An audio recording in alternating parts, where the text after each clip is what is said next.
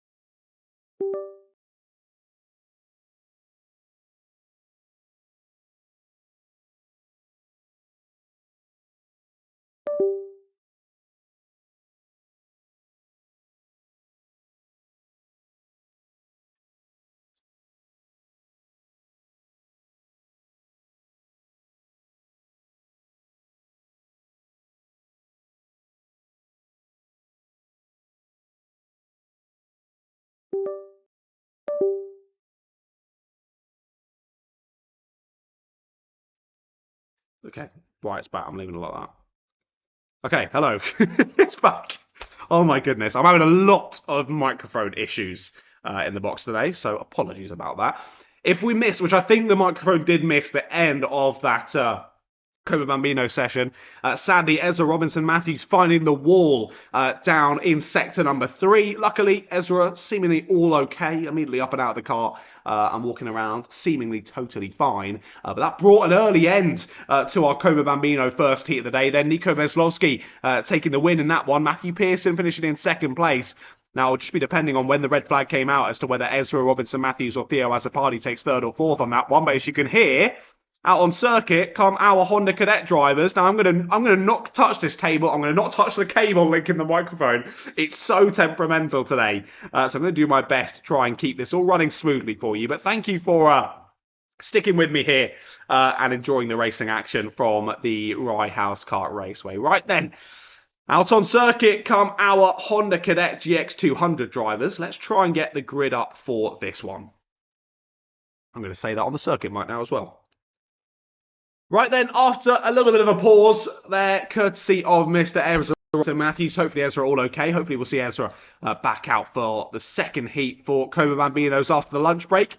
We look on to the first heat of the day for our Honda Cadet drivers. Harry Search will line up on pole position, with Harry Grant alongside him, the two Harrys on the front row. Jensen Kula and Oliver McWilliams on row number 2, with Mason O'Connor and Freddie Williams on row 3. Then Eric Grizzlybeck, David Kioka and Oakley Schultz. Those will be your 9 drivers taking to the circuit in anger here for Honda Cadet GX200 heat number 1. So like we say, Ronnie Jones not here today. Who's going to take the spoils in his absence? We're underway in racing, and what a great start already from Harry Search on the front row of the grid. Jensen Kula trying to push him down into the first corner and will do so. Kula up to second place then. Relegates Harry Grant down into P3. Thinking about the move for the lead there was Kula, but has to back out of it. Top 3 still squabbling away. We're 3 wide of the drivers in behind. That's the number 83 pressing on through. That's David Kioka making up a couple of spots as he battles in with a few of the other drivers in and around him. That'll be Freddie Williams, Eric Grizzlybeck, Oakley Schultz is in and amongst it as well. But already the top 3 looking to start to scamper away here. But the end of lap number 1, it's still Harry Search in the lead of this race. But for how much longer? Jensen Kula thinks about the move into turn number 1 and nearly loses it all on his own there. Got a bit slidey with the rear end as he tried to hang it in down the inside heading into the first couple of corners. It didn't work though. Moves going on in the background though. That's a big bump with 3 wide on the exit. Oh, squeezed right to the barrier there was the 94 of Oliver McWilliams. If I can get my words out. It's all very exciting at the start of this Honda Cadet race. McWilliams hung out to dry there on the exit of hairpin number 1. And McWilliams loses about 3 positions because of that. More drivers flying on through. So Mason O'Connor will be there in 4th place. David Kioka gets ahead. Grizzlybeck ahead as well. We're side by side for the lead of the race as they head down into the first couple of corners. Harry Search holds the inside line. And Harry Search holds on to the lead for now. Anyway, checks over the shoulder. Goes defensive there into hairpin number 1.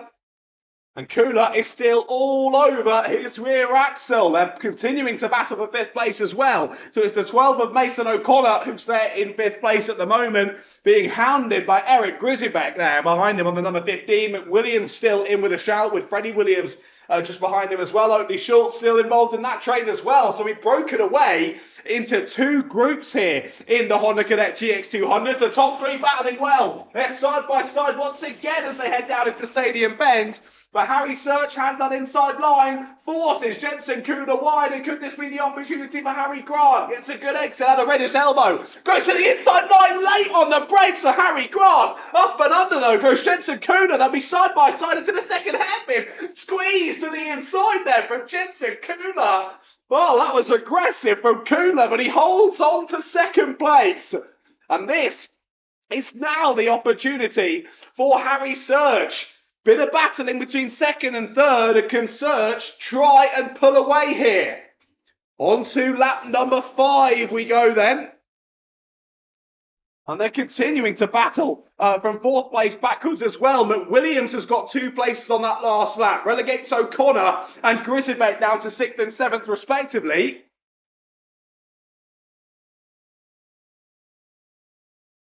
As Kuhner and Grant, I think, have a bit of a peace treaty, at least for the next few moments. They try and reel back in Harry Search. They both have a slightly faster ultimate lap time in this race so far than Harry Search.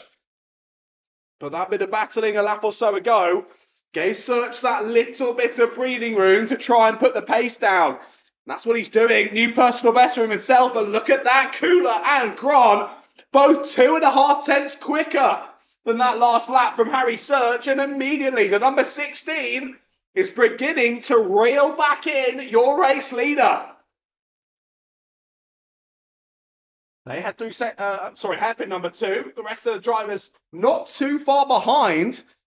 About 3 seconds separating our 3 leaders and then the rest of the pack. David Kyoka and Oliver McWilliams starting to make a bit of a breakaway from the rest of them. That's then followed by Mason O'Connor, Eric Grisibek, Freddie Williams and Oakley Schultz. Those 4 squabbling nicely from 6th place backwards.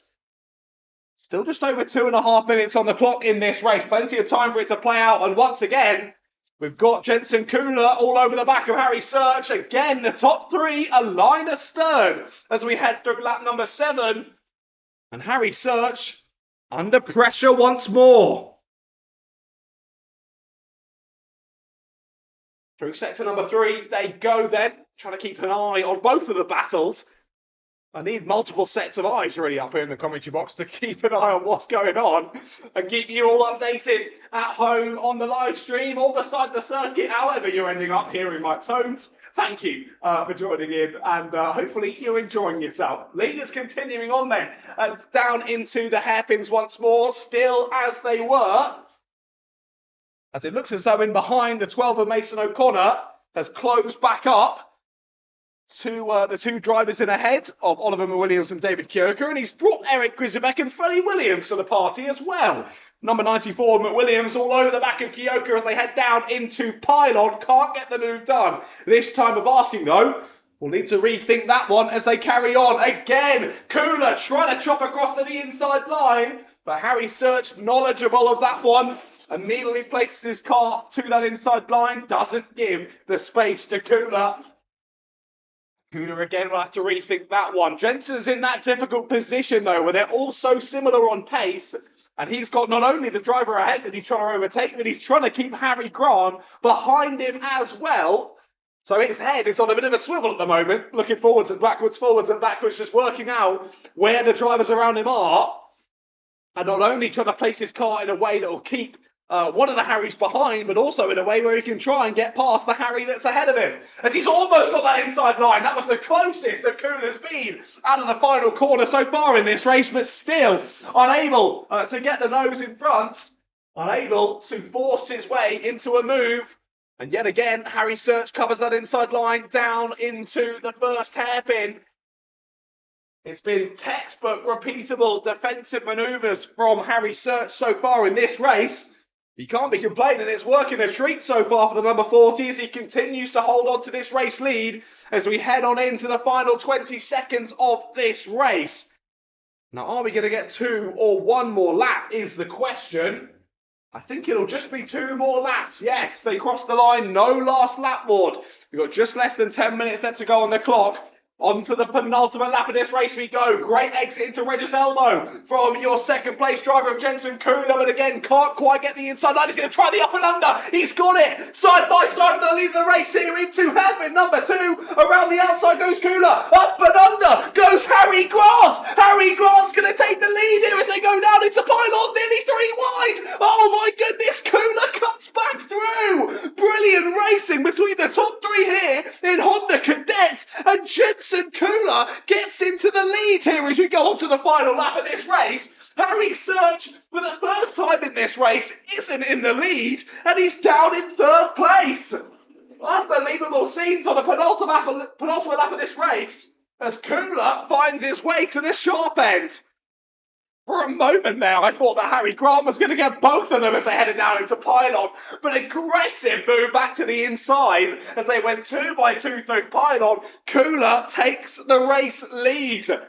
Heading through sector number 3 they go then. Will there be a last-minute attack here from either of the Harrys, then nose to tail, as we head into the final corner? But it's looking as though Jensen Kuhn will take the win in heat number 1. Grant tries it to the line, but can't quite get it.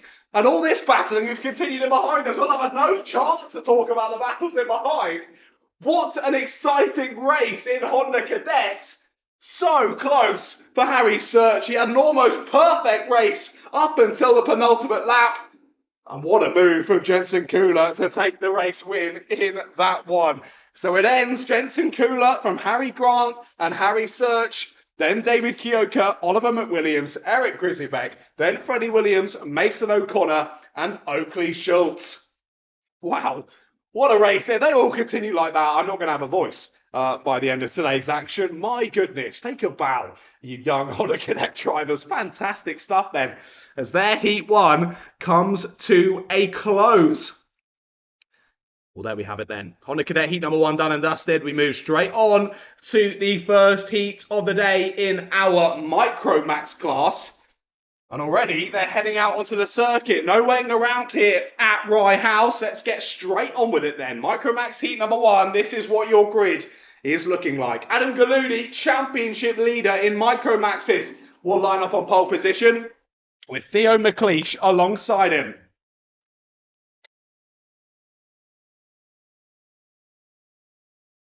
Hunt are on row number 2 with Hugo Sena Echeverria and Rio Panayutu on row 3. A bit of a off-colour qualifying session there for Panayutu. He's got lots to do then from row number 3. Rio Pocock and Charlie Cale there on row 4 with Leyland Bradnam, Oscar Maskell and Theodore Nurse-Moore rounding out the 11-kart grid for this upcoming race.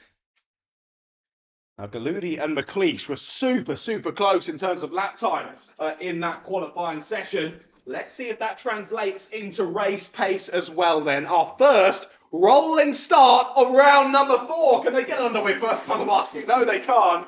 Chevron flag out on the gantry. And the drivers will have to head on yet again. Head on route. Am I on the lead?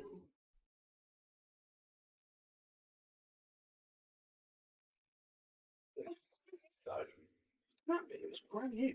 Oh, you can hear me. I've always forgot that. Sorry. The microphone stopped working, so that's my issues in the commentary box. Testing. Oh, nothing. Okay.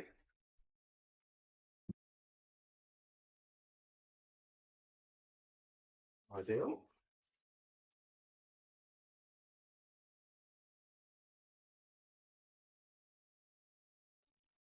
Definitely going to make it for the race start.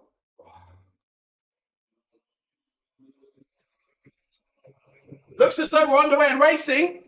As the Micro Maxes head off for heat number 1, it's Adam Galudi and Theo McLeish leading us down to the first couple of corners, and Galudi leads us as they head on out then to number 92 at the front of the field as they head on through to hairpin number 1. Move down the inside for the 66 of Leo Hunt to retake his 4th place on the grid. And it's all a bit scrappy in behind as well. They're all making it through this first lap of the race though, which is great to see.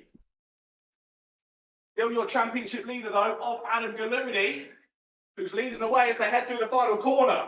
Now, sorry to everyone who's listening at the side of the circuit. I had no idea that my microphone was not working. I don't know for how long, but when the season so we're back here in the commentary in terms of on the circuit. Of course, if it does drop out at all, you'll be able to jump on the YouTube live stream and give it a listen as well. Adam Galudi then leads us through lap number 2. Theo McLeish still all over the back of him, with James Carver there in 3rd place then. Leo Hunt still in 4th. Panayutu up to 5th place. Charlie Chaos had a good start. Up 2 places into 6th. It's not gone well, though, for Hugo Sena Echeverria. Down 3 places on that first lap of the race into 8th for the number 55. Round the final corner they come yet again then, still as they were. Galudi from McLeish, from Carver, from Hunt and Panayutu. No, Panayutu and Hunt have swapped on that last lap, so change for 4th place, as Rio Panayutu is making up for his slightly poor qualifying session and immediately joining the scrapping of the leaders out at the sharp end of the field. Still just over 5 minutes left in this race, and of course to remind you, all of the heats 7 minutes plus 1 lap in length. And then the final for each different class later on today, slightly longer, 8 minutes plus 1 lap for all of those races. So a little bit longer to make places up, but a little bit longer for things to go wrong as well. So it depends on how your race goes out there on circuit. Galudi still leading the way then, but nose to tail, these top 4 continue on. Theo McLeish with some really impressive pace out there today in the Micro Max class. Of course, Galudi leading the championship ahead of Panayutu, Hunt, Carver and McLeish. So the top 5 in the championship are in the top 5 out on circuit at the moment. And all still very close on points. All still to play for as we head on through round number 4 of the Rye House Kart Club. Now, Leo Hunt seems to just start to be falling off the back of these top 4. He's lost a couple of tenths on that last lap, even though he put in a personal best of his own. Just dropping off by about a second off of the rest of the top 4. So he'll be hoping that they start to trade places over the next few laps, and he can try and find a way to rejoin the party up near the sharp end of the order. But no changes as of yet between our top 4. However, Panayutu pounding the rear axle of his teammate, being the 25 of James Carver. Down the first corner they go yet again then, and it's a change for the lead. They've changed at the front of the field. Theo McLeish has got through on Adam Galudi. That must have been down at Stadium Bend then. McLeish has headed on by, and McLeish leads the race then as we head over half race distance. Great bit of racing between McLeish and Galudi, and great to see Theo squabbling right at the sharp end. Through the final corner they go, on to lap number 7 of this race it'll be. So far this season we've had 2 final wins from Galudi and 1 from Panayutu. I can't quite see. Why have we got the staff running over? Is there someone behind the hedge that I can't see? Yes, there is. Somehow, is that Theodore Nurse Moore who has pulled to a halt? The 44, yes it is. Theodore Nurse Moore race over for the number 44. He had managed to park perfectly behind one of the bushes in the middle of the circuit, so I couldn't see him. But the 44 out of this race then, sadly for Theodore. It all goes wrong in heat number 1. Luckily, he should be okay to jump back in for heat 2 and the final later on. So it's not all said and done for Theodore, but he'll still be gutted with how this one's played out in heat number 1, as he has to stop in the infield and will be going no further. Galudi looking pretty feisty as he tries to find a way back through on Theo McLeish, unable to do so as the two Zip Factory team karts continue to squabble over third place. But Rio Panayutu unable to get past his teammate James Carver, as they basically just look to hold on to the coattails of those two in ahead as well. Fastest lap still comes courtesy of Adam Galudi.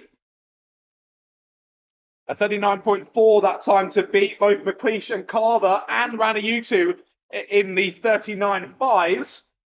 But Galudi has dropped a little bit back from Theo McLeish over this first part of lap number 9.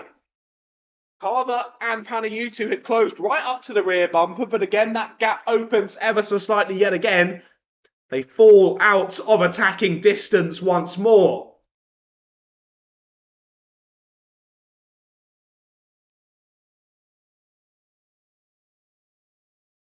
On to lap number 10 we go then. Still Theo McLeish at the sharp end of this battle. No moves being made, sadly for us anyway, sadly for myself as a neutral at the side of the circuit.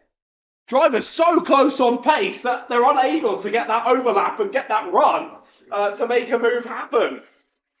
In behind them though, who've we got now? 5th place is Leo Hunt, who's still chasing those top 4. Then 2 drivers relatively close together, Charlie Cale in 6th and Hugo Sanet-Echeverria in 7th place. That gap has opened a little bit over this last lap. And then Oscar Maskel and Leyland Brandon battling over 8th place as well. Of course, we lost Theodore Nursmore a few laps ago. And sadly, unbeknownst to me, we lost Rio Pocock in this race as well. Now, I'm not sure if Rio has pulled into the pits early or whether he's retired down in the first sector where I can't see him. But either way, Rio Pocock out of this race. Battle for the lead, though. Out of the second hairpin. Galudi's on the outside line. Will he try and hold it around the outside? No. Has to chop back in there through pylon as they head through Complex Nouvelle into the final corner. Up and under. Tries Galudi, but gets chopped back across by McLeish. McLeish is going to hold this inside line as they head on to the last lap of this race. McLeish holds the inside line. McLeish holds on to first place for now. Anyway, down to hairpin 1 they go. Inside line held. Panayutu's down the inside of Carver. Carver's trying to hold him around the outside, gets squeezed all the way to the barrier, but just about giving the racing room. Up and under goes Panayutu on the exit of hairpin number 2, and once again, the two teammates are side by side as they head into pylon. Round the outside goes Panayutu. Tries the inside line there through Complex Nouvelle. They're still side by side for third place. Into the final corner, contact between the two teammates. Theo McLeish is going to win the first heat though in micro maxes, followed by Adam Galudi, and Panayutu sneaks past James Carver at the final corner. The two teammates there, that was a heart-in-mouth moment, I think, for... I do believe they're teammates, so I'm looking at the... if I'm looking at the liveries correctly, I do think I'm right there, that they are the two teammates. But a bold one there for Panayutu. They were side by side from the exit of hairpin 2 all the way round to the final corner. And of course, that final corner closes up ever so slightly, doesn't it? So contact was rather inevitable there. Luckily, neither of them going off, just getting slowed down a bit. And Panayutu beating Carver to the line. In behind them, Leo Hunt rounded out the top 5 with Charlie Cale, Hugo Sanet-Echeverria, Oscar Maskel and Leyland Brandon, the 9 of your finishers in that Micromax heat number 1. Sadly, Theodore Nursmore and Rio Pocock not making it to the checkered flag there for heat number 1 of Micromaxes. But another really great race, some really close battling at the sharp end. It sort of bubbled on throughout that one as the drivers worked themselves out, and then it all really kicked off over those last couple of laps. Hopefully we see more of that throughout the rest of today's action. But we've still got a number of heats left to go, ladies and gentlemen. That was session number 10 of the day so far. We move on to session number 11. Out on track next will be our Inter Rotax class and our Honda R200s.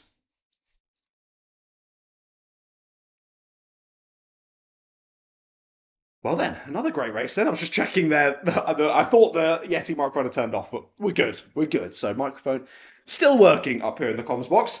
I don't think it's allowing me to mute it, and I'm not going to try it because I don't want to ruin this live stream. So I'm just going to leave it be. If you hear me randomly chattering away to myself, that is why, because you still got the microphone on. But hopefully you're enjoying all the action. Thank you for joining for the first ever live streamed action from the Rye House Kart Club. Anyway, of course, I know the chaps here at Rye House do get cameras involved for the London Cup, of course, the big finale event at the end of the season, which is going to be fantastic. I'll be back on commentary for that again this year. But it looks as though we're about ready to open the next race. But so I've been pushing to have this live stream because I know a few of you have been wanting it with just the live timing and some commentary, so you can all listen to it back. Let's get ready for the next race.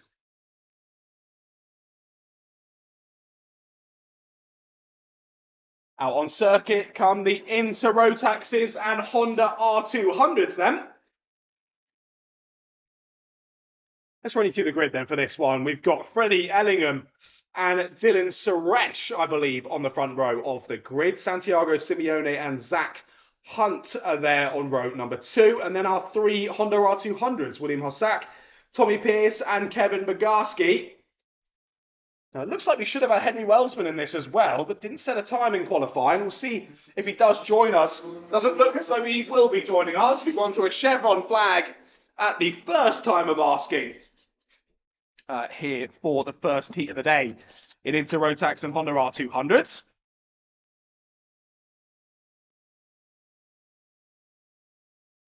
So drivers getting another lap to get those tyres nice and warm and get themselves in the zone, ready to go for the race start.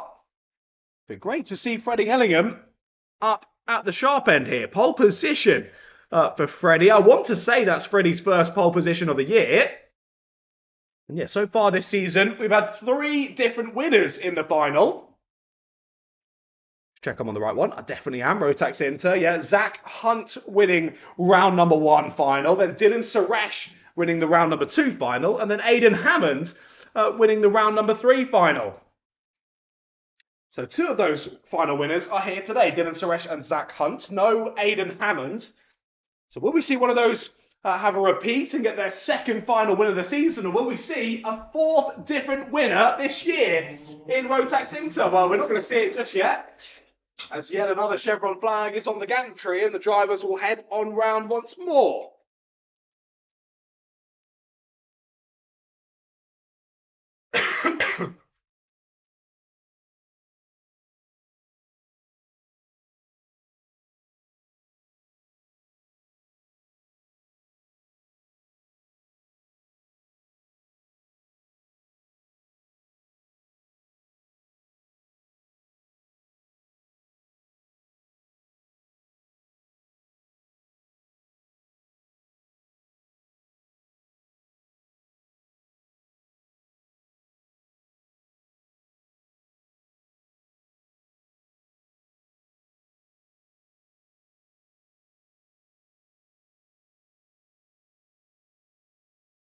Just so you know, live stream, the drivers have come to a halt down just before pylon.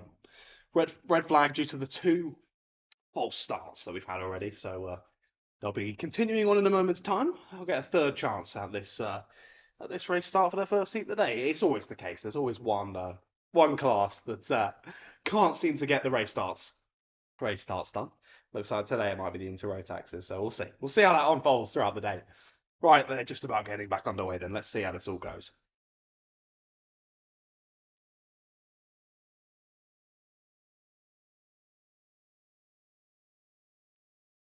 Well then, let's hope 3rd time's the charm here for Inter Rotax and Honda R200s. They get their 3rd attempt at the race start here. And you could see Freddie Ellingham gesticulating to the driver alongside him. So you keep it nice and slow.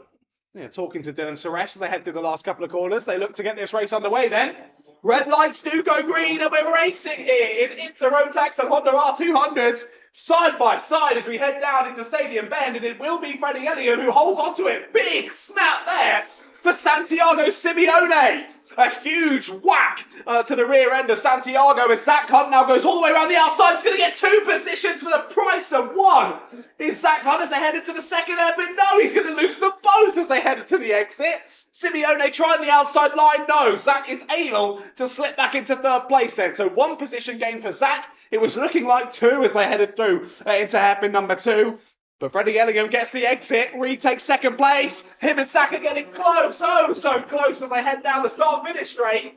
But Freddie just about able to chop across, retakes second place. This has given a lovely bit of breathing room though for Dylan Suresh, already building a sizable lead in the front of the order. Zach Hunt up and under then at the first hairpin, has the outside line for hairpin 2. He'll do the up and under again. What a beautiful move for Zach Hunt. And Simeone's round the outside at pylon. Great aggressive move from the number 27. And that's Freddie Ellingham, your pole sitter, relegated down to 4th place. Bit of argy-bargy there into the final corner between Ellingham and Simeone. But Simeone holds on to 3rd place as they head on to lap number 3. But a nice gap already then for Dylan Suresh. It's nearly a second between Suresh and Hunt. Simeone and Ellingham not too far behind either. Only 1.5 seconds separating the top 4 still. But we're not long into this race. Still 5 minutes and 20 seconds plus 1 lap left to go here. And looking back at the Honda R200, William Hossack is in a different postcode to the other drivers after only a couple of minutes. Hossack trying to chase down the Inter-Rotaxes. He comes across the line then on the number 88. With a 39.2, side by side between Tommy Pierce and Kevin Bogarski as they headed down into Stadium Bend. And it looks as though Bogarski's got back through into 2nd place. Side by side down into Stadium Bend. It doesn't quite work out this time for Tommy Pierce. The number 33 will have to rethink that one as those two do battle over 2nd place. Inter-Rotax is out of the final corner yet again, though. Simeone pointing ahead, wanting to work together as Santiago Simeone takes the fastest lap of the race. Don't count out the 2 drivers in behind. All 3 of them, actually, Hunt, Simeone and Ellingham, were all faster than Dylan Suresh on the last lap around the circuit. That gap between all 4 of them, still 1.5 seconds. But a good amount of time to try and slowly but surely chip away at that race lead.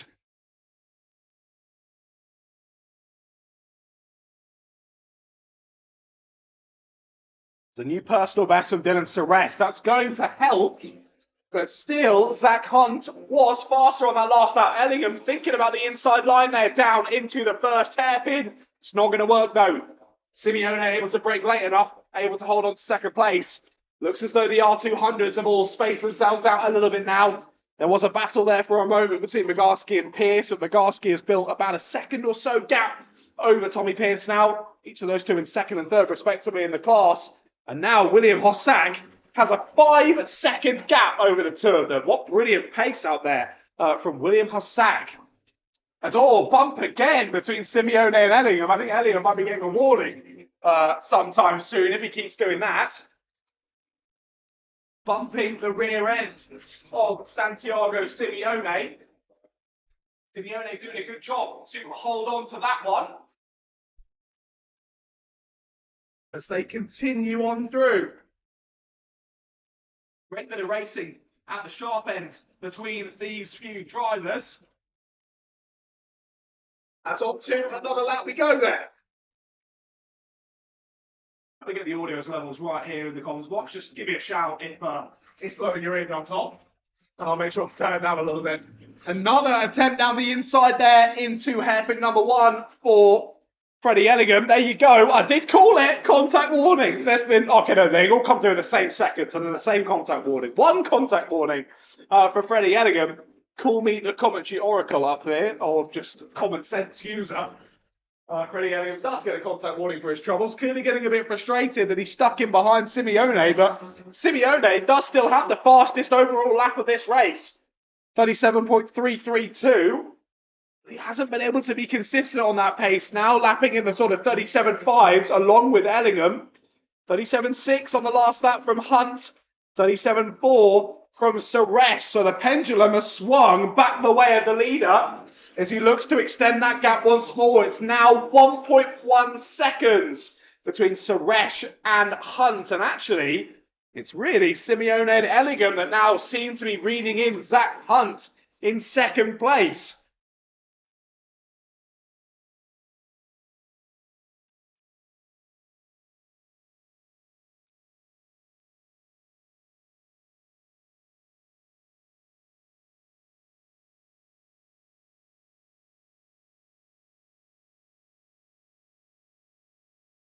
As they were then, as this race continues on. 1 minute left to go on the clock. And it looks as though, I don't want to do another commentary curse, but it looks as though Dylan Suresh has got this one relatively in the bag here. He's still got a nice gap at the sharp end of the order, but look at this. Simeone and Ellingham are right on the rear axle of Zach Hunt now. Hunt a couple of tenths of a second off of the pace of the two drivers behind him on that last lap around the 740-metre Rye House Kart Raceway. Good exit from hairpin 1 for Simeone. Not quite close enough to make use of it, though. We'll have to rethink this. We've got 20 seconds left to go. I think the drivers will just about eat this out to 2 more laps of this race. Let's wait and see, though. Around the final corner comes Dylan Suresh. There'll be 7 seconds to go as he crosses the line. And indeed, penultimate lap of the race started by Dylan Suresh. Second, third, and fourth now absolutely line astern, though, as they head into hairpin number 1. Neither able to find a way past on Zach, though. The number 17 continues to just about hold on to second place here, as the gap between himself and the leader now extends to almost 1.5 seconds. Around the final corner comes Dylan Suresh then. On to the final lap of the race we go. Simeone moves further inside line. I think partially trying to fake out the driver ahead, but also trying to hold on to third place ahead of Freddie Ellinger. Close as they headed out of stadium and through Regis Elbow. But no opportunities for any overtakes. A hop, skip, and a jump over the inside curve there from Freddie Ellingham. Sees him lose a little bit of time and just drop out of reach of the two drivers in ahead. And I don't think Simeone is going to quite have the opportunity here to make a move. As they head through the final couple of corners, here is Dylan Suresh. And Dylan Suresh is going to win heat number 1. Into Rotax Heat 1 win goes to Dylan Suresh, followed by Zach Hunt, Santiago Simeone, and Freddie Ellingham. So all those 4 drivers in Inter Rotax separated by 2.5 seconds. I don't think I can say the same about the Honda R200s. Here comes William Hossack round the final corner, and William Hossack wins the first heat of the day for Honda R200s. Great pace shown by William Hossack there. An absolute dominant victory. We're still waiting for second place. There is Kevin Magarski across the line. And what is that? 12 seconds behind the race leader. That's unbelievable in a 7-minute plus 1 lap race. Magarski finishes second, and Tommy Pierce finishes in third place there in the Honda R200s. And that's it, done and dusted.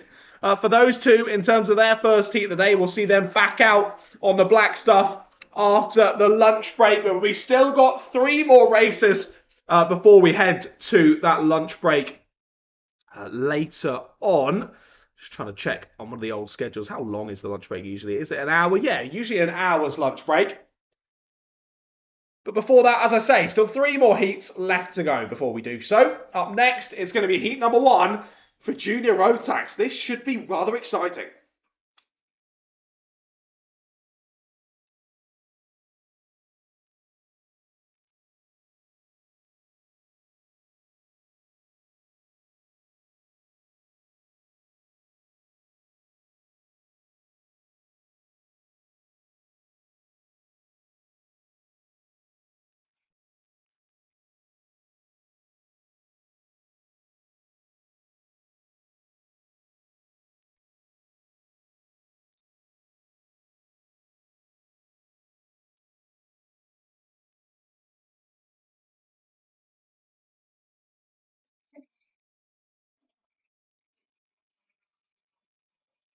On track come our junior Rotax drivers then for their first heat of the day. Let's run you through the grid for this one.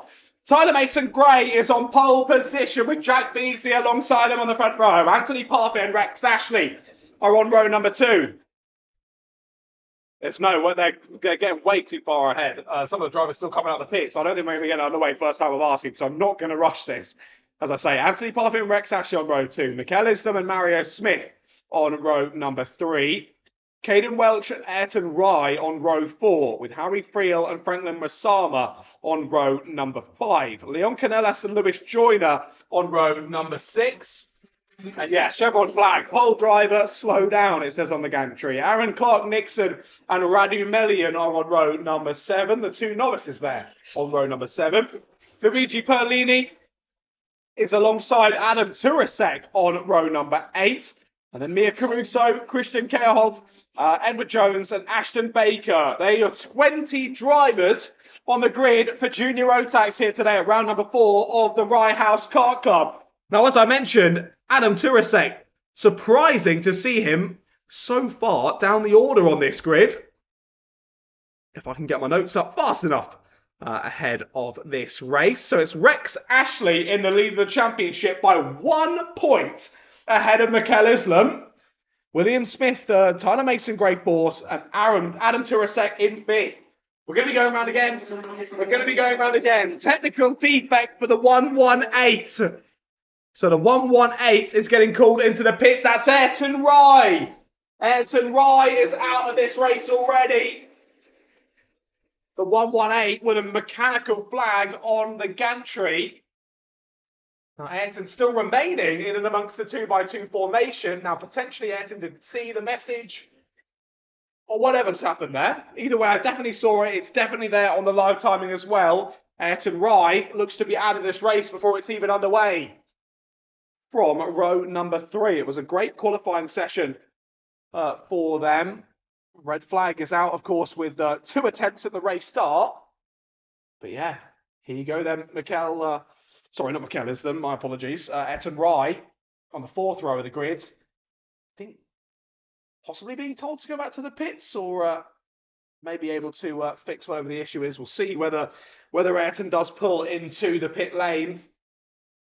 Gutting if race already over for Ayrton Rye. Of course, your 2023 Driver of the Year was Ayrton Rye, and there goes Ayrton into the pit lane. Race over before it's even started for the 118. Absolutely gutting. Ayrton will have a lot to do in heat number 2 in the final later on then. Surely we can't go for a race start on this one. Red lights stay red. No chevron flag though, as we've had a couple of issues for some drivers in and amongst the pack, as I think some of them might think we're racing. No, I think they've all come to a halt. Good, they've all realised that we're not racing just yet. Chevron flag is out there down at the first hairpin, and they all have to get back into their correct order. Now, who was it? There was a white kart who had an issue down right beside the dummy grid. I'm pretty sure Mario Smith runs a white car. Franklin Masama as well runs a white car, of course, number 88. So it might be Franklin Masama who's had an issue then. So multiple roll-up laps for this Junior Rotax heat number 1 has been the thorn in the side for a couple of the drivers, having some mechanical issues before we even go to green flag racing for 7 minutes plus 1 lap. Well, let's see if we can do it. What's this? 5th time we're asking? Red lights are on. They go green. Run away racing for Junior Rotax heat number 1 immediately. There was an issue there down into the first couple of corners. One driver getting properly sideways, but I think they've been turned back around. They all make it through. Down into hairpin number 1. Big move to the inside there from Tyler Mason-Gray. Round the outside goes Anthony Parfit. Parfit's into 2nd place. Down the inside goes another driver. That's Jack Beasley. They get through a contact and up and over. That's Rex Ashley and Mikel Islam who have come together. Down to hairpin number 2.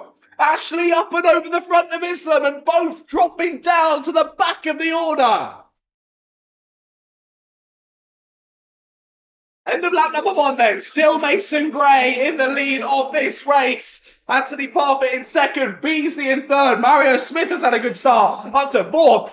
Aaron Clark-Nixon is up 7 places. Unbelievable start for the number 34. More drivers squabbling over position in the background. That's Ashley trying to get back through, battling with Leon Canellas and Ashton Baker. Baker's lost the place to Canellas. There's yellow flags there down at Pylon. That's due to Mikel Islam being parked up on the inside of the circuit. So clearly that contact with Rex Ashley having lasting damage there for Mikel Islam.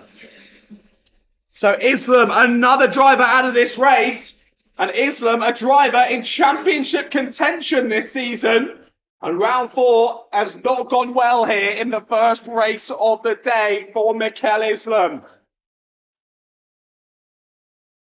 Rex actually going side by side there down into Pylon round the outside, and Leon Canellas gets the move done. Trying to move his way back through the field as quickly as he can, but with these short and sharp races, that is easier said than done.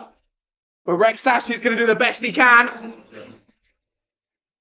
to find his way on by, keeping an eye on the leaders as they head on through yet again. So yeah, Ashley, your leader in the championship. Mikel Islam second in the championship, separated by 1 point as they went into today's racing. Have made contact in the first race of the day. You can't write this, ladies and gentlemen. The two championship leaders coming to blows here at round number 4. Islam out of the race, and Rex Ashley doing his best to drive back through the order. So it's still Mason Gray then leading the field, followed by Beasley, Parfitt and Smith. So that's been a change on the last couple of laps anyway. Beasley's gotten through on Parfitt for P2. And Mario Smith trying to hold on to the coattails of that leading battle. In behind, though, Aaron Clark-Nixon doing all he can to hold on to big place. He's under immense pressure from Caden Welch and Lewis Joyner. As they head down to the first couple of corners, contact between Joyner and the 95 of Welch. Welch in his crop promotion suit. Not driving on a crop promotion chassis, though, I can tell you that much. He stayed ahead of Lewis Joyner, but that squabbling between the two of them has dropped them off of the back of Aaron Clark-Nixon. That gives him a tiny bit of time to relax there in 5th place. And they've actually fallen into the clutches of Adam Turasek, Radu Melian and Luigi Perlini. Mia Caruso has had a decent start to this race. Caruso up 6 spots into 11th. Perlini's up 6 as well. Melian's up 5. Turasek up 7. Joyner up 5. It's been a great race for a few drivers and a poor race for others. I think it was drivers who were held up by the issue and the contact made between Islam and Ashley at the sharp end of the order on the opening lap. A couple of drivers getting caught out there and falling down the order, and other drivers making up those positions courtesy of issues for others. 2 minutes and 40 seconds on the clock then. And still, Tyler Mason Gray doing a brilliant job at the sharp end of the order. Look at this squabble starting though. Turasek trying to get involved with this one. Lay down the inside from Adam Turasek. Saw the issues for Lewis Joyner. And Lewis Joyner gets shuffled back 2 places. Turasek and Melian both siding on by. Good opportunistic racing there from Melian as he follows Turasek through. And it was Joyner who was trying to make the move on Caden Welch, got forced out wide. And Turasek and Melian said, thank you very much, we'll take that position for ourselves. And now, once again, Caden Welch has hunted Clark-Nixon back down yet again. And the battle for 5th rages on once more. They find themselves a good few seconds off the top 4 now. Mario Smith in a bit of no man's land there in 4th place. Mason Gray, Beasley and Parfitt still pretty much nose to tail. Only a second separating those 3. But none of them close enough to think about any sort of moves just yet. Contact there at the stadium bend for Clark-Nixon and Welch. Clark-Nixon holding that inside line. Laid down the inside for Radu Melian. Great move from Radu Melian. Up around the outside tries Joyner. It's not going to work for Lewis Joyner. He's going to get bullied again there. The hairpin number 2 How is Rex Ashley involved in this battle? Where's Rex Ashley come from?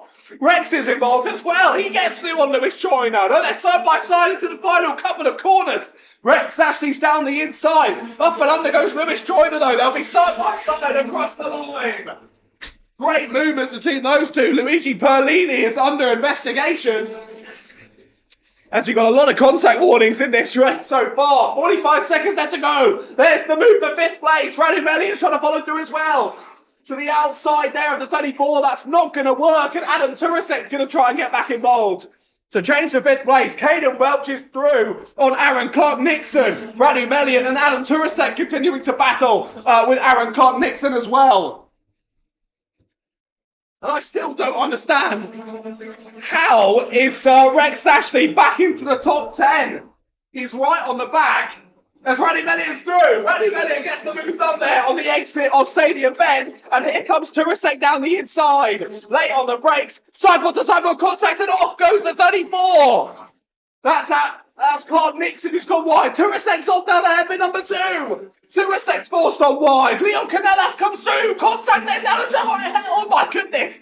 I lost my words there. I thought Leon Canellas was in a one-way trip to the barrier there, but he holds on to it. And Canellas rejoins the follow. On to the last lap we go then. Battle for the lead has commenced as well. Beasley trying around the outside. Up and under. He's going to try on the exit, but can't quite get a good enough exit.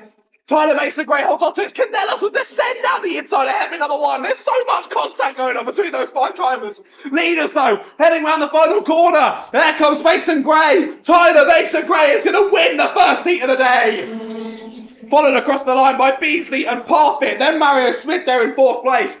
Caden Welch will take P5 with a great race from Radu Melli into 6th place. Rex Ashley gets back to 7th after being on top of another driver on lap number 1. Unbelievable. Lewis Joyner has to settle for 8th. Leon Canellas battles through to 9th place with Harry Friel finishing in 10th.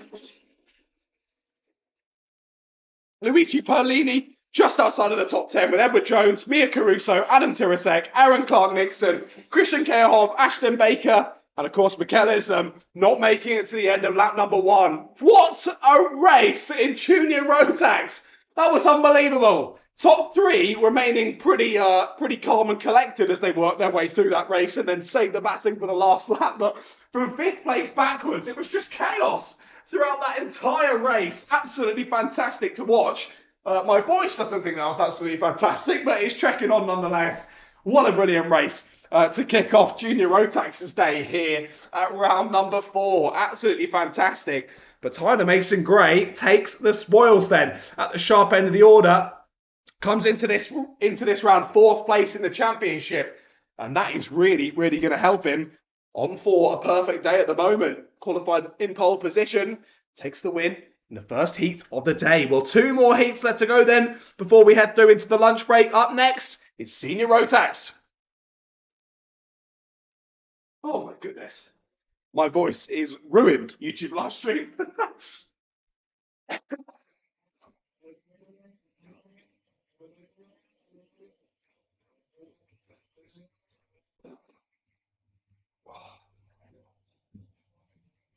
Close that a little bit. I'm going to have to shout over the noise of the engines, and that is not helping my voice.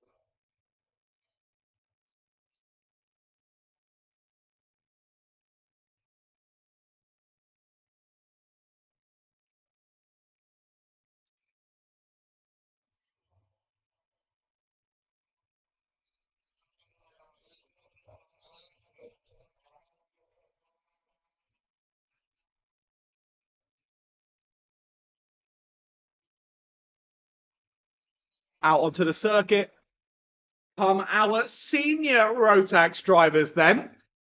Now, for my voice's sake, I hope it's not as crazy as that junior Rotax race. My goodness. I'm so glad that there's a lunch break coming up soon. I need it. And I need lots of water, is what I need up here in the commentary box. I'm going to have to go fill up my water bottle if the racing continues to be as exciting as it has been so far. Let's run you through the grid then as they head through sector number 3. William Smith will be on pole position for this one with Chloe Kundrzik alongside him. Then Joe Fox and Jacob Barron on row number 2. Amelia Risby and Luca Pocock on row 3. Of course, Amelia with that issue in qualifying. She's back here for the race, though. We're not going to get the race started this time, though. Chevron flag is up on the gantry. Driver's a little bit too speedy out of that final corner. And we'll get one more lap to warm those tyres and get themselves ready for the race start yet again. William Smith just needs to make sure he stays nice and calm at the front end of the order.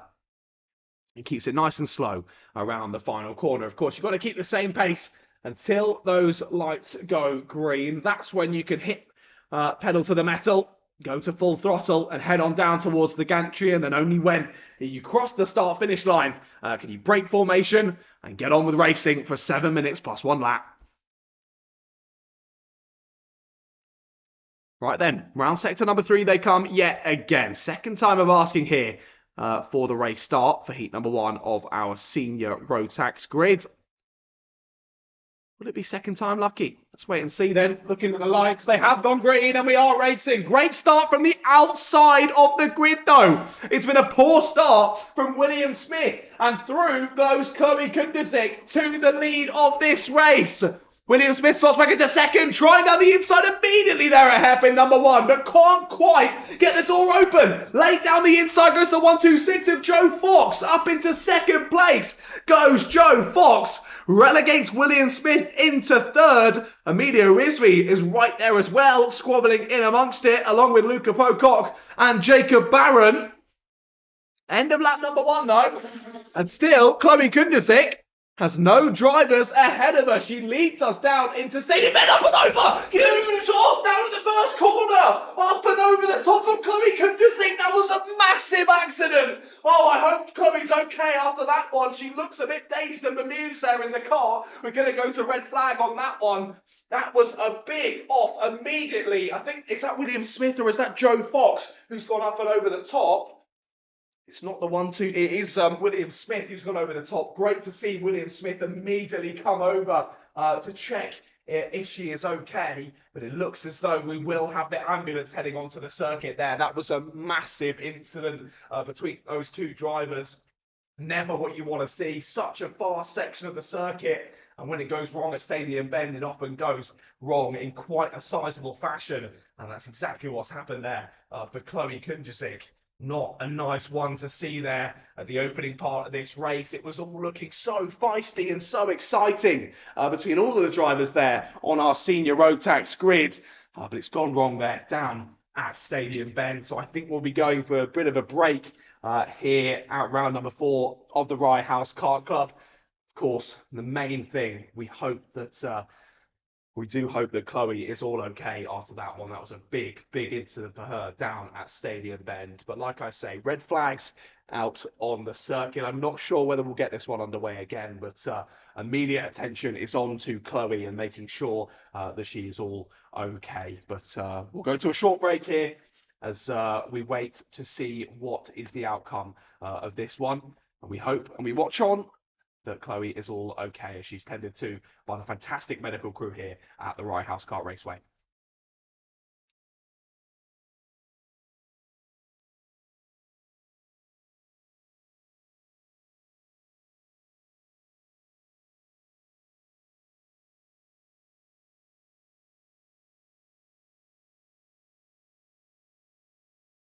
Just to update you, YouTube, because I can probably give a bit more of an explainer because you're not here at the circuit and you can't see it. That was a massive crash there for Chloe Kundrzik. It was, I often can't see incidents down at the first corner because I'm blocked by the starting gantry. But I saw that one. It was right at the sort of late apex. If you've been here at Rye House before, the late apex of Stadium Bend. They were just coming in towards it, and it was.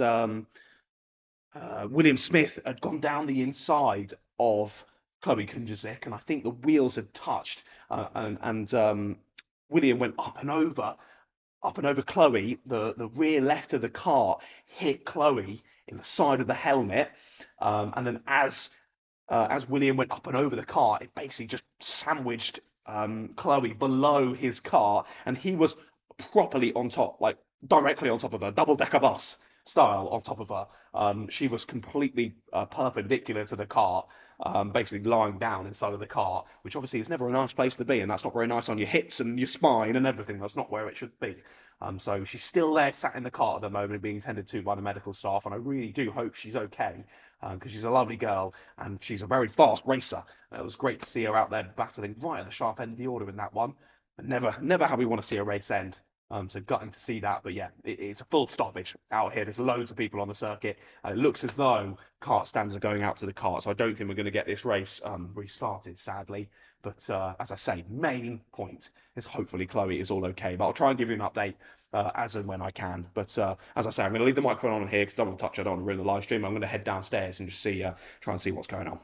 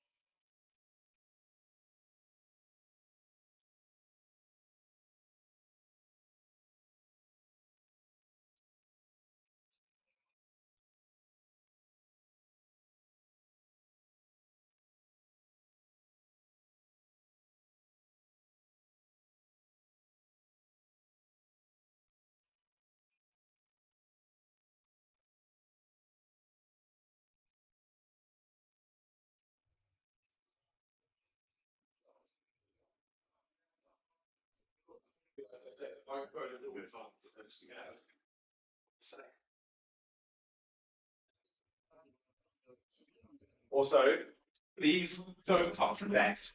The cable for the microphone is really temperamental. If I even think about it, it turns itself off. So just don't touch the desk. Thanks, boys. Okay, then looks as though we're back underway for the Senior Rotax first heat. 3 drivers battling it out now in Senior Rotax. Of course, we only had 6 to begin things with in Senior Rotax, and we've lost half of them on that first attempt at the race start. So only Joe Fox, Jacob Barron, and Luca Pocock involved in this race now. Joe Fox leads us through then onto the second lap of the race. Jacob Barron and Luca Pocock staying close in tandem with him.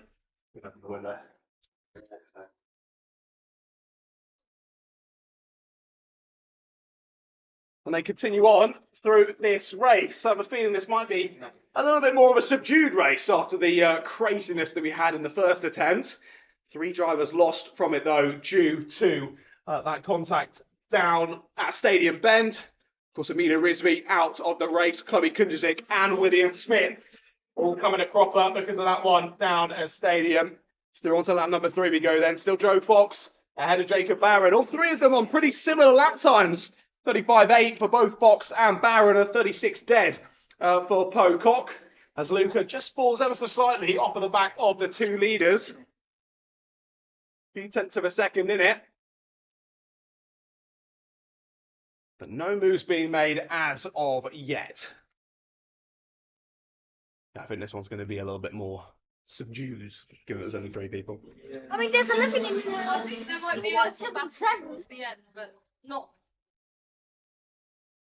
Wait, live stream? Wait, what? What's on it?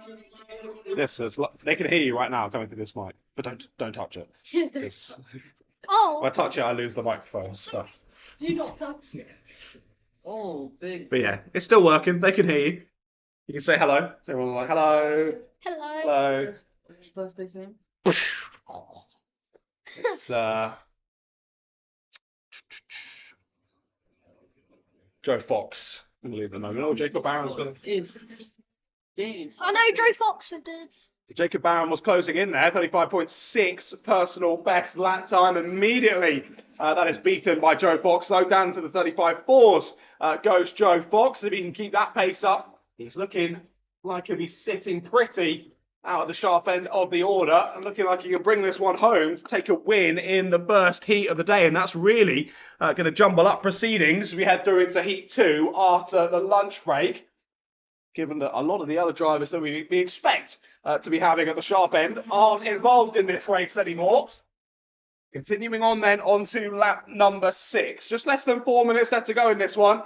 And again, another new fastest lap from Joe Fox. But Jacob Barron was within 1,000th of a second on that last lap. Nearly identical new fastest lap to this race from Joe Fox and Jacob Barron. Impressive stuff. But I think Joe Fox has built out enough of a gap for the moment to just be a little bit nice and relaxed there at the front of the field. To the final corner they go yet again then. On to lap number 7. Will they go any faster? Yes, they will. Joe Fox with yet another fastest lap of this race. He's really putting the hammer down and pressing on through this one and looking to make up for the issues for other karts in this field. Take 50 points from this first heat of the day, set himself up for a positive grid position for heat number 2 after the lunch break. And of course, that's going to shuffle things up for the final and shuffle things up in terms of the championship as well here in the seniors. Of course, coming into today, Bailey Waters was the driver leading the championship. He's not out here racing today. Neither is Bradley Keaton, who was second place in the championship coming into today. So it's Chloe Kundrazik in 3rd, Jacob Barron in 4th, Amelia Risby in 5th, Reece Knight in 6th, but he is not here. Neither is Liam Phillips or Lucas Theo. Neither is Francesco Borghese, Lawrence Mosk or Oscar Ainger. So a few new names to the Senior Road Tax grid here today. Joe Fox, William Smith, Luca Pocock, all new names to proceedings, but realistically, Chloe Kundrazik, Amelia Risby, And Jacob Barron, your driver's in with a shout with the championship after this round. And Jacob Barron, the only driver out of those three who's going to be gaining some points from this first heat of the day as he sits there in second place. I'm going back now, so I'll come back But what do you mean? Only Jacob Barron? Because the other ones who are fighting for the championship are out because they were in that crash. So they're not going to get any points in this race because they're DNF'd. No, you said just Jacob Barron. Oh, you mean In the championship, yeah. okay. He's the only one going to get points, yeah. Yeah. You never heard anything. Oh, I just sat on the chair like. The championship will be quite shuffled up after this. Oh yeah. Exactly. It'll come down to probably this race that Yeah. is probably Yeah, decided by the champion. definitely is. Especially because I can't remember if they just end up getting the points of 4th, 5th, and 6th, or whether they get 0 if you get a DNF. Yeah. I think a DNF 0. I think it's 0, isn't it? Yeah, so that'll be 50 points lost effectively. You know, to be fair, Mm. they said he DNF'd. No, he came across the line. Yeah, I know, but Yeah. they said he DNF'd. Did you check the Weird. results? Well, just under 1 minute to go.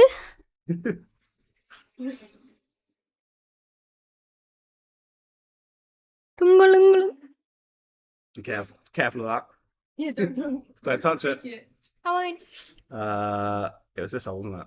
What one? Oh, no, that's Heat 2. No, Oh, it's no, no, I mean last round. Oh, last round. Yeah, Last if you round. That's Was not it a really- DNF or a DSQ? DNF. Oh. Oh, Yeah, it's straight. Uh, Who was in DNF last round? Where is it? No. no, it's not there. Just go 2025 results. Then round 3. It was Tommy Pierce. Final. Tommy Pierce DNF. Yeah, on lap 5. I think I do remember that. I think he didn't finish the race. No, he did. Did he? I remember it was like the final laps, and I was near him. I'm pretty sure I remember lapping it. So, How weird. so Yeah. maybe he might have had a disqualification. You know, I thought you were gonna overtake me because like you were bumping me like crazy. You even got a contact warning. No, it's okay. Racing. Anyways, yeah. I thought you were gonna overtake me. I thought that. Getting close. Oh yeah, they can all hear this. Yeah, everyone can hear you. This is it then, final lap. Joe Fox round the final corner. Joe Fox will take the win for the first heat of the day in senior road tax. Jacob Barron finished in second place with Luca Pocock in third. Well done. Certainly not what we expected there in the first heat of the day for senior road tax. It was the fastest lap. Thank you for pointing that out, Santiago. From Joe Fox on the last lap, 35 dead for the number 126. Impressive pace from Joe Fox. And like we said earlier, that's going to shuffle up the order for their second heat after the lunch break and, of course, for the final as well, nearer the end of the day. Well, then, only one more heat to go before we go to the lunch break. I imagine the lunch break might be reduced slightly from 1 hour, but we'll wait and see. One more heat to go then. The 177s are up next. 7 minutes plus 1 lap on the clock once again. Oh, senior 177's are already out. No, that was senior. No, they're already out. Oh, yeah, no, I know. Oh. What? Wait, you train. Oh yes, it's The marshals are marshalling. P1 Jason Newman. Oh, Jason Newman. Right then, let's take you through the grid for this 177 road tax heat number 1. Of course, I was trying to sort the live stream with some microphone issues when this qualifying was going on, so I didn't get to commentate it for the lovely ladies and gentlemen here at the Rye House Kart Raceway. But Jason Newman, what a fantastic qualifying from Jason Newman. Pole position. Alongside him is the returning Jack Taylor. We know he loves a squabble. Let's see how he does on the front row of the grid. Harry Taylor and Jake Bradfield on row number 2, and Malachi Morrison, your championship leader, alongside Richard Allison on row number 3. Bill Boyer, Hugo Pereira, Simon Bradfield, Drew Lamb Lamas and Naris Mazionis round out the 11 karts on the grid for this 177. Heat number 1. 2 by 2 to the lights, they go green. And we're racing here in the 177s. Down towards Stadium Bend we go. Hopefully we don't see a repeat of the seniors. We won't. They all make it through to the exit. And it's still Jason Newman who is leading the way. Jack Taylor holding on to second place ahead of his brother Harry Taylor in third place and contact. That's the 73 of Richard Allison. Up and over the top of the 14 of Bill Boyer. So Bill Boyer rejoins in 10th place. Richard Allison dropping all the way to the back of the field after that one. Too close for comfort there at hairpin number 1. And it all goes wrong for those two drivers. Out of the final corner though, change for the lead. Jason Newman loses out to Jack Taylor. Through goes Jack Taylor into the lead of this race. As we head to the end of lap number 1, Harry Taylor still in and amongst it there in third place. These three trying to break away already. Malachi Morrison is up to 4. He has got ahead of Jake Bradfield then. Your race leader trying to hunt the top 3 down once again. Good pace already being shown by Jack Taylor. We know he loves this circuit. It was a shame how his topsy-turvy ended the season last year with injury. Missed out on a number of rounds and wasn't able to secure the championship. It was stolen by Josh Bass at the last moments of the season. Of course, they finally had their showdown at the London Cup. Laid down the inside, but Harry Taylor, contact! Where goes Jason Newman? Contact between second and third place. That was too late on the brakes there for Harry Taylor. He couldn't get it stopped. Straight into the side of Jason Newman. And your pole sitter is going to drop all the way down to 7th or 8th place here. It's going to be 8th place. And a little bit of a way off of the rest of the order as well. Harry Taylor immediately under investigation. Jack Taylor, fastest lap, 35.643. Big contact between those two. And Jason Newman's got it all to do then with only 5 minutes left to go. Mr. Santiago Simeone, would you like to take us through some of this race? No, he doesn't. Oh, come on, you were great last time. Why don't you jump on? What about you, Freddie? You want to jump on the mic? Why not? Go on, Freddie. Talk us through the rest of this 177 race. It's going to be quite exciting. Yeah. Do you want to say it? It's already on. It's already on. Just speaking to it. Is catching up to the pack, but there's limited time left. Oh my god, that's Only 4 minutes and 23 seconds plus 1 lap, so he won't be able to get back up to where he was. Oh, move. Meanwhile, our leader Jack Taylor has got quite a big gap to Harry Taylor, and Jake Bradfield is about 2 kart lengths off the back of him.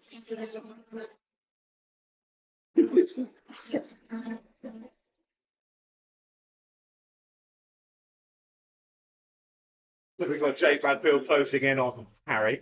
I was just giving you things to say. Move down the inside, there goes Jason Newman through on the number 543. Then Drew Lamas loses 7th place as they headed through hairpin number 1. And Jason Newman doing his best to try and gain a few more points back for his championship tally as they head on through the second part of this 177 road tax heat number 1. He's now already closing up to the back of Simon Bradfield. What do you have to say? Harry Taylor fastest lap this time. The gaps become less than 2 seconds, just about. Harry Taylor, 35.509. Good luck. Jason Newman continuing to make places then. Goes down the inside of Simon Bradfield there at hairpin number 1. Gaining more points back for himself is Jason.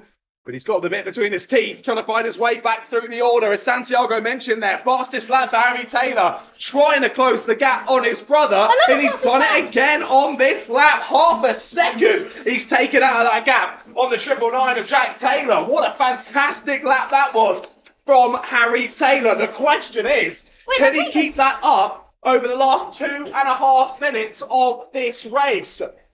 Good pace as well, still being shown by Jason Newman, 35.7 on that last lap, to a 35.8 as they head on round 2 minutes and 20 seconds left to go.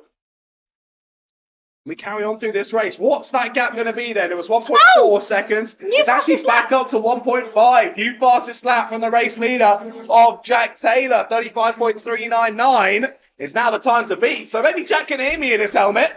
Heard me talking smack about his lap times, and he's immediately put in an absolute stormer to put a bit more breathing room and a bit more fresh air between himself and Harry Taylor. Is it yellow? Hello. Uh, You all right? Yeah. Just so you know, that mic is always on, so they can hear us right now. So you don't say anything you wouldn't want to do that. There's about what's going on. is that like the live No, stream? but that's okay. Live stream. Yeah. Yes. A minute, is this the one for like the candle? No, just this. Wait, you know that? What the fuck is that? Yellow. I think because it's a track record. Wait, what? I think so, yeah. Track record. 35.399. I've got the records up here. Track record is crazy. Number 94. Yeah, it is. He's beating Harry Taylor's.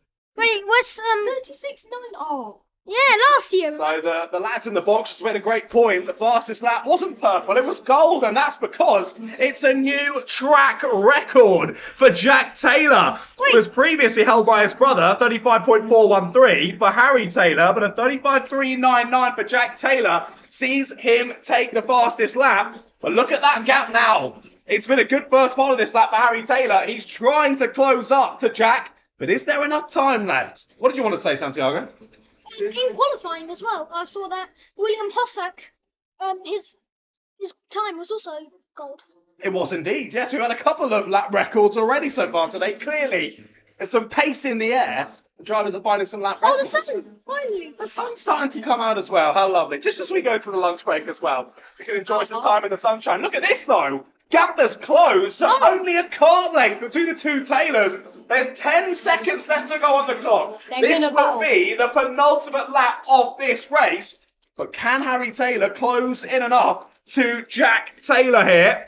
Final 740 metres left to go in this race then. They head round the final corner, and it's the two brothers doing battle. Harry not quite close enough to think for a move as they head down into Stadium End this time of asking. Checks over the shoulder. Does Jack Taylor? Is he gonna? He knows that Harry is there. He's in touching distance. He's But let's see if the move will allow down the inside. And he's going to get down the inside.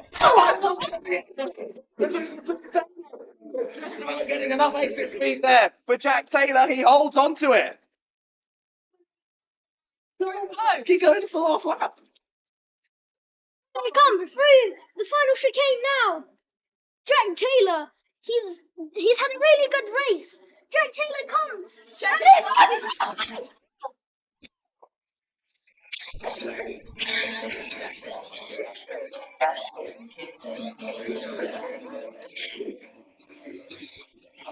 Well, that race was rather excitingly. Oh, that was clearly shown there by Santiago's commentary. Getting rather excited across the line. It was, in fact, 300ths of a second across the line between Jack and Harry Taylor, but Jack just about holding on to it across the line. And Jack Taylor, on his return to the Rye House Kart Raceway, wins heat number 1. Jake Bradfield rounds out the top 3 with Malachi Morrison and Hugo Pereira your top 5. Jason Newman, Simon Bradfield, Drew Lamas, Phil Boyer, Richard Allison and Maris Mazionis, all 11 drivers, making it to the checkered flag in that one. But that brings an end to, well, I was going to say the morning's action. It's just hit 1 o'clock here as we go to the lunch break. Now, of course, we've got Heat 2 and the final coming up later on. How are we feeling, drivers in the commentary box ahead of the heat number 2? Don't run away now, so you've been shouting all day. Right, what are we thinking? So, of course, in the Honda Cadets later on today. How are you feeling for that one? I'm feeling pretty good. I managed to stay on the pace for Heat 1. I'm gonna try to stick there for Heat 2. I think I'm starting P3 for Heat 2, so I'm gonna try get down that inside into the first corner, see if I can get P2, and then maybe even win Heat 2 and then have a strong start for the final. Sweet. Well, best of luck. I mean, it was great battling in the Hondas earlier on, so getting amongst it and see what happens, I guess. Now, Freddie, remind me, you're an Inter-Rotax, right, Freddie? Yeah, that's correct. With Santiago, of course. Now, you and Santiago are having a bit of battles out there in Inter-Rotax. I thought maybe when we came off circuit, there might be a bit of disagreement between the two of you, but you both seem in good spirits. It was a good bit of racing. What are you thinking for Heat 2 in the final later on this afternoon? I feel like I had good pace in qualifying. I feel like it's going. I just need to get that step up. I have late race pace. I just need to keep. I need to get into the start, and if I can keep my position, I think people seem to be going slower through the session. So, and I seem to be picking up pace. So if I can have a good start and I have a good position, I have a feeling I've got a good chance. Sweet. Okay, we were chatting when you were downstairs. You are quite good friends with the barrier on the outside of Stadium Bend, so we're going to try and keep you out of that this time, yeah? Yeah. Okay, good. Okay, good. Well, I wish you the best of luck. Santiago, you were battling well with him. What are your thoughts heading into the heats of the finals later on this afternoon? Stay ahead of him, basically. Yeah, basically. Yeah, I wanna, I wanna keep, if I can get up positions, like let's say P2, P1, I wanna keep people behind, because really, I've shown that I have pace, because I had the fastest lap, of course. And yeah. Exactly. You've got the pace to do it, so you've just got to get in amongst the battles later on. But as you say, 2 more races left to do it, even if it doesn't happen in heat number 2. Go for in the final later on. I'm going to squeeze past you and talk to the 2 gentlemen that are behind you as well. Now, remind me of your name, sir. Kevin Bogowski. Kevin, of course, Kevin, you're in the Hondas. Yep. So, Kevin, how was that in the first race? And talk us through what you're thinking going into heat 2 in the final later on. Honestly, I think Heat 1 was a bit alright. Blah, A bit blah, bad, blah, blah, blah, blah. but other than that, I had a good start. Caught up with second. I'm second now. Hope I can get the inside line, stay in second for. Blah, blah, blah, blah, blah, blah. Good, well, I wish you the best of luck. We've got Blah, blah, blah, blah, blah, blah, the blah. Hondas, so Linggangu, linggangu, lewata, linggangu, linggangu. Yeah, in the Hondas. Okay, cool. So how, again, talk it through from your perspective that first race and what you're thinking in terms of the afternoon's action. So in the first heat, I started 8th and I got 4th. I got a good start, came to 6th. Then I went from Stadium Bend, got 1 overtake, and so that now in heat 2, I wanna like get behind Harry and just push him. Cool. I know that's a really good strategy. That's a good pace out the front, so you can Yeah, get involved and press on. See how it goes. But yeah, great to hear from some of the drivers up in the commentary box, of course, here from round number 4 of the Rye House Kart Club in 2025. Now, racing action done for the first round of heats. We're going to go to a short lunch break. It should be about an hour's long, but given some incidents we had earlier on, it might be a little bit curtailed. So I'll let you know as soon as I know further information. My name is John Ratcliffe. If you enjoyed the commentary so far, make sure and go and follow me on Instagram. That's Ratters Media. But otherwise, we'll be back in probably about 30 or 45 minutes' time for the second round of heats and the finals here at round number 4 of the Rye House Kart Club in 2025. I've been enjoying.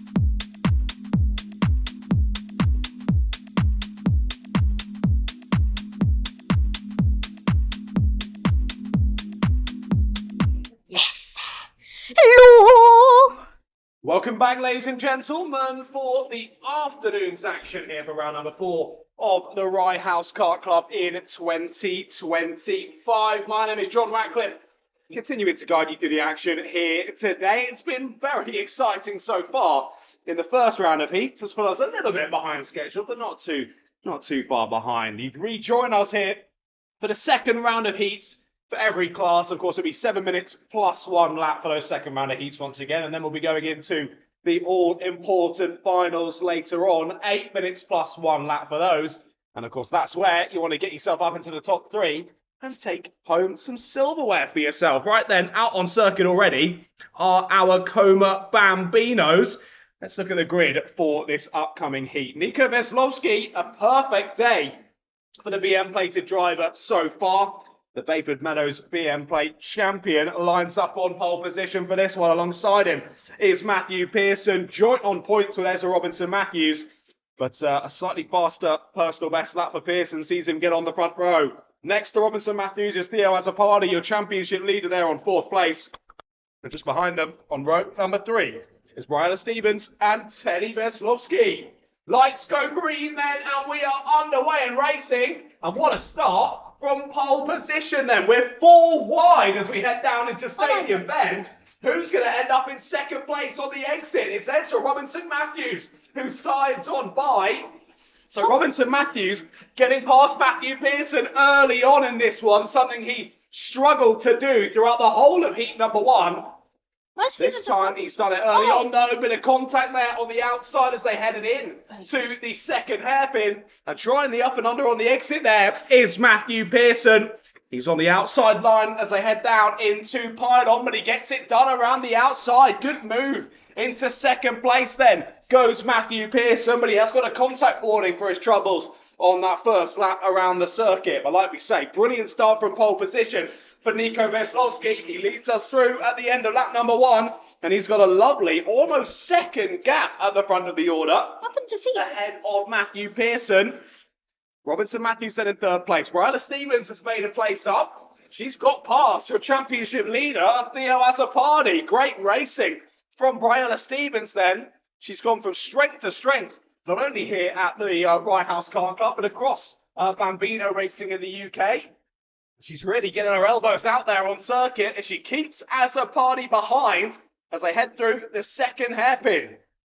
Continuing to scamper off at the front, though, is Nico Veslovsky. Had that fastest lap on the first lap. Of course, he's the first one to cross the line as they start that first lap of racing. But I think he'll take a purple lap yet again as they head on by. What's the gap going to be like as Robinson Matthews pushes Pearson down the front straight?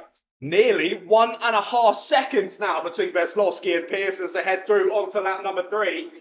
Now, Robinson Matthews, like I mentioned, struggled to get past Pearson in the first heat of the day. Did it immediately here in heat number 2, but has fallen back behind and has to do it all again. Bryla Stevens defending to hairpin number 1 up and under for Azzopardi. He's got a better run this time down to hairpin number 2. Chops across and Azzopardi moves up into 4th place.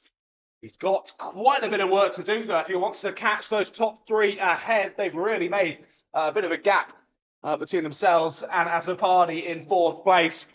And Veslovsky just struggling there down in P6, not quite able to keep the pace of the drivers in ahead.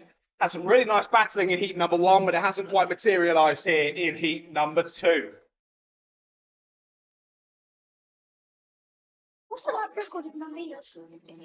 It's a good question. 46.6. So they're a good 1.5 seconds off that. I wanna see. Oh, Ezra Robinson Matthews, really close to Is Matthew Pearson. endurance racing? No, not Endurance today. racing. No, not today. Oh no, I That's why want. the Hondas have been so exciting. You wanna know what? I just wanna. I just want. Okay. I'll go. 10 That's seconds. a whole lot of battery. 10 seconds. Wow. Nico Veslovsky, he's been impressive. He's been good. Okay. Great insight there from Santiago. Thank you, Santiago. They're still battling over second place as they come through to the exit of stadium. Through Regis Elba they go. Look at the time that's been gained by Theo Azzopardi. He's closing in on the drivers battling for second place. Still nose to tail between Matthew Pearson and Ezra Robinson Matthews. Ezra They wouldn't still want to finding it a battle. bit of a challenge to find a way past and get back into second place. And now your championship leader coming into today's action, Theo Azzopardi, is closing them down and looking to add a few more points to that championship tally. Through the final corner they come then. And Ezra will continue to push Pearson down the front straight. I say that, he's not going to continue pushing. He'll go to the inside line. He's got the overlap. He's got the run as they head down into Stadium Bend. And Ezra Robinson Matthews emerges victorious. Into second place goes the number 18. And look who's joined the party. Theo Azzopardi is on the back of these two as they squabble over those podium positions here in heat number 2. And Bryla Stevens is not far off of the case at all either. Matthew Pearson's got to be a little bit careful. He's had 2 contact warnings so far in this race. So he needs to be a little bit careful. This is now right in the middle of a Como Bambino sandwich. He's got Ezra just ahead, and he's got Theo just behind him. Around the final corner they come yet again then. Just over 2 minutes left to go on the clock for this second heat of the day in Copa Bambinos. And here comes Theo as a party. It's going to be a carbon copy of the move on the last lap from Ezra Robinson Matthews. This time it's Theo as a party getting through on Matthew Pearson. And Pearson relegated out of the top three then as Azzopardi presses on by. And now he has his vision full of the rear of Ezra Robinson Matthews' car as Nico Veslowski continues to build a sizable gap at the sharp end. 5 seconds now the gap between Veslowski and Robinson Matthews. And Ezra is under lots of pressure here as they head into the final sector of the circuit once more. Azzopardi unable to find an opening and unable to find a way through just yet. It's got a really nice exit off the final corner. Ezra will send him to the outside line. And that little bit of movement, left to right shuffle there for Theo Azzopardi. Just loses a little bit of momentum as they go down into the first corner. And that means Azzopardi unable to make the move that time. Down into the hairpin they go though. Robinson Matthews, smart to the move, covers that one off. He's not got too long to hold on to this, but we've got a three-way squabble for second place here as we head into the last 45 seconds of racing. Oh no, I wanted to ask you a question. Can you see over that? Can you see over that? No, Yeah, I it's was impossible. Yeah, I can't see the first corner. It's really annoying. Like, Yeah, you can see the entire track. It's difficult. I thought it was just me that was super short. Probably. Yeah, I did. Yeah, I did. I called that. You listened to that one back. I was talking about that. This next race, trust me, I'm going to send it so hard on somebody. Okay, good. I look forward to it. Right then, penultimate lap of this race here for heat number 2 of the Copa Bambinos. Azzopardi with a great run down to hairpin number 1. Unable to make use of the overspeed though as they head on by. And Robinson Matthews, he's been really, really impressive out there on the black stuff so far today. Ezra has really taken himself up a notch here at the Rye House Kart Raceway. Battling in and amongst the top 3. And not looking like he's having any difficulties being up there near the sharp end of the order. Really dealing with the pressure well from the championship leader. Across the line then. No, it will be the final lap, sorry. Across the line they go. Last 740 metres of this race then. And he's sitting pretty at the sharp end is Nico Veslowski. 5.4 seconds as they head on to the last 740 metres of this race. But this is the battle that we're wanting to watch. Second place, down into the first hairpin they go. And again, Azzopardi unable to find a way through. The overtaking opportunities beginning to dwindle for the number 41. As they head through down into sector number 3. Ezra is looking relatively comfortable there in second place. But here comes Nico Veslowski round the final corner. And Nico continues his perfect day here at round number 4. It's a win in heat number 2 for Nico Veslowski. Robinson Matthews will hold on to second place and comes across the line. What's that? 5.5 seconds behind Veslowski. But only about a tenth ahead of Theo Azzopardi, who rounds out the top 3. Matthew Pearson in 4th, with Ryla Stevens in 5th, and then Teddy Veslowski, we just wait for him to come around the final sector. He will finish in 6th place, but a perfect day for Veslowski. This is helping his championship fight for the BM plate as they head on through the 2025 season, and that will set the grid for the final coming up later on this afternoon. But we've got plenty of second round of heats to come before that. Up next will be heat number 2 for our Honda Cadet GX200 drivers. Can I say something about Azzopardi's helmet? Santiago Simeone would like to say something about Theo Azzopardi's helmet. What would you like to say, Santiago? I really like his helmet. It looks really nice. Maybe the next Lando Norris, you never know. You never know. You never know. And I think there's a Formula 1 race going on about now. So we'll see which one translates. Starts at 5. It's quite a late one. We'll see. Anyway, Honda Cadet GX200 are up next. Oh, my friend's in this. Nice. GX200. Jensen colour.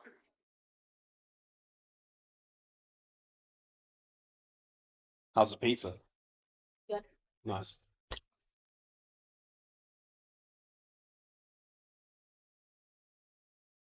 You're listening to him. Out of the pits come our Honda Cadet GX200 drivers then. The top 3 drivers are on identical points from today's action so far, separated on the grid by lap time alone. Jensen Kula will line up on pole position ahead of Harry Search and Harry Grant. Those 3 battled fantastically well throughout heat number 1, with Harry Search leading pretty much the entire race and getting absolutely sent by Jensen Kula and Harry Grant as we got to the dying moments of that race. And Harry Search will feel he's got a point to prove here in heat number 2. Alongside Harry Grant on that second row will be Oliver McWilliams. He showed some really nice pace in the first heat of the day as well. David Kioka and Mason O'Connor are there on row number 3, with Freddie Williams and Eric Grisbeck there on row 4, and Oakley Schultz will round out the 9 karts on the grid for this race. Wait, where did Eric finish in heat 1? Don't know off the top of my head. 6th, 7th, 8th. Oh, somebody's gone too forward, too far. Somebody's done something wrong. As the drivers take to the grid then, all trying to get themselves in the correct grid spots. The 61 jumps on ahead. That's Freddie Williams getting himself into the correct grid position. Jensen Kula's a good driver. He's a really good driver. Very impressive. Like he's really good. I'm surprised. Like of his skill, because he's a rookie now. Yeah, he's just too good for being a rookie. I'm surprised that he's a rookie. Some people are going moved places. What on earth's going on here? Bit of confusion on the grid as to where Eric Grisbeck and Freddie Williams should be, but I think we're just about getting it sorted out. Great to see as well on the number 61 of Freddie Williams. You can see, at least I can see from my vantage point in the commentary box, a nice little bit of writing that just says, have fun across the steering wheel. And that's lovely to see. That should be, especially with drivers at this young age, getting involved with racing, that's got to be the main thing at the end of the day. You want to do well to the end of the day. As long as you're going home with a smile on your face, it's been a good day. Out racing, out on the black stuff. Right, are we in the right place now for the race start, or are we still getting things sorted? I think there's still a few more changes needing to be made in terms of the starting grid. So still a bit of a hold up here as we get this one ready to go. But like we said, Honda Cadet GX200 heat number 1 was a very, very exciting race. So we'll be hoping for more of that here in heat number 2. Jensen Kula, Harry Search and Harry Grant sort of gapped the rest of the field, had their own little battle right at the sharp end, and then the rest of the pack all squabbled over the rest of the positions pretty much. There wasn't really a driver getting dropped at all. Everyone involved in a battle, and that's what we want to see out there on the black stuff, like we say. Having lots of fun, getting in and amongst the squabbles. It gives me lots more to shout about in the commentary box as well, so that's never something I can get frustrated about. Right then, are we in the correct grid positions here for the Honda Cadet GX200 second heat of the day? Yes, we are. Red lights come on. They go green. We're underway in racing here for the second heat of the day. Harry Search tried to chop across, but not good enough. Harry Grant's got the inside line, and Harry Grant is going to take second place here as they head through Stadium Bend. Search drops into third place. The rest of them stay relatively as they were then. Grant holds the inside line, heading down to hairpin number 1. Up and under attempt from Search, but he's not going to have a good enough exit. He's going to get chopped across. He knows that, backs out of that one and just tries to stay within the fight. This is Jensen Kula's opportunity to press on ahead, and doesn't he know it? Drops the head down as he heads into pylon, tries to find any sort of extra speed he can, activating that human DRS and trying to put a bit of a gap on the 2 Harrys who continue to press on behind him. Oliver McWilliams in the 94 has dropped back. David Kioka has got 4th place away from him then in the opening moments of this race. And he's the one looking to hold on to the coattails of the 3 leaders. They continue on through then on to lap number 2. And you just see there how well Jensen Kula pitches the car in, uses the rotation of the rear axle to fuel himself through and press on round the corner, gets a lovely bit of exit speed, but it hasn't quite worked as well out of hairpin number 2. That gap has certainly closed ever so slightly there by Harry Grant. And Grant is full force ahead then. It was these 2 that managed to get past Harry Search in the last few moments of heat number 1. Well, they've done it early on in this one. Now they're left to battle it out for the lead of this race. Harry Search looking to just hold on and be there within touching distance of the battle. Because if these two start to kick off, then he can very much get back involved and amongst it. They're already starting to put a nice bit of a gap between themselves and the rest of the field. That rest of the field still headed up by David Kyoka in fourth place. He's got Oliver McWilliams, Mason O'Connor, Eric Grisbeck and Freddie Williams all for company. And only Schultz just falling ever so slightly off on the back of that huge squabble. 5 carts then battling over fourth place. So here we go on to lap number 4. Still in the lead of this race is Jensen Kula, but he's checking over his shoulder like the life depends on it. He is clearly a little bit rattled by the drivers in behind him. He knows that they're there. There's going to be a move. Not quite. Just faking the move there. There's a move down the inside for fourth place, though. Through goes Oliver McWilliams. Retakes his starting position as the 94. A good committed overtake down the inside gets it done. And now Kyoka under pressure from Mason O'Connor. Trying it round the outside. Can't get it done. They're a pylon. Mason O'Connor will have to sit back in once more and resettle for 6th place. Here we go then. Leaders still nose to tail. That bit of a fake there from Harry Grant has brought Harry Search back into the mid as they head down through Stadium Bend yet again then. Bit of argy-bargy as they head on through to the exit. Grant doing everything he can to try and force a mistake from Jensen Kula. But Kula remaining cold as ice as he holds on to the lead here in heat number 2. Remember, they came into this race on identical points. Whoever finishes ahead will take pole position in the final. And that's exactly where you want to be. That inside line at the front of the grid makes it for the easiest race start there, heading down into pylon. And as Harry Search found out, sometimes being in second place isn't quite as useful as being in third. The third, if you get a good start, can just squeeze on by and take that inside line down into Stadium Bend. Bit wide there into Regis elbow from Jensen Kula. He'll know he needs to defend here down into the first hairpin, but not enough. Up and under there goes Harry Grant. They'll be side by side on the exit. Good exit though from Jensen Kula, and he bends him off once more. You can see the smart heads-up driving though from Harry Grant as he tried to make that move work. Couldn't quite get it done. Has to settle for second yet again. Through into the final corner they go then. Still 3 minutes on the clock of this race. There's loads of time left to go in this one. And I can't even keep an eye on the 5 drivers still battling in behind. They're all still nose to tail in their squabble over 4th place as well. But this is where we're watching again. Trying to set up the move there down to hairpin 1. Trying the up and under again is Harry Grant, but Kula holds the line beautifully. And Kula holds on to the lead once more. Drivers never fail to impress me. Quite how brilliant they are at racecraft at such a young age. It is fantastic to see. And they are putting a show on for us out here in the Honda Cadet GX200s here at round number 4 of the Rye House Kart Club. On to lap number 8 we go then. Still just over 2 minutes left to go on the clock. Plenty of time for this all to continue to play out.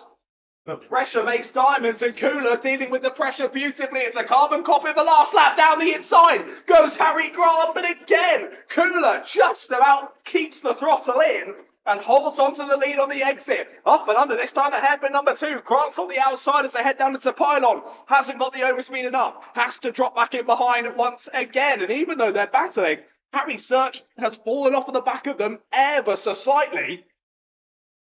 And up and under at the final corner, this could be the opportunity for Harry Grant. Has he got the exit speed to keep it alongside? Yes, he has. Down into Stadium Bend they go. Harry Grant's got the inside line, and Harry Grant's got the lead of the race.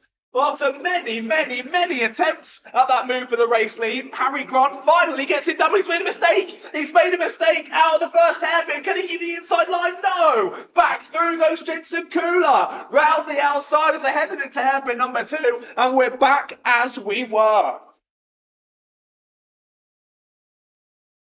Will this continue through the last minute of this race? I don't see it stopping anytime soon then. Around the final corner they go. Still in the battle in behind. McWilliams, Kyoka, O'Connor, Grisbeck and Williams all battling really nicely in their moves for 4th place. It's still the 94 of Oliver McWilliams that holds on to that 4th place at the moment. But we've got to keep our eyes on this leading battle. Down into the first hairpin once again. So late on the brakes. Up and under once again from Harry Grant. But he's going to get a poor exit. To the inside line goes Harry Search. Harry Search is going to muscle his way through into second place. And Harry Search is involved in the squabble for the lead once more. As we head through into the last few seconds of this race. Now, will Harry Grant be able to find a way through here and try and re-attack Jensen Kula? Or will we see the return of Harry Search to battling for the lead? Let's see how they go then. On to the penultimate lap of this race. Still plenty of opportunities for things to change here. You can see there, Harry Search gesturing to Harry Grant, wanting to work together to try and find their way, or both of them find their way past Jensen Kula. I think that's definitely easier said than done, though. We've seen the proof of that in this race alone. And Kula once again activating that human DRS down towards pylon. Just trying to urge his kart on, get a few more horses out of that little Honda Cadet GX200 engine. Well, he's holding on to it. He's battled beautifully so far in this race. And we've only got 740 metres left to go. Will anyone be able to challenge Jensen Kula? Well, Harry Grant's going to go for it. Down the inside into stadium. Harry Grant is back to second place. Now, he's only got a few more opportunities to try and attack the leader. He's going to go for it. No, thinks better of it. We've thought about the late move on the brakes there. Thought it was maybe a bit too aggressive. Slots back into second place. Now Kula continues to lead us then through this final part of the last lap. Sector number 3, a notoriously difficult place to overtake. I'm sure Harry Grant will do everything he can to try and force a mistake out of Jensen Kula, but I'm not sure it's going to happen. Out the final corner they come, then it'll be a run to the line between the top 3, but it'll go the way of Jensen Kula. The number 16 wins heat number 2, and barring anything post-race, will be on pole position in the final later on this afternoon. Harry Grant battled beautifully there. Found a way through at one point on Jensen Kula, but immediately was re-overtaken, and Kula takes the spoils in that one. Harry Search having to settle for third place, followed by Oliver McWilliams, David Kyoka, Mason O'Connor, then Eric Gusebek, Freddie Williams, and Oakley Schultz. All 9 drivers making it to the checkered flag, which is always what we want to see. But another brilliant race there in Honda Cadet GX200s. I think their final is going to be rather spicy, ladies and gentlemen. Don't go anywhere. I hope you do really enjoy that. But it looks like we've got more heats set to come, though. Still loads of heat number 2s coming your way. Up next, it'll be out for their second heat. It's going to be the Micro Max class who head out on circuit next.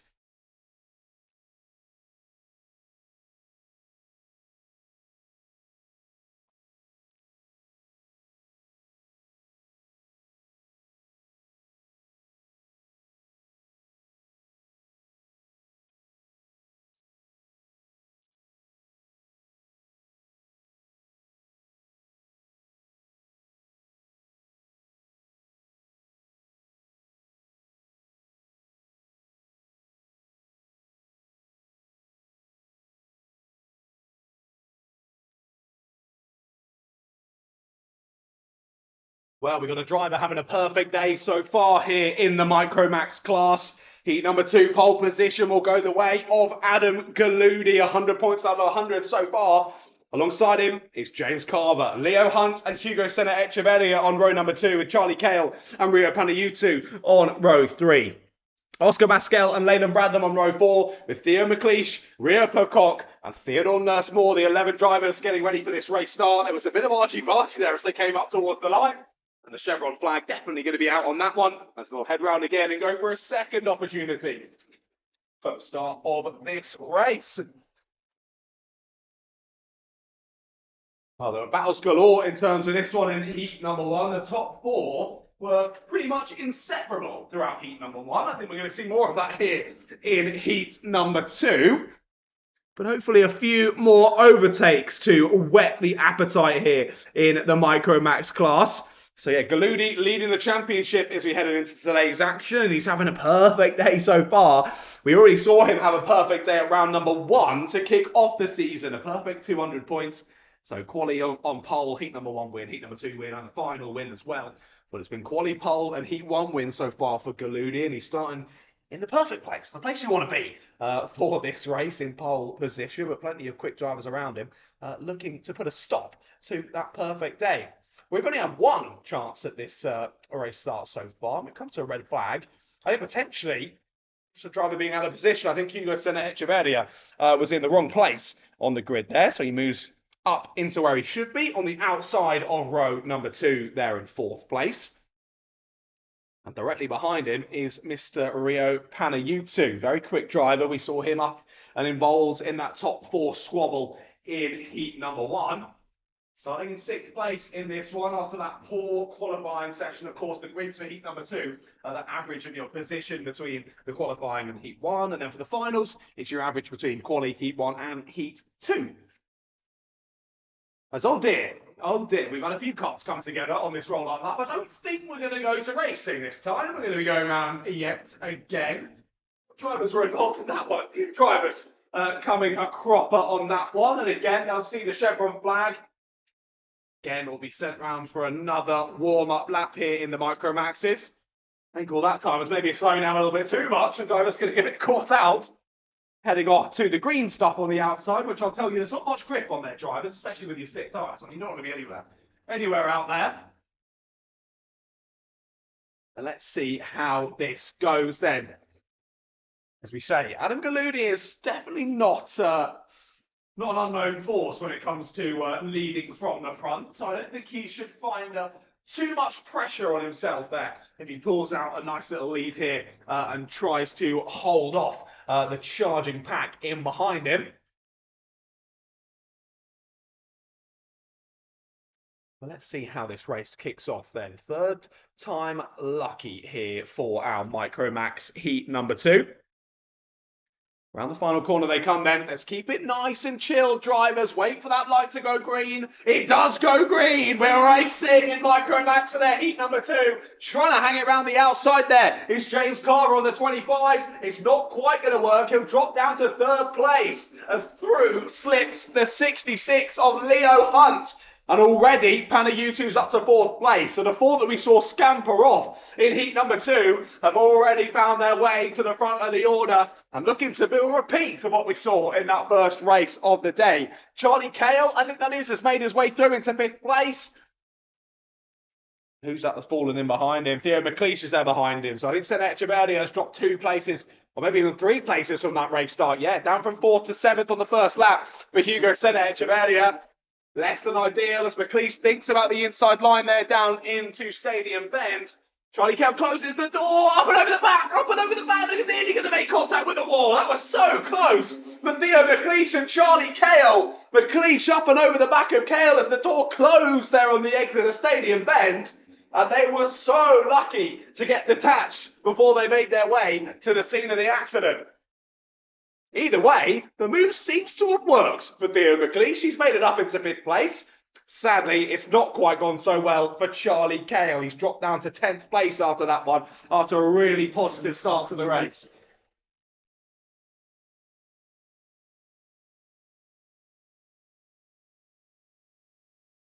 Battle at the front of the order though. They're side by side, they're nearly 3 wide as Panayiotou goes down the inside of Carver there at the first hairpin. Just about gives him enough racing room on the exit and shuffles James Carver down to 4th place. The 666 of Rio Pocock all over the back of Theo McLeish. Theo just gesturing that he wants to work together so they can try and close down that gap to the 4 leaders in ahead of them.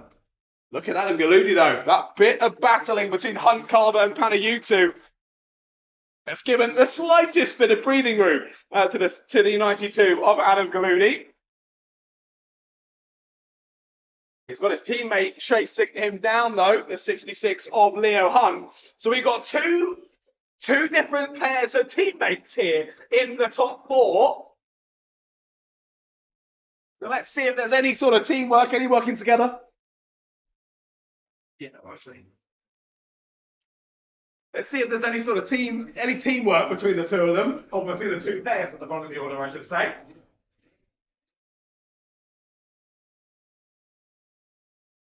Number 15, though, Oscar Mascal is under investigation. Same with the 16 of Theo McLeish after that incident with Charlie Cale on the opening laps of this race.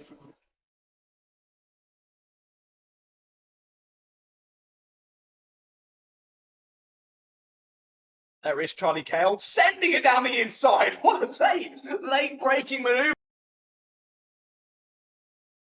Up and under, back through goes the 48 of Leyland Bradman. So he's there battling with Leyland. He's now on the outside as they head down towards Pylon. Does get it done around the outside. So Charlie Cale up to 9th place. They relegates Leyland Bradman to 10th. Now Charlie Cale onto the back of Oscar Masquel.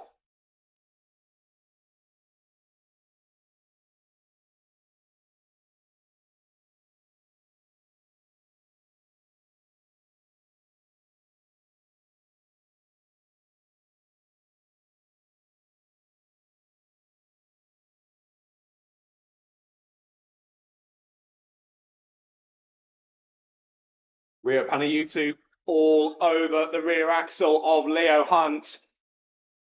Not able to find the way through just yet. Adam Galudi managing that gap really nicely, just keeping the drivers that are behind him at arm's distance.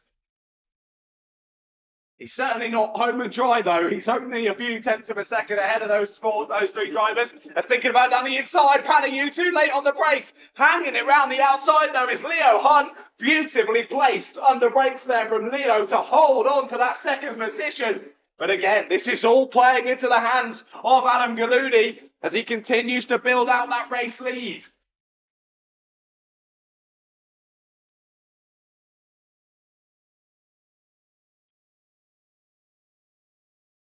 Right. Hello. Right. Can you slow it down a bit? You do all monkey. No worries. I will do, that's fine. Yeah, I'll just try and make sure it's not too loud so you can't hear what to expect. It's all right, Smokey. We're still not touching it. I don't know what it is. It's not bad. I give you some food. Understood. Yeah, no worries. So thank you for letting me know.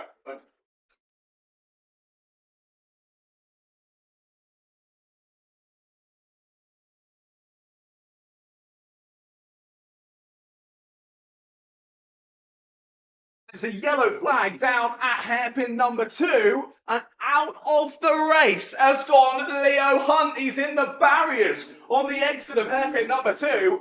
Just got called away from the box for a moment there, and it's all kicked off at the sharp end of the order. Looks as though, I didn't see what has happened there, but I know that Leo was battling with Panayutu. Potentially they've gone side by side to the exit there. Made a bit of contact, and Leo has had a one-way ticket to the barrier on the outside of hairpin number 2 there. So that is end of the race then for the number 66. That is gutting for Leo. He was on for a fantastic result in this one. But it looks like it wasn't meant to be in heat number 2 for Leo Hunt. The marshal's tending to him and just making sure he's okay. But it doesn't look like his race is going to be going any further. 1 minute left to go on the clock then. And it's James Carver with the fastest lap of the race. 39.472 for Carver. McLeish down in the 39.4s as well. Both Galudi and Panayutu in the 39.5s.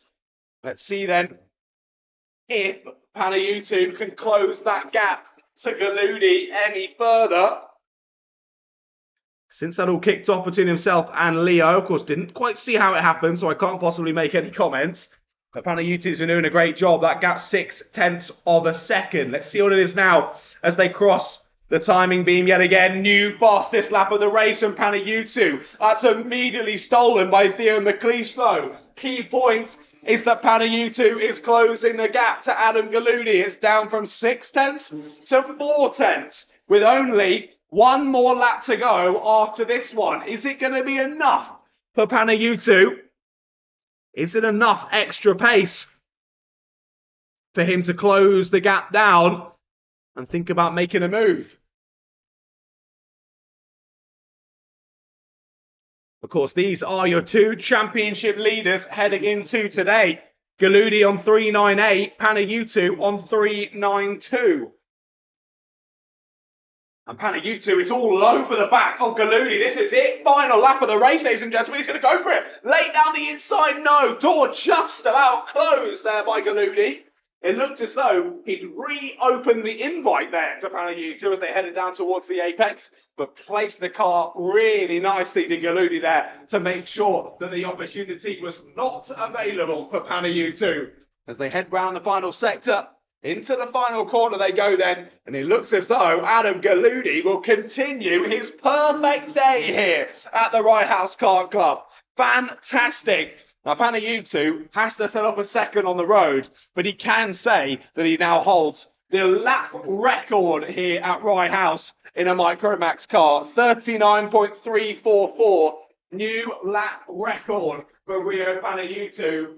Very, very impressive stuff from the young racing driver. We've got a number of lap records here today. There's clearly something in the air, as drivers finding lovely, lovely pace out there and bringing us some fantastic racing.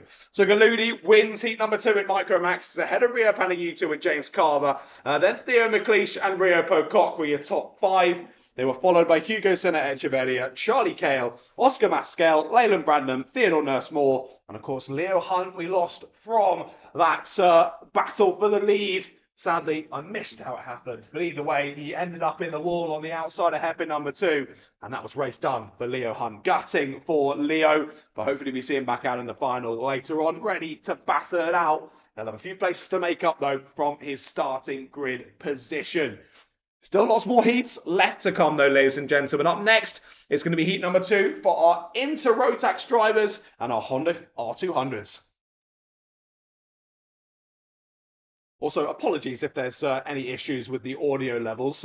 Like a very nice gentleman has just done. If it is so loud that I'm annoying you endlessly, please just come and let me know. I'm in race control, so just walk up to the top, give me a shout, say, hey mate, can you shush for a bit, please? And I'll turn it down. So no problem. It's always difficult getting it right because I don't understand how it's gotten louder since this morning when it was at the same level. I don't understand that. So thank you for coming and letting me know. But yeah, if I'm too loud again, just come and give me a shout.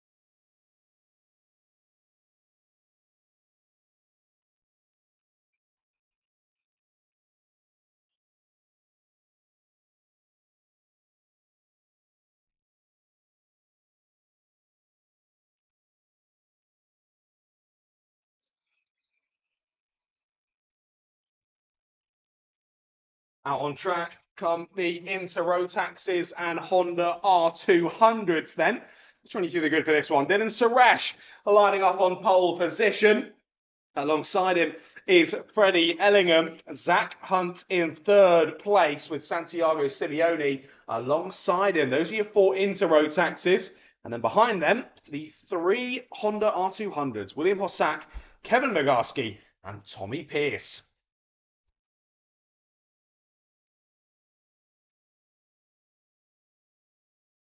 Keeping it nice and slow then as they roll up towards the start of the race. Let's hope they can have a relatively relaxed start to this one. Hello? Number 98's on same country as me.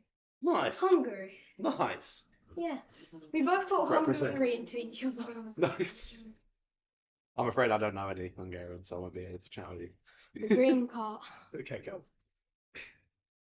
Right then, let's see if we can get it underway. First time of asking here for Heat 2 Inter-Rotax and Honda R200s. The lights go green, and we are racing. Freddie Ellingham trying to pile the pressure on already as they head down towards Stadium Bend, but it looks like Suresh's got it under control. He has. Ellingham's going to slip back to 3rd place as Zach Hunt finds a way through as well. Santiago Simeone trying the outside line there down to hairpin number 1. He's going to get squeezed to the barrier and not able to find a way through. Ellingham holds onto it then, but already gaps being made between the 4 drivers in Inter-Rotax. Dylan Suresh putting pedal to the metal and trying to put lots of fresh air between himself and the rest of the drivers that could steal away the win in this second heat of the day. Already, though, William Hossack having a great start to this one, driving away once again in the Honda R200s. An unbelievable pace from William Hossack.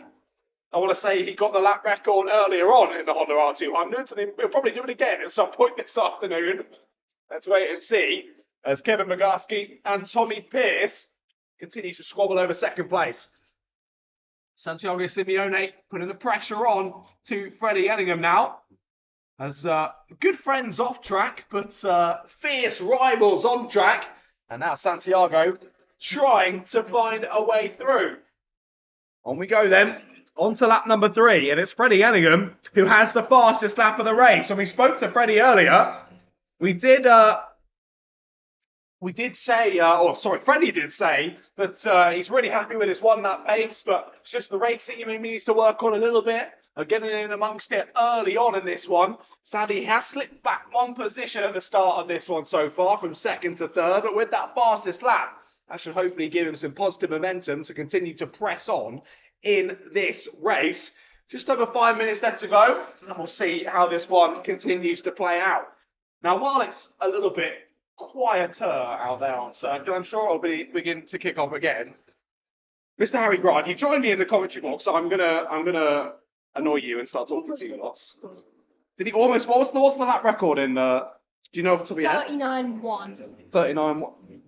Okay, gotcha for the Hondas. Yeah, 39.1 is the lap record. Obviously owned by William Hossack already. He's already done a 39.3 so far in this race, and we'll see how that one plays out. But Harry, you've already had your second heat of the day in the Hondas. How did that one go for you out there? It actually went pretty well. So I started 3rd. In the first corner, I managed to make my way up to 2nd. And then going down to hairpin 1, it kind of just stayed the same. Then we kind of just sat there until I think the final 3-ish laps. And then on the final 3 laps, we just started battling it out. I made a move on the final corner for the lead. I managed to get it into stadium, but then I got switched back into hairpin 1, and then I just couldn't really hold the lead. And from there, I dropped back to 3rd as well. So I managed to get 2nd back. But I'm really on the pace. I'm 1/10 off track record at the minute. So if I keep working like this, I could come home to win the final if I put a lot of effort into it. Nice, lots of potential, lots of pace to take into the final. So I wish you the best of luck, mate. I'm sure it'll be an exciting one. It's been exciting all day between you 3. And yeah, you were loving the little switchback ahead at number 1. So I'll be watching out for more of those in the final later on. See that turn when I went like that, and then he went back, and I went like that. Yeah. It was great. It was great. We loved it. We enjoyed watching it from trackside as well, my friend. Battle is kicking off, though, for second place here in the Inters. Freddie Ellingham and Santiago Simeone have reeled Zach Hunt back in, and Zach is feeling the pressure. Ellingham might think about this inside line and hairpin number 1. Can't quite get it done. Nearly making a bit of contact on the exit, but holds the slide nicely. Does the number 55. And he's in the difficult position. They've caught Zach in second place, but Freddie has brought Santiago Simeone with him as well. So not only is he thinking about the car ahead and trying to get a move done, he's also got to think about Santiago in behind as well. They're all very close on pace, these 3. Let's see how this one plays out. 2.5 minutes left to go on the clock. Still Dylan Suresh with the fastest lap in this one. He's cleared off away from these 3. 2 seconds was the gap as they came under the gantry on the last time around the circuit. Dylan just doing a great job there, managing the pace well at the front of the order and looking to put himself on pole position for the final later on today. You know them when they come across the line, you know if I can do that bit? As in at the end of the race? Yeah, sure. Okay, thanks. Just be careful of this microphone because I had so many issues with it. I've just brushed the cable and it's turned off, and then it's taken me 10 minutes to get back on. So just be careful. Yeah. Thanks, man. It's also always on, so they can hear us right now. So hello. In the live stream as well. Yeah, I can't mute that mic for some reason, so they can hear. Can they hear us in the speaker? No, that's only for this one. Well, Zach is doing a brilliant job here, dealing with the pressure really nicely as Freddie Ellingham is unable to find a way through. Contact warning, though, for Freddie Ellingham. He needs to be a little bit careful. Of course, he's doing the best job he can to find a way through, but he gets a few of those contact warnings. Oh, sorry. It's all right. He gets a few of those contact warnings, and he'll end up getting a penalty for himself, and that's not the way we want to see a race end. We want the battling happening out on track, and it continues to do so then. Bit of front to rear contact there between Ellingham and Simeone. Simeone may be feeling like he wants Freddie to get on with it a little bit out there. And we are, as Harry kindly pointed out, we're getting very close to the track record here in terms of William Hossack in the Honda R200s. I mean, he's got a nice clear track to do exactly that as he presses on. Look at the pressure being applied, though, by Freddie Ellingham. He gets forced to the outside line as they head down into Stadium Bend. And once again, the number 17 is able to hold on to it. Shots back to the inside line there. Down at hairpin number 1. Santiago Simeone trying to get involved there. To the outside line, heading into hairpin number 2. But that gap is closed by Freddie Ellingham. And Santiago gets a good exit. Goes to the outside line down to pylon. But yet again, aggressive movements from Freddie Ellingham to hold on to that third place.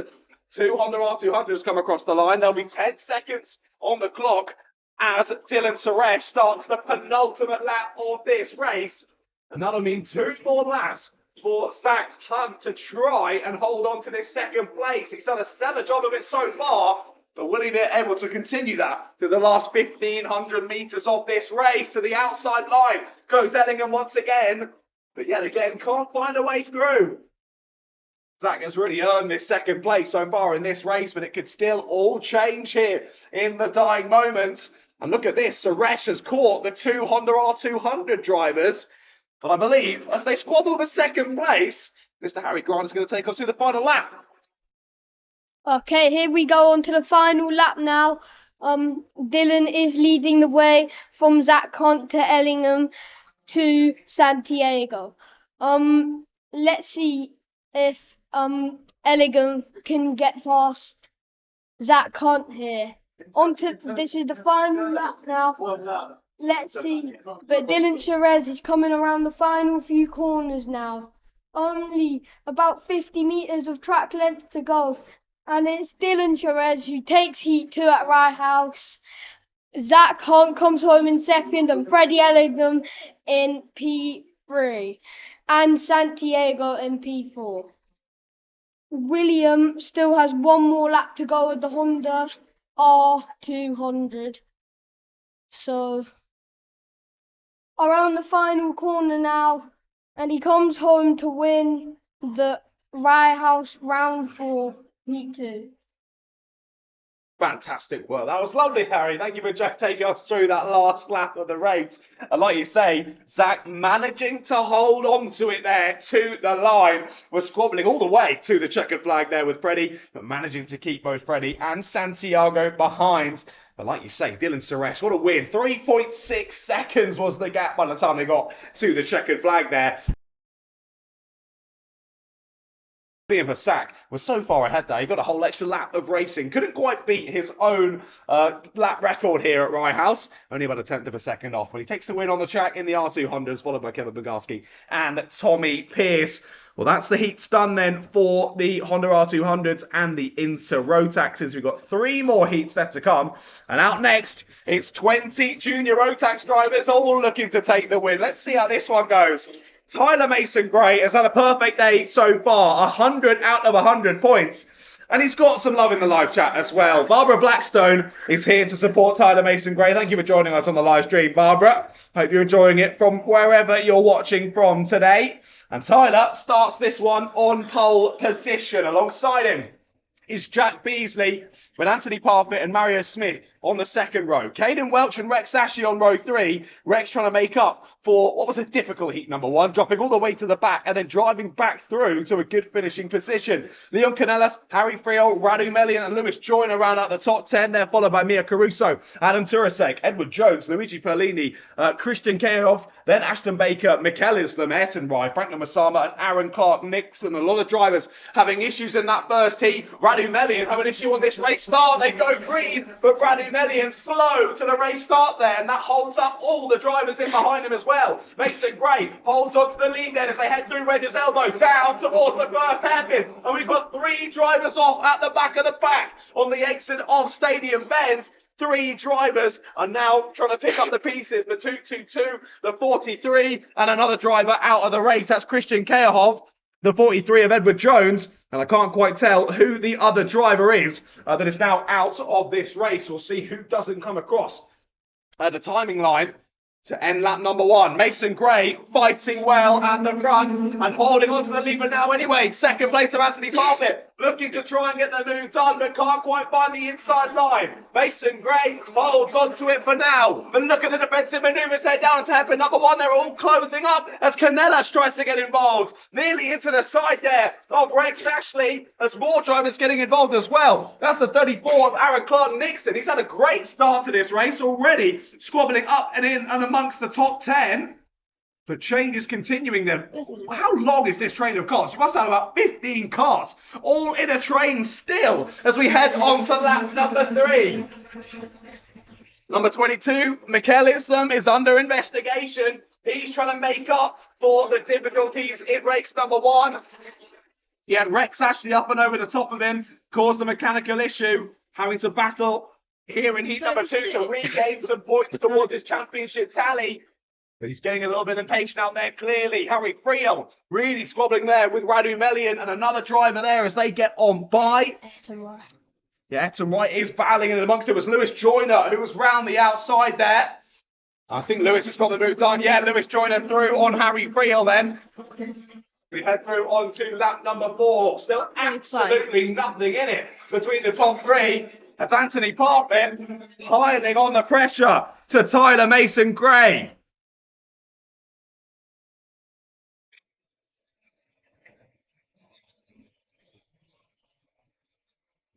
Mason Gray doing a fantastic job at the sharp end, comes into this round 4th place in the championship, only 2 points behind William Smith in 3rd. But like we say, Rex Ashley and McKillis are both having issues in that 1st race. Both will be losing some points. And Tyler Mason Gray putting himself in a great position to come out of round 4 in the lead of the championship potentially. What we'll have to do is absolute darkness to stay in the lead of this one. It's the rest of the swarm of bees that is a grid of junior road tax racers all try and steal away this Heat 2 win away from him. No one able to make the moves just yet, though. And, of course, Anthony Parfitt, the driver in the hot seat, looking to put the pressure on to your race leader, your 2024 champion. Is Anthony Parfitt in junior road tax here at Rye House. And it's clear why. Fantastic pace for Anthony Parfitt, but he's not quite been able to find an opening yet. Unable to find a chink in the armour of your race leader, or Tyler Mason Gray. Mason Gray remains in the lead of this race. Harry Friel still getting argy-bargy out there on the exit of hairpin number 2. And that was indeed with Lewis Joyner. They're battling over 11th place still. As we head on through onto another lap of this race. Jack Beasley in 3rd place takes the fastest lap. Jack Beasley wants to get amongst this battle for the lead.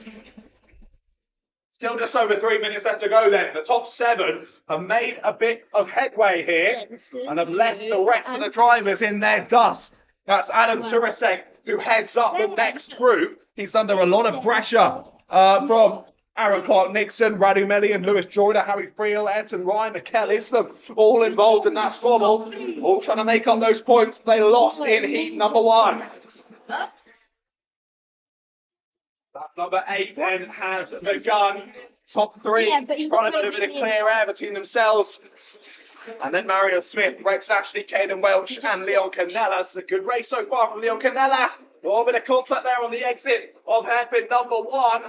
And that was the 34 of Aaron Clark-Nixon. I think he's lost a place there. And potentially Radu Melian has got through. Yes, he has. So that's Radu Melian up into 9th place then. And now Radu hiding on the pressure to Adam Turasek. He's going to go quick down into Stadium Bend. Radu Melian with some new life of confidence, tries the inside line, but can't quite get it done. Your early championship leader in 2025. Quite finding the pace out there so far today. We're side by side for second place, though, and move made for second place. Great overtake from Jack Beasley. And Beasley steals away P2 from your 2024 champion of Anthony Parfitt. And the biggest beneficiary of that has been Tyler Mason-Gray. 8/10 of a second in the lead now is Tyler Mason-Gray. And the adoring fans in the live chat of Tyler will be very happy about how this race is playing out. Oh, forced to the exit again. That's the 34. Aaron Clark-Nixon. We saw him have to do that in heat number 1. He's had to do it again here in heat number 2. Aaron Clark-Nixon forced to the escape road there on the exit of hairpin number 1. And Aaron Clark-Nixon forced down out of the top 10. We've got less than a minute left to go on the clock now. All that battling at the front end of the order has brought more drivers back into the fray. One of those being Rex Ashley. Rex has been impressively speedy out there on the black stuff so far today. Well, he's certainly continuing that on here in heat number 2. Great bit of battling going on as he tries to now find a way through for 4th place. And that is on Mario Smith on the number 78. How will this play out as they head on to the penultimate lap of this race? Trying to set up the move is Rex Ashley. He's not quite close enough. Has to sit back in behind once more. Top 7 very much far away now. Lewis Joyner down the inside of Adam Turasek. He's got it done. So Radu Melian had already made the move earlier on in the previous lap. And now it's the 66 of Lewis Joyner to pay his respects and head on by Adam Turasek as well. Turasek drops to 10th place. And now he's got Harry Friel for company, and we know Harry Friel has been rather argy-bargy so far in this race so far. They don't want to find a way through now. Onto the final lap they go then. Friel trying everything he can there to the outside, to the inside as they head down into Stadium Bend. Not able to find an opening though, and Turasek going fully defensive. Looking to hold on to the points that he's got now. Ayrton Rye and Mikel Islam are trying to battle down the inside. Goes Mikel Islam on Ayrton Rye. Up and under. It's trying Adam on the exit. Sorry, Aaron Clark-Nixon trying it on the exit. Round the final corner though comes Tyler Mason-Gray. And with a nod of the head in agreement with how well he did in that race, he wins heat number 2. Continuing his perfect day is Tyler Mason-Gray. 150 for a possible 150 points then for the number 28. But it's Jack Beasley who takes the new track record in junior road tax. 35.148, new fastest lap ever set round here at Rye House in a junior road tax car. So despite having to settle for second, I think he can be pretty happy with how that one's played out. Anthony Parfitt finishes that top 3 with Rex Ashley just missing out there in 4th place. But I think after being on top of Mikel Islam's car on the first lap of heat number 1, today's not gone so badly since then. For Rex Ashley there in 4th place, I'll have a good starting position for the final later on. Marius Smith rounds out the top 5, followed by Caden Welch, Leon Canellas, Radu Melian, Lewis Joyner and Adam Turasek, your top 10. They were followed by Harry Friel, Mikel Islam, Ayrton Wright, Aaron Clark-Nixon, Luigi Perlini, Mia Caruso, Edward Jones, Christian Keov, and Franklin Wasama. Your 19 drivers in that one. Sandy Franklin, I don't think made it to the end of the first lap on that one, I don't believe. But either way, that brings us to the end of heat number 2 in junior road tax. 2 more heats left to go before we move on to those all-important finals. Up next is senior road tax. And of course, we saw heat 1 end not how we want to ever see a race end, with one car on top of another. But I will say, I've just seen Chloe Gundersic make her way to the end of the pit lane. A driver I saw parallel with the ground in heat number 1 is back out for heat number 2. I think that just shows the grit of the girl. She wants to be back out on the black stuff. She wants to show her determination. And let's see how the racing unfolds here. Heat number 2 for senior road tax is coming up next.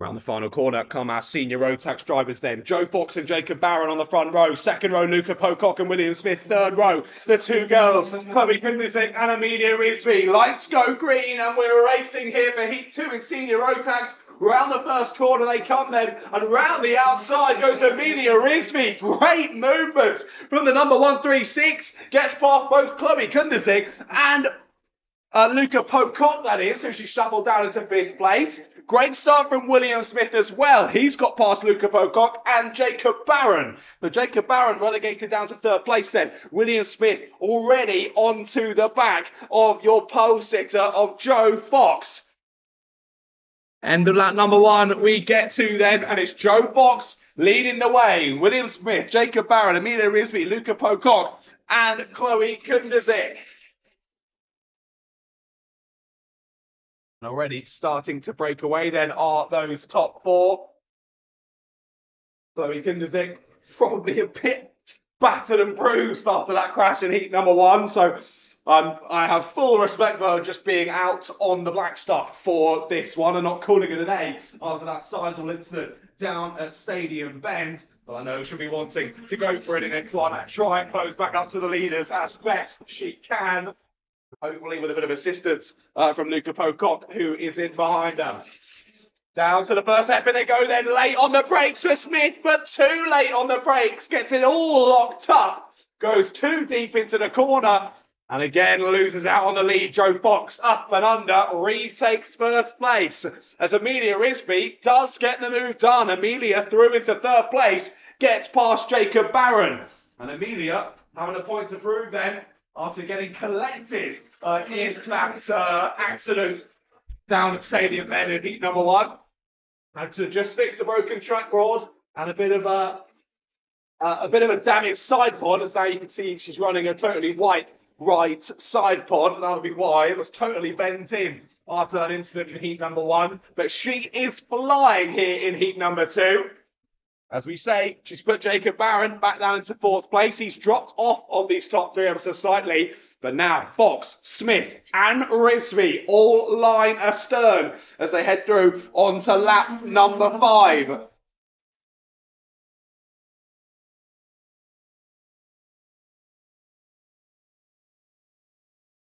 Might be a repeat this time around for William Smith. No, not quite able to get it done. Not able to get late enough on the brakes to force a manoeuvre.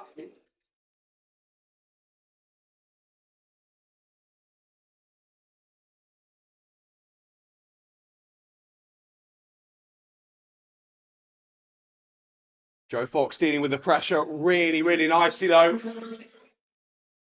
Holding on to the lead for now. He's still got 4 minutes left to go on the clock though, so there's no time to sit back, relax and have a bit of a tea break. He's got to be fully focused here for the last minutes of this race. As the William Smith, the kart number 69 in behind, has really got the bit between his teeth on this one.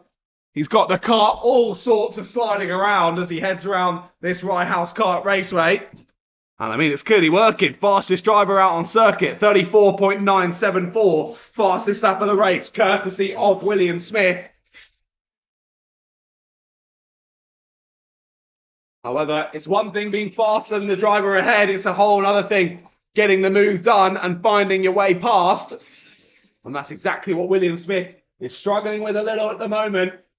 I think Amelia Risby, especially given there's still 3 minutes left to go, is doing the strategy that you probably should there in 3rd place with a nice gap in behind you. Just sit back and watch. Stay with them. Make sure you're there and ready to pick up the pieces if it does go wrong between Joe Fox and William Smith. They stay as they were, line astern, heading down towards Stadium Bend on lap number 8 now of this race. New personal best from Joe Fox. As all, it's going to be a bit closer into hairpin number 1, nose to tail. The top 3. Didn't look like any contact, at least from where I'm sitting, though. And those top 2, Fox and Smith, were separated by 3 thousandths on their last time around the circuit. As I say, that was Joe Fox's personal best, but it wasn't William Smith's personal best. Only driver to be down on those 34s at any point in this race so far.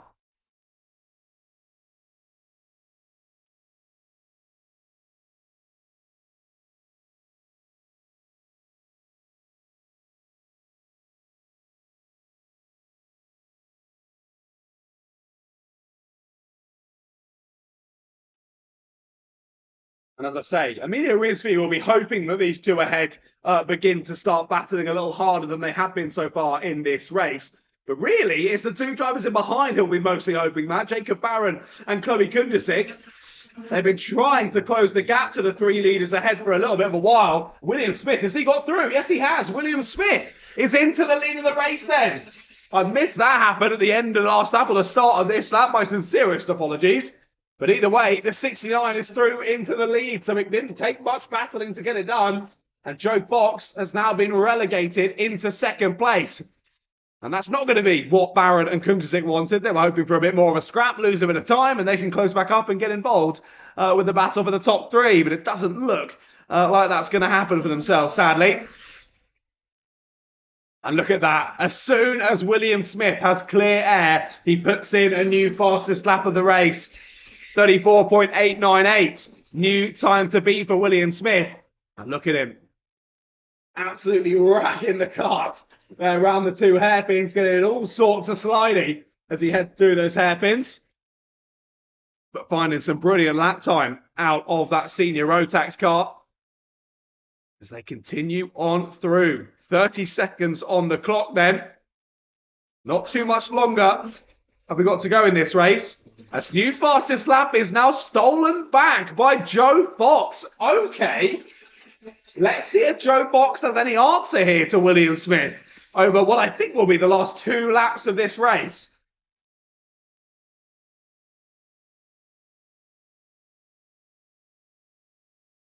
Chloe Kundasik trying to find a way past Jacob Barron. Hasn't quite been able to do so just yet, though. It's going to be very close in terms of the clock. And when they cross the line, I think it will just be onto the final lap. Yes, it will. With only a couple of seconds in it. William Smith starts the last lap, and he'll be very happy that it was on that side of the flip of the coin rather than the other. Only 740 metres left to hold on to the lead rather than possibly 1,500 it could have been if they were, 2 or 3 seconds quicker in this race overall. But it looks as though William Smith is going to have done enough here to hold on to this race win. Through the final sector they come then, round the final corner, and William Smith is going to win heat number 2. Great racing there throughout the order, but William Smith getting the move done with a few laps to go, relegates Joe Fox to second place, and still a huge hand to Joe Fox. Did a great job of trying to fend off from William Smith, and it looks as though he's got a mechanical issue after the checkered flag. I think what Joe Fox is trying to tell his mechanic there is that the throttle cable has snapped. He's pressing the throttle and nothing is happening. So Joe Fox is incredibly lucky there that a mechanical failure has happened after he's already crossed the line. So Joe Fox, within 0.3 of a second of the lead as they got to the checkered flag, kart decides it doesn't want to go further. But luckily for him, after all was said and done, and he can back that second place, both for the championship and also for his good position going into the final. So to remind you then, William Smith takes the win in Senior Rotax Heat number 2 ahead of Joe Fox and Emilio Rizvi. They were followed by Jacob Barron, Chloe Kundasik and Luca Pocock. Great to see all 3 of the drivers, William Smith, Emilio Rizvi and Chloe Kundasik, that were involved in that big incident in heat number 1 earlier on, getting back in and amongst it and getting back out and racing for heat number 2 is fantastic to see. And like we mentioned, only one more heat left to go then. The 177 Rotaxes will be out next for their second heat of the day. And once that race is done, we'll be going into those all-important finals. 8 minutes plus 1 lap for those finals. And of course, that's where the top 3 will be able to take home a bit of silverware and a bit of a pat on the back saying, well done, you've done well today. Here's something to put on the mantelpiece. Well, we've got to wait and see who will end up taking those home for themselves. And of course, to remind you, make sure you head over to the main clubhouse at the end of the day to enjoy the podium presentation and give a round of applause to all of the drivers competing out here today for round number 4 of the Rye House Kart Club. But up next, heat number 2 for our Rotax 177s.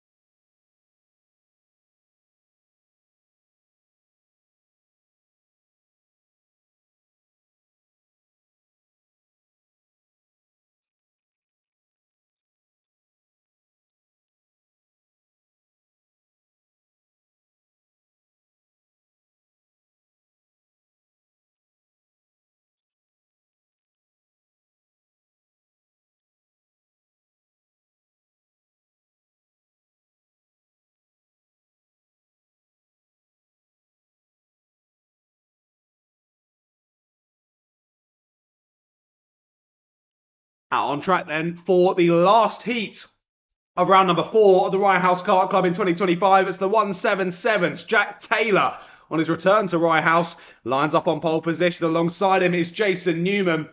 Jake Bradfield and your championship leader Malachi Morrison are there on row number 2. Harry Taylor and Hugo Pereira on row 3 with Richard Allison, Bill Boyer, Simon Bradfield, Drew Lamas and Nauris Mazzionis, the 11 drivers taking to the start. And we're not on the way. Red lights stay red. No start to the race then. I think they think they're racing. Maybe I'm the one who's wrong because the lights are definitely still red here. And are we racing? I'm not sure. The chevron flag is now out. Yellow flags are now out. I think the driver's now just starting to realise that we're not racing.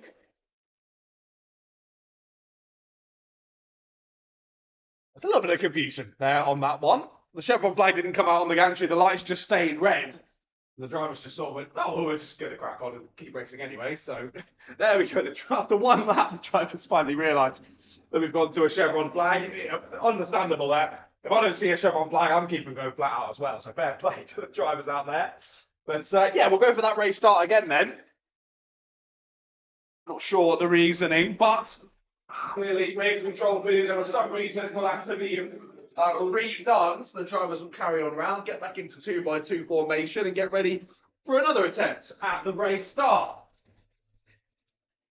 Like I said before, great to see Jack Taylor returning to the Rye House Kart Club yet again. Just for a one-off, I think, for Jack. He's been racing in UKC this season. Just using this as a bit of practice to get himself ready for the UKC round next weekend. And clearly hasn't lost his love for this circuit, lining up on pole position. We're doing a great job so far today. See how he continues on then through this second heat. His brother 2 rows behind him. Right, the lights have gone green this time. Let's get racing, 177 drivers. They head down into Stadium Bend, and Jack Taylor still leads us through to the exit, very wide for one of the drivers in the background. They're going to drop back a little bit, bit of contact there between the 95 and the 998. That's Jake Bradfield, who's made up a place on Jason Newman on the start. Just going into the back of Jack Taylor there as they came through hairpin number 1. But Jack already finding some good pace out there and trying to put a bit of clear air between himself and the rest of the 177 drivers. White moment there for Newman. He bumps himself over the curve there, a sideways wobble for himself, but he holds onto it nicely. There's a little bit of contact there for Bill Boyer. Boyer's trying to get the up and under. Big wide moment there for the 91. That was a bit of a scary one there. As that would have been, sorry, the number 1. Is that? Yeah, it is the number 1, sorry, of Mr. Pereira. Hugo Pereira goes very wide. Loses the place to Bill Boyer and Harry Taylor. It's been a great last lap for Bill Boyer. 2 places gained then. Up into 4th place he goes. Harry Taylor goes up into 5th. Pereira relegated to 6th.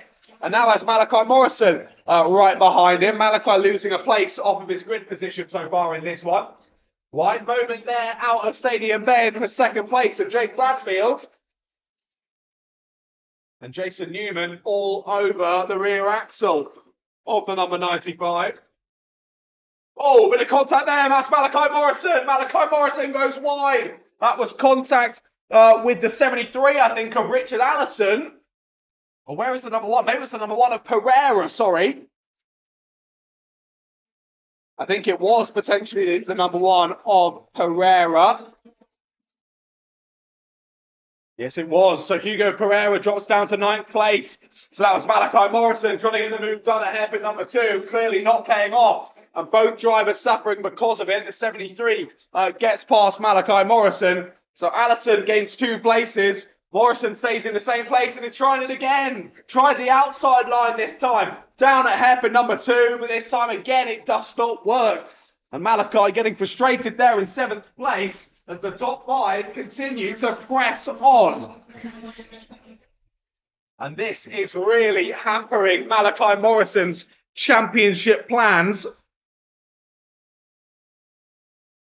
Malachi leading the standings only by 3 points ahead of Harry Taylor going into today as Taylor's looking to make a move. Boyer was all sorts of sideways on the exit of hairpin number 1 there. Manages to keep his foot in and hold on to 4th place though. as he was battling with Jason Newman. Jason stays in third place. And they all stay as they were in that top 5. Malachi Morrison has made it through. So Morrison through on Richard Allison on this last lap. That's a change for 6th place.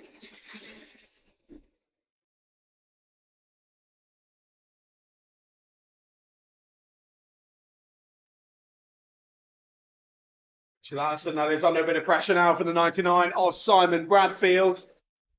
Simon Bradfield trying to find a way through, but not able to do so. And Jack Taylor continuing to command this one for the front. He has the fastest lap in this one, 35.590. Change to 4th place. Harry Taylor through on Bill Boyer then. And Harry Taylor now trying to put the pressure onto Jason Newman as well.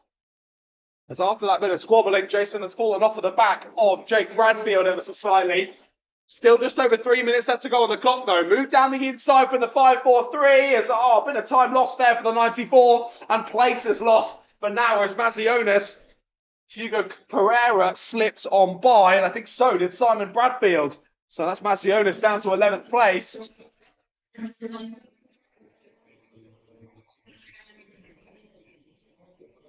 As both different groups have had lots of shuffling over the last couple of laps. It's all changed around.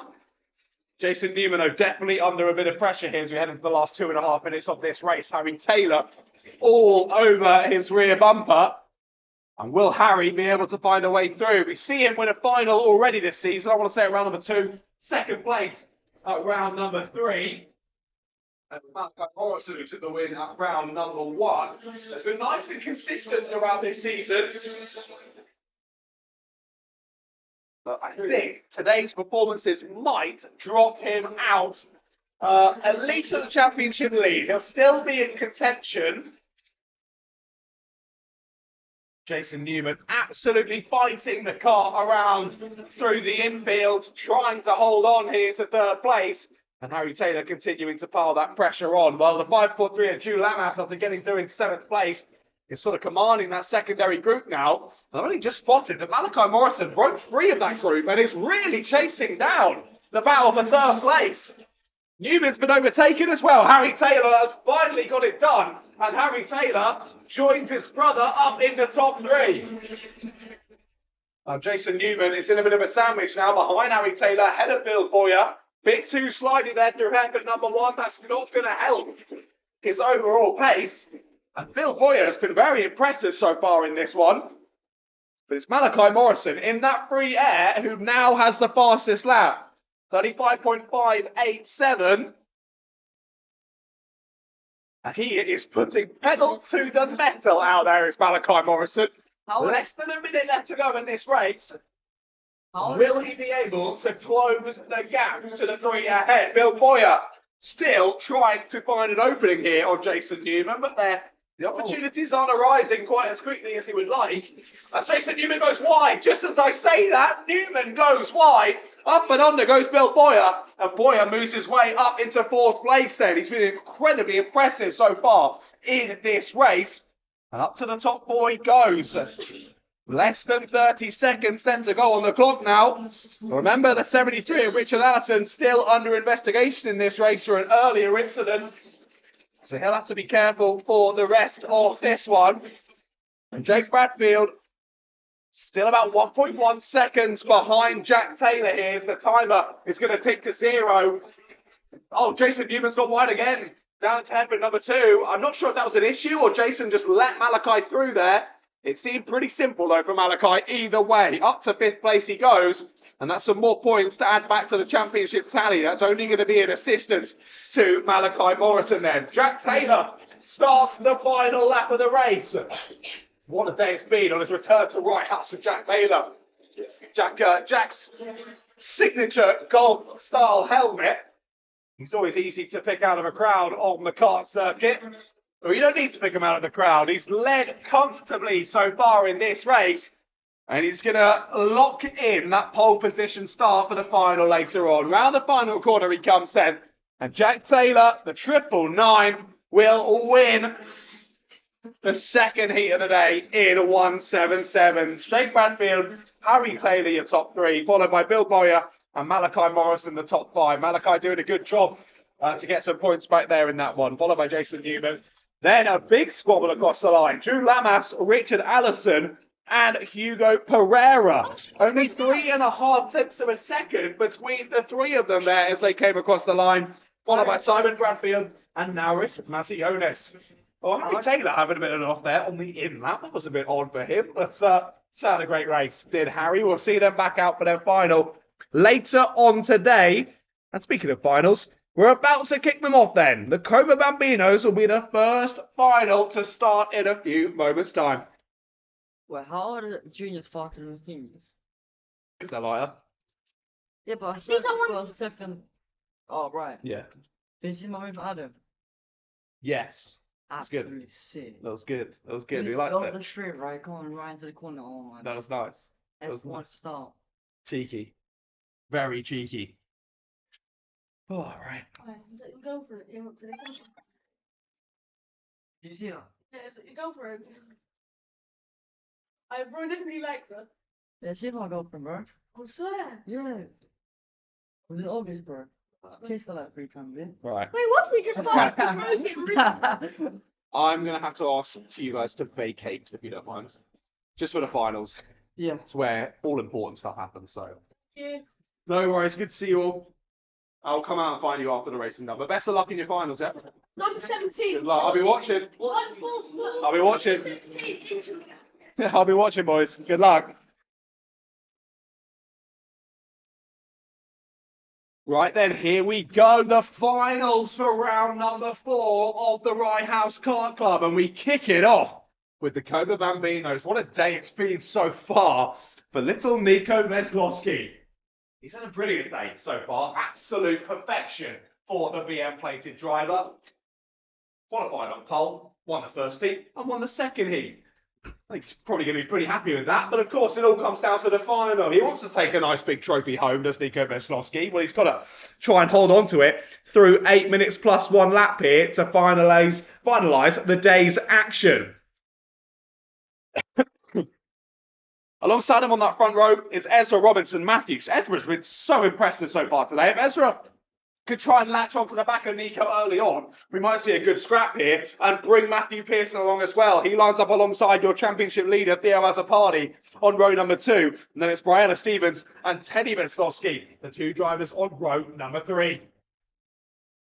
Looks as though the drivers are about ready to go then. We'll soon see the red lights appear on the gantry. And we'll get the finals underway. And we do get them underway immediately for round 4 of the Rye House Kart Club. The Cobra Bambinos fly, well I say fly, they go as quickly as they can down towards Stadium Bend. And we get on through into the first lap of racing action. Veslovsky in the lead, closely followed by Ezra Robinson Matthews. They stay as they were down in towards the first hairpin then, as they were on the grid, apart from a change to 5th place. Teddy Veslovsky has got through on Briella Stevens there, right at the opening part of this race. And let's see if Ezra Robinson Matthews can try and hold on to the back of your leader at the moment, Nico Veslovsky. Veslovsky hasn't really found himself under any sort of pressure so far today. He's just sort of been able to manage the gap at the front of the order. Just have a relatively comfortable time if we're really out there. But it looks as though the final isn't going to be quite so simple, as I've only just seen that we've gone to a chevron flag. So that was not the start of the race. When did that come out? Clearly I need to go to Specsavers. I did not spot that one. But either way, we're going to do the whole thing again. So forget the last minute just happened. We'll be going for it again here for a standing start for the Cobra Bambino final. Now, I want to say that was because the lights never went red. When the lights came on, they were green, and I think everyone, oh, okay, and then left the grid. So I think that's why we're going to go for a restart there for the Cobra Bambinos.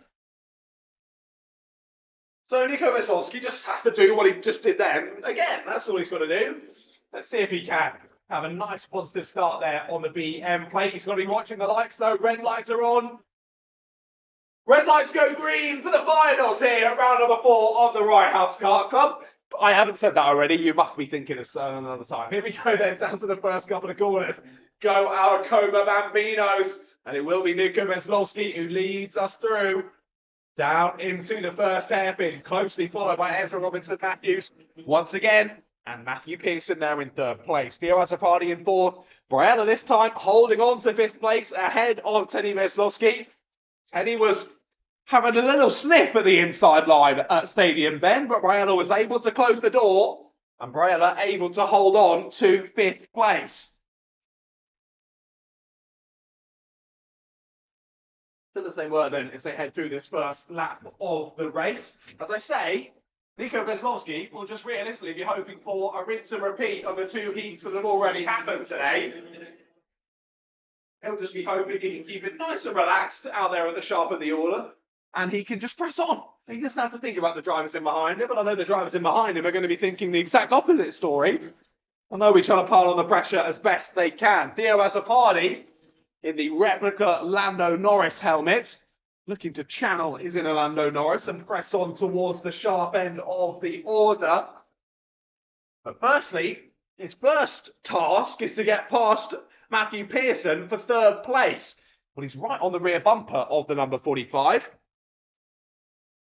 But Matthew Pearson has been racing really, really well so far today. So it's going to be easier said than done for Theo to find a way past.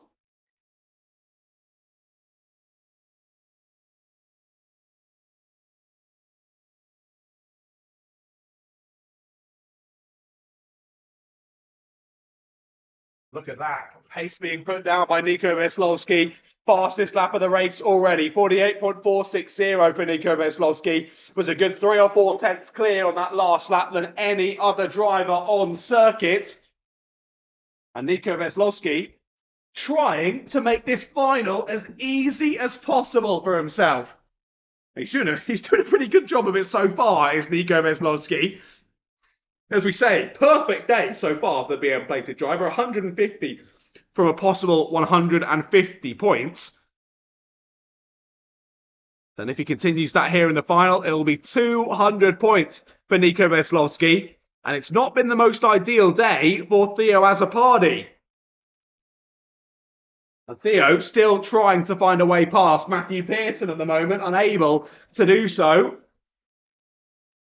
And they came into this round 392 points for Azzopardi, 375 for Veslowski, 371 for Pearson.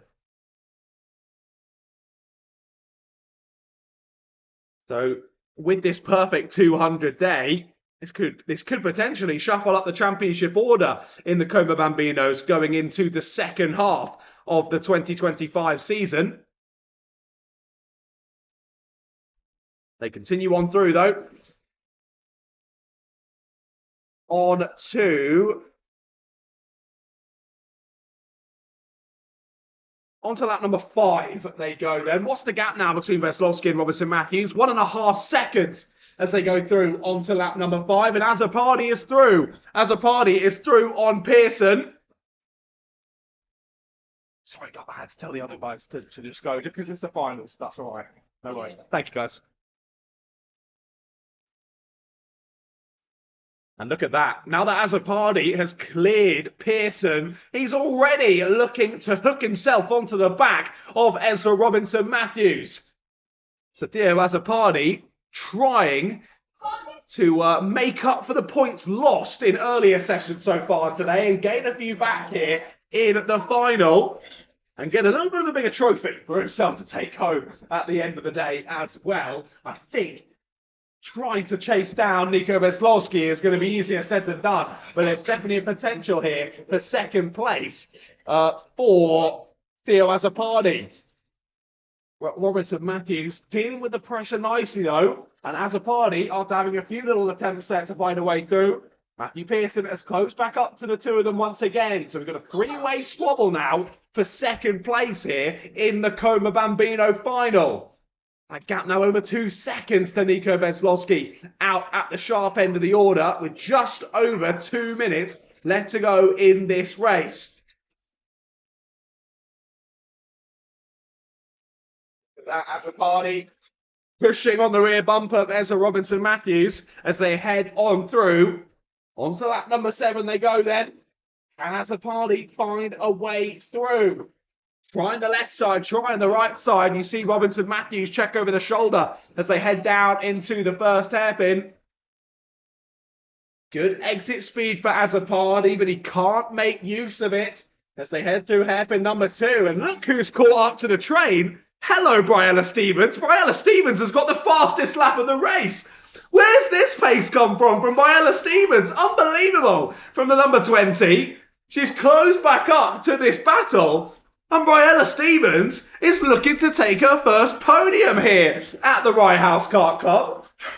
Well, let's see how this one plays out then. Girl power on show for the number 20 of Briella Stevens, who's now got a 4-way battle for second place.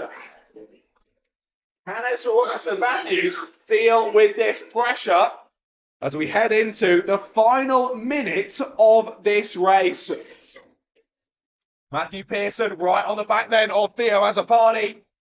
Azzopardi trying the up and under. He'll be alongside them as they head down into pylon. Not able to get alongside as they head through the corner. We'll have to rethink that one. Just over 30 seconds on the clock then. So as Veslowski comes across the line, he will start the penultimate lap of this race. And the 4 drivers line astern from 2nd to 5th place. Guys, can I ask you to go outside, please? Thank you. Through they go then on this penultimate lap. Azzopardi still doing everything he can to try and force a mistake out of Ezra Robinson Matthews. But it just hasn't quite worked so far. Currently having to settle for 3rd. And like I say, Azzopardi would be gutted about that anyway, that he wasn't able to get an extra place up on the podium. But it's even bigger for Azzopardi, given he's in that championship battle. But through we go then. Nico Veslowski is on to the final lap of this race. He's got a good few seconds clear of 2nd place, but that's really where we are looking at here as they head on to the last 740 metres of the day for the Coma Bambinos. Ezra Robinson Matthews has done a fantastic job dealing with the pressure in 2nd place and now has multiple drivers absolutely nipping at his heels, trying to steal away this P2. But Ezra has done everything absolutely perfectly through the rest of this race to hold on to it, and only has a few more corners left to go to keep this 2nd place. Theo Azzopardi might have to settle for 3rd here as they head on round the final sector. But round the final corner comes Nico Veslowski. Take a bow, Nico Veslowski. He qualified pole. He won heat number 1. He won heat number 2, and he wins the final here in Coma Bambinos. Ezra Robinson Matthews takes 2nd place with Theo Azzopardi in 3rd, gaining some points back for that championship tally. 4th place was Matthew Pearson there, just missing out. And what a race for Briella Stevens. Fastest lap of the race for Briella Stevens. Fantastic. Briella Stevens, I remember when Briella first started racing not too long ago and was a good few seconds off of the pace. Now Briella's out here setting fastest laps and getting in and amongst the battle for the podium positions. Absolutely brilliant to see for the number 20 there. Finishing in 5th place, but still should be very happy with that performance. And then Teddy Veslowski, just a little bit away from that battle there in 6th place. But what a way to kick off the finals then. Coma Bambinos are done and dusted for their final. We'll only see them back out next round at round number 5. Well, up next, this for me, I put my money on being one of the most exciting finals of the day. So if you're a neutral anywhere that can hear my voice around the circuit, make sure you turn those eyes to the circuit. You're not going to want to miss this final. Up next, Honda Cadet GX200s.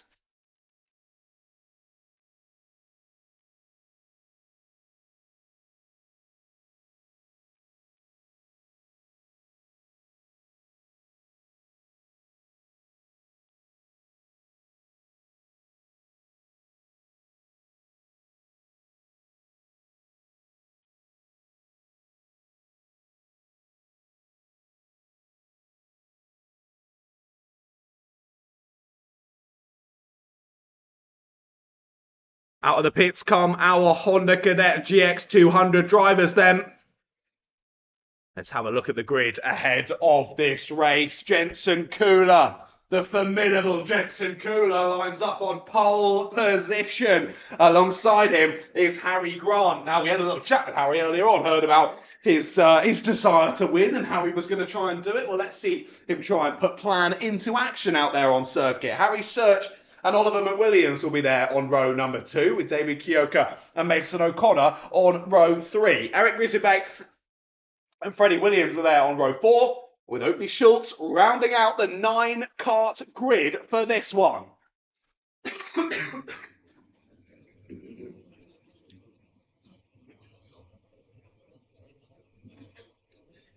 The battles have been immense so far today across both heats in the Honda Cadets. Harry Search, Harry Grant, and of course Jensen Kula battling so well throughout today's racing, but it's gone the way of Jensen Kula in both of the heats. But can he still do it in the all-important final?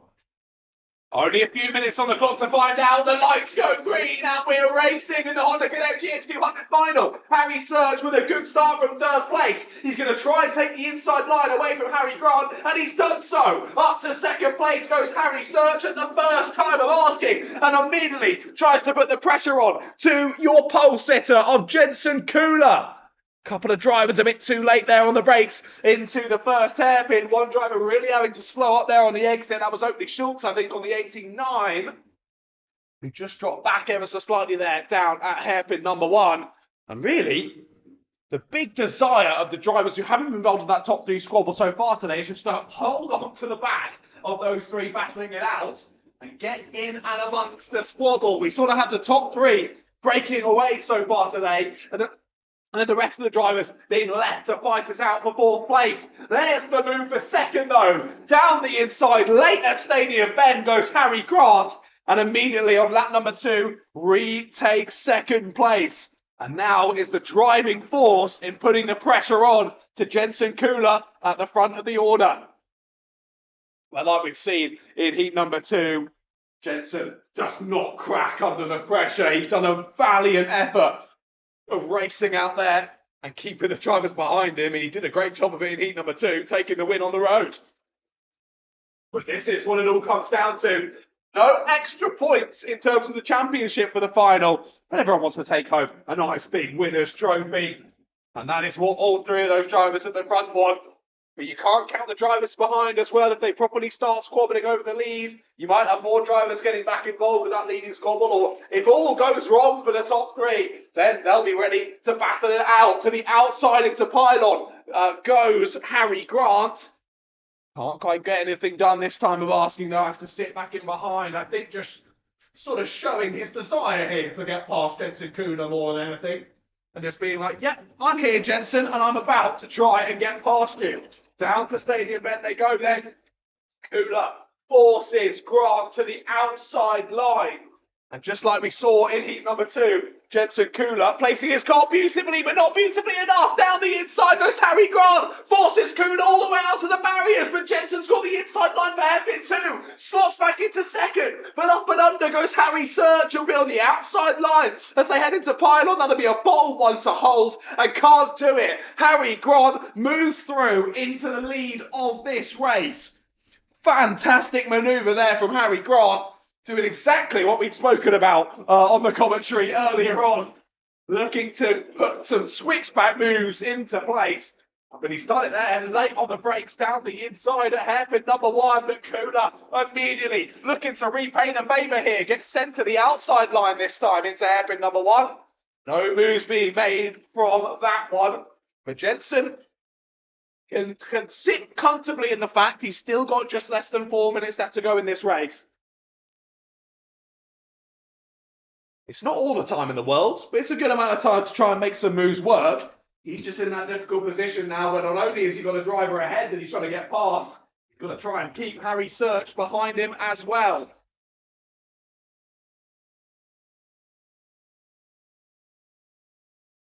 On to another lap of this race, and they're still as they were, but for how much longer? Kula's down the inside ahead with number 1, and Jensen Kula is back to the lead of the race.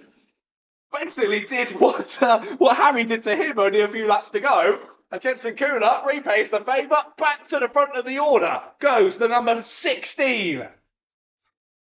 And similarly to how we saw in the heats earlier on, the top 3 scampering off for their own little race and leaving the drivers to battle in behind for 4th place. That at the moment has gone the way of the number 94 of Oliver McWilliams. He moves his way into 4th place. David Kioka in 5th, Mason O'Connor in 6th, Eric Grisbeck in 7th, Freddie Williams in 8th, and Oakley Schultz there in 9th place. But again, Jensen Kula placing the car really, really nicely, making sure that Harry Grant can't make an overtake work. But Harry Grant is under investigation. That was only put in about 30, 40 seconds ago. So clearly, Harry Grant has done something that I've missed. And Harry now under investigation for the rest of this race. He's just got to keep his nose clean for the last 2 minutes and 10 seconds of this race. Not getting himself an unnecessary penalty that drops him out of the contention here for the race win. Like I said at the start of today's proceedings, we don't have Ronnie Jones with us today. He's out of the kart championships at GYG. And this opens the floodgates, allowing for someone else to be the first person who's not called Ronnie Jones to win a final this year in Honda Connect GX200s at the Rye House Kart Club. Now, who will it be? Is it going to be Jensen Kula? Will it be Harry Grant? Will it be Harry Search? Will it be someone else? Let's wait and see. 1.5 minutes left to go then. New fastest lap, courtesy of Harry Grant. Harry is not letting this one go. He's not taking it lying down. He'll do everything he can to find a way through on Jensen Kula. It's not quite been enough just yet, though. He made it through once. Let's see if he can do it again. The longer he waits, though, the more the pressure starts to build and the more the opportunities go missing.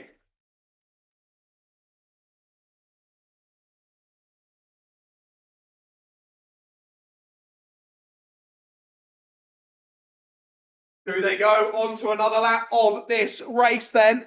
Lap number 10 has been started by Jensen Kula, continuing to battle in behind nicely. Mason O'Connor pressing David Kioka down towards Stadium Bend. And again, placing the car beautifully there was Jensen Kula, not giving the tiniest sliver of opportunity to Harry Grant. And the top 3 continue to stay as they were. Now, will this bubbling race start to boil over here in the last few moments? Or will they stay as they were all the way to the checkered flag? 10 seconds on the clock as we cross the line. Penultimate lap of the race has been started by Jensen Kula. Not many opportunities left there for Harry Grant. As again, his favourite overtaking opportunity there, down at hairpin number 1, hasn't worked out this time for the number 45. Harry Sturch is still there on the number 40, waiting in the wings. He's probably hoping that Harry Grant does something a little bit silly here and just parts the seas and he's able to drive on by. But those chances are dwindling now, and Harry Grant beginning to get a bit impatient there. He goes to the outside line as they head through Complex Nouvelle. On to the final lap we go then. There's 740 metres for Jensen Kula to hold on and bag his first ever final victory here at Rye House. To the inside line he goes, but he cuts out way too early. To the inside goes Harry Grant. They made contact there at the apex, and Harry Search now tries the up and under, and he's going to get it. This is going to surely give the race win to Jensen Kula. It was a great attempt there from Harry Grant, late to the inside, but not quite committed enough. Kula able to drive around the outside, holds on to the race lead, and out of the final corner comes Jensen Kula to win the final in Honda Connect GX200. Second place going the way of Harry Search with a great overtake there on Harry Grant, making up for Harry Grant's mistake. And sadly, Harry, in his bid to take the win there on the final lap, will drop back to 3rd place. Oliver McWilliams wins the scrap in behind to hold on to 4th place ahead of David Kioka, Mason O'Connor, Eric Grisbeck, Freddie Williams, and Oakley Schultz. Well, not quite as crazy racing as we've seen earlier on today in the Honda Cadets, but still some brilliant overtaking there shown throughout the field. This was some really, really impressive racing in the Honda Cadets so far today, but their day is done and dusted, and it's Jensen Kula, who is the first driver not called Ronnie Jones to win a final this season here at the Rye House Kart Raceway for the Rye House Kart Club. Well then, that's another final done and dusted. We've got 1, 2, 3, 4, 5 finals still to come. And up next, it's our Micro Maxes. Their final will start in a few moments' time.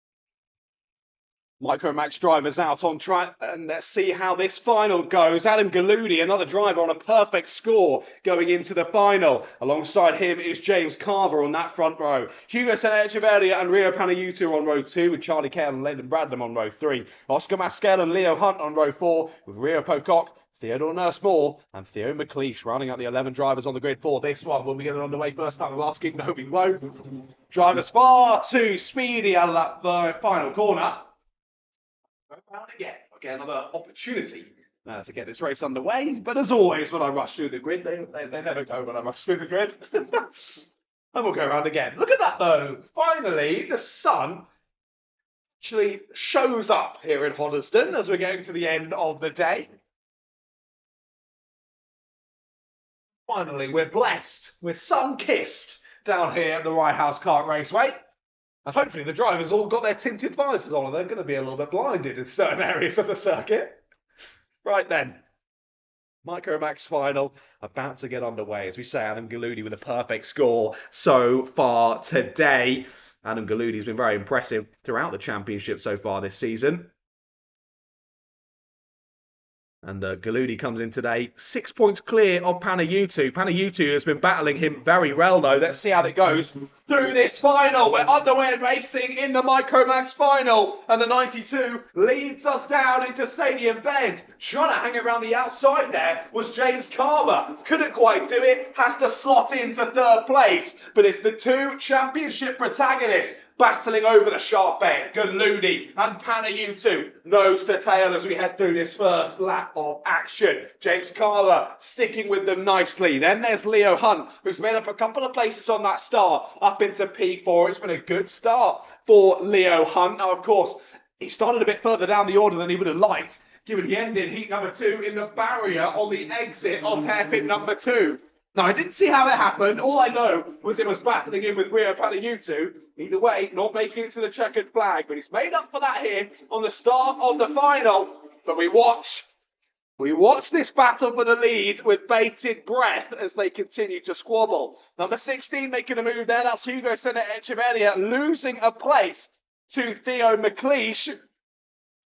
And Theo having a nice run through the order in this one. Now, Theo, another driver we know has got lots of pace underneath him. He's in 5th place in the championship going into today's action. Only 6 points behind 3rd place, though. So all still so close. And all still to play for, certainly, in terms of championship standings. And the top 3 still remaining as they were then. Galudi with the fastest lap of the race. About a 10th or so faster. Half a 10th quicker than James Carver on the last lap. A 10th faster than Panagiutu. But Panagiutu remaining absolutely glued to the rear bumper of the number 92. He's not going to give Galudi any space to breathe here through the rest of this Micromax final. They continue on then. On to lap number 4 we go. When will Panagiutu go for this move? They're battling in the background, though. That is Hugo Echeverria trying to get ahead of Leyland Bradnam, and he does so. Good move. And I think Riopo Cox do as well. Yes, he is. So Leyland Bradnam loses 2 places in 1 corner. That's gutting for Leyland. He drops down into 8th place.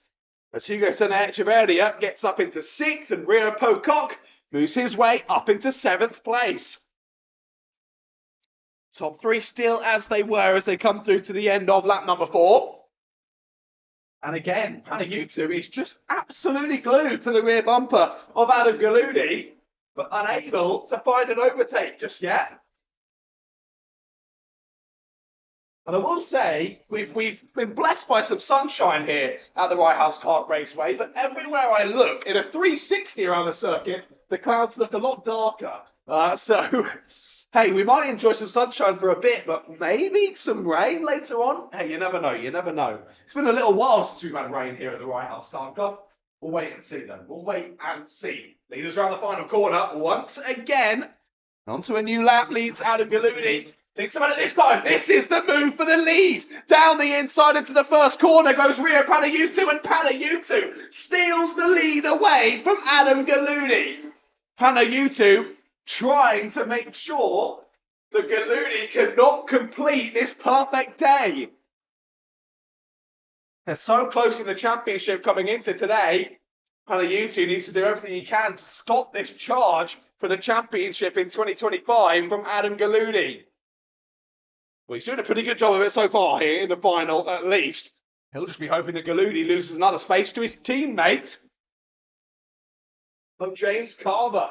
Of course, Carver was racing in the Bambinos only a couple of seasons ago. You can see him heading up the motorsport ladder in karting and doing a mighty fine job here in the Micromaxes, right on the pace of the 2 leaders. So I say that, Carver has the fastest lap of the race so far in this one. 6 thousandths quicker than Rio Panagiutu.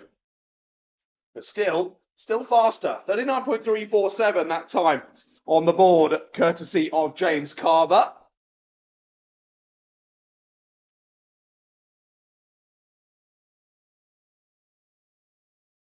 Squabbles continuing throughout the order.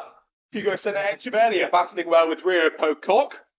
After they swapped positions earlier on, they've re-swapped back again. They're nose to tail in 6th and 7th. Charlie Cale and Oscar Masquel having a great battle as well over 9th place. Charlie Cale now through on Oscar Masquel. He's got a bit of time to make up, though, if he wants to chase down Leyland Bradnam for 8th place in this one. Not plenty of time for things to happen, though. Just less than 2 minutes on the clock. And now it's the turn of Adam Galudi to be absolutely glued to the bumper of Rio Panagiutu. Panagiutu defends like his life depends on it down into Stadium Bend. It's not going to be enough. Adam Galudi forces the door open on the exit of Stadium Bend, and Galudi retakes the lead of this race. Brilliant, aggressive overtaking there from Adam Galudi. He's like, you're not taking it away from me. I want my perfect day. And Galudi is back to the front of the field. But still, don't count out James Carver. He's just taken the lap record here in Micromags. A 39.266. New lap record for James Carver. But he just can't quite seem to get involved with the leading battle, despite him being right there. Despite him setting lap records. He can't find a way to get involved in this battle. Panayutu has a little sniff at the door being open there down into hairpin number 1, but it doesn't materialise. Has to sit back in behind Adam Galuni once again. However, I said there was plenty of time. Well, that was a good minute and a half ago. We've got 30 seconds on the clock now. As the drivers head round to the final corner, Adam Galuni will lead us on to the penultimate lap of this race. Panayutu has got it all to do here. Time is ticking. Opportunities are dwindling for Rio Panayutu. When will he go for it? Will he have the opportunity to go for it? Oh, not much longer to find out, folks. In behind as well, Theo McLeish and Rio Peacock having a nice little battle as well. Sorry, that's not Rio Peacock. That's Theo McLeish who's got through on Leo Hunt. So that's a change to 4th place down at Stadium Bend on this penultimate lap. But here come the leaders then. Round the final corner comes Adam Galudi. And Galudi will lead us on to the last lap. Galudi knows he has to defend it down into Stadium, but he doesn't defend enough. Through goes Rio Panayutu.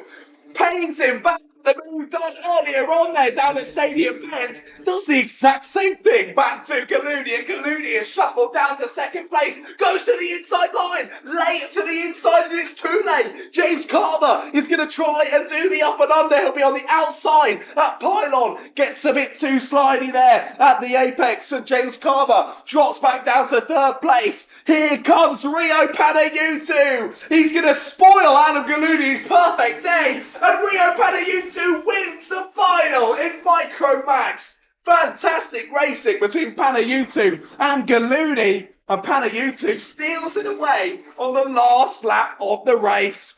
Brilliant stuff between those two. And like I say, poor Galudi is not able to repeat the perfect day he had earlier on in the season. We'll have to settle a few points short, but still we'll be leading the championship after proceedings are said and done here at round number 4. But what a battle it's going to be through the rest of the season between those two. Who will take the championship? Your guess is as good as mine. James Carver rounds out the podium there in the Micromaxes, followed by Theo McLeish and Leo Hunt. Then Rio Pocock, Hugo Sena Echeverria, Charlie Cale, Leyland Brandon, Oscar Maskell, and Theodore Nursmore. Your 11 finishers there in the Micromax class. Well, another final done and dusted then. Up next, it's going to be the final for Inter Rotax and Honda R200s. They'll be out on circuit in a few moments' time.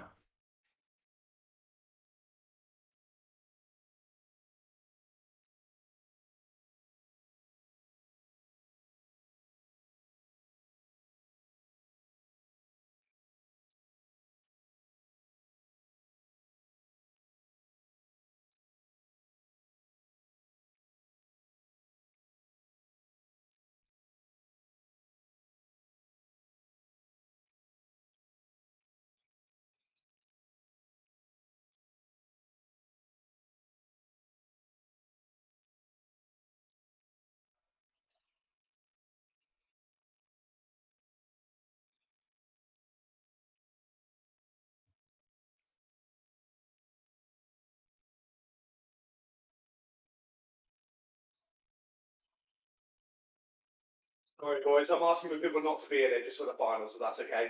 Sorry, guys. But well done in your race. That was quality. Loved it. Well done. Not for today, I'm afraid. Sorry, boys, just for the finals is all. But for the next round, for sure.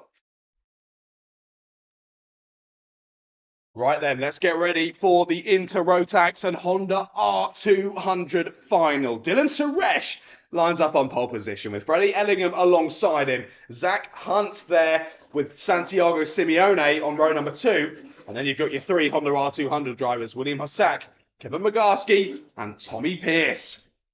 keeping it nice and civilized around the final corner. It's good to see. Let's get it underway. First time of asking, lads. We're not going to.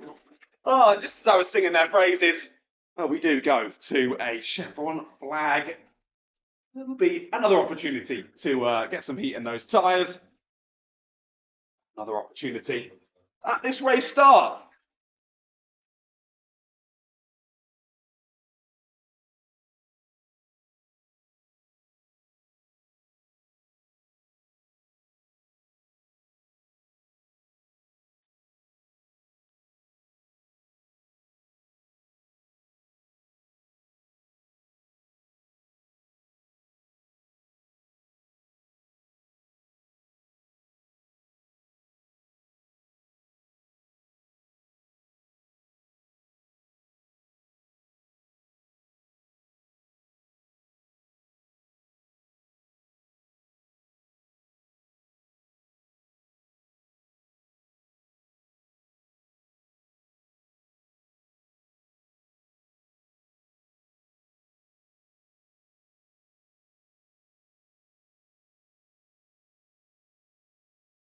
Continuing to keep it nice and slow through the final sector. That's good to see for our Inter-Rotax and Honda R200 drivers. Let's not keep it too slow. We don't want to lose any engines here on the race start. Hopefully, though, second time of asking. Let's see if we get underway. We do. Lights go green then, and we're racing. It's a great start from Freddie Ellingham on the outside of the grid, but can he chop across? Not quite. It's already going to be close there for Santiago Simeone, as he's a little bit bullied there on the exit by Zach Hunt and Freddie Ellingham. Zach trying round the outside. Brilliant overtake from Zach Hunt.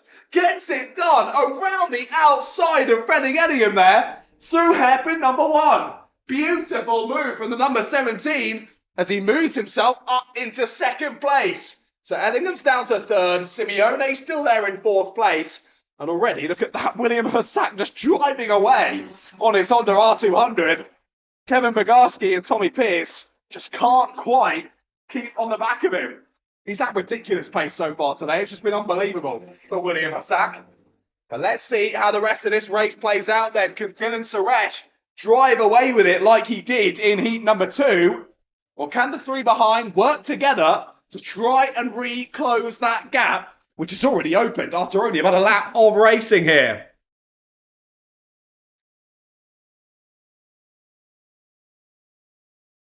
Around the final corner they come then. It was Dylan Suresh with the fastest lap on the first lap of the race. He continues that on lap number 2.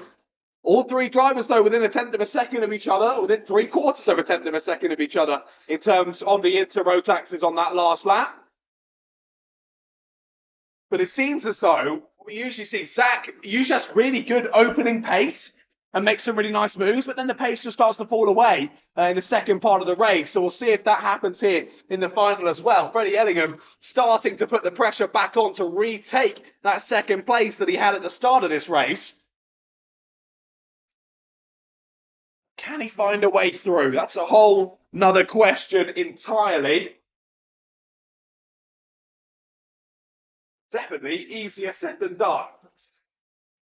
Especially when I'm sat up here in the nice comfy commentary box, that's for sure. Well, Freddie doing everything he can to find a way through, but also checking over the shoulder, working out whereabouts Santiago Simeone is.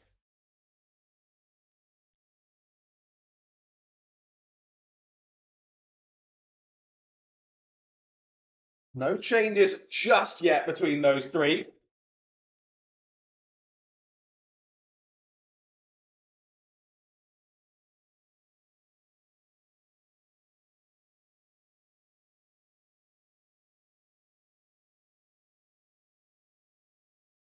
Thinking about it that time, down into the first hairpin was Freddie Ellingham.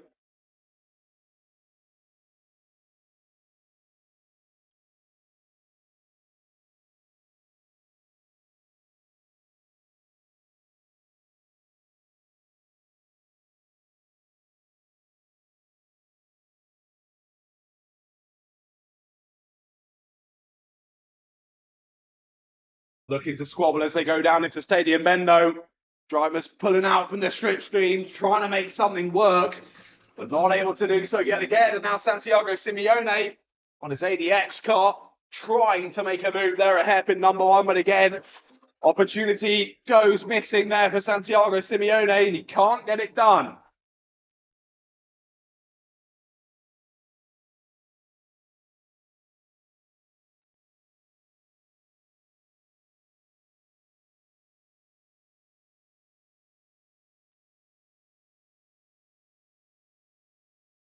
Dylan Suresh looking to continue to build that gap as he has been doing. 1.7 seconds now. He is clear on these other three, continuing to battle over second place. Down the inside goes Santiago Simeone. Late on the brakes, but lovely, respectful room given there to his friend, Freddie Ellingham. Both ending up losing time because of it. And you see there, Freddie just pointing forward as they head down the back stretch, being like, come on, let's work together. Let's both get through here and both get on the podium. Exactly the opposite of what Zach Hunt will be wanting to do. Great exit out of the final corner for Freddie Ellingham. Can he turn it into a move, though? That's been the issue. He's had really, really good pace throughout today, has Freddie Ellingham. He just hasn't been able to turn that into concise overtaking.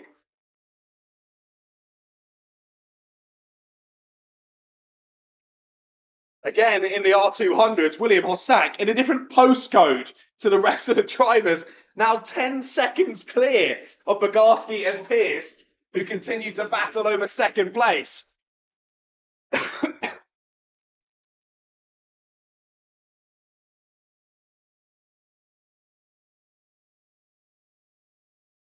Oh, big wide snap there. Big snap for Zach Hunt. This could be the opportunity for Ellingham, but no. Zach does that beautifully. Shots back across to take the line. Here comes Santiago. No, gets forced into the barrier on the outside. Backs out of it.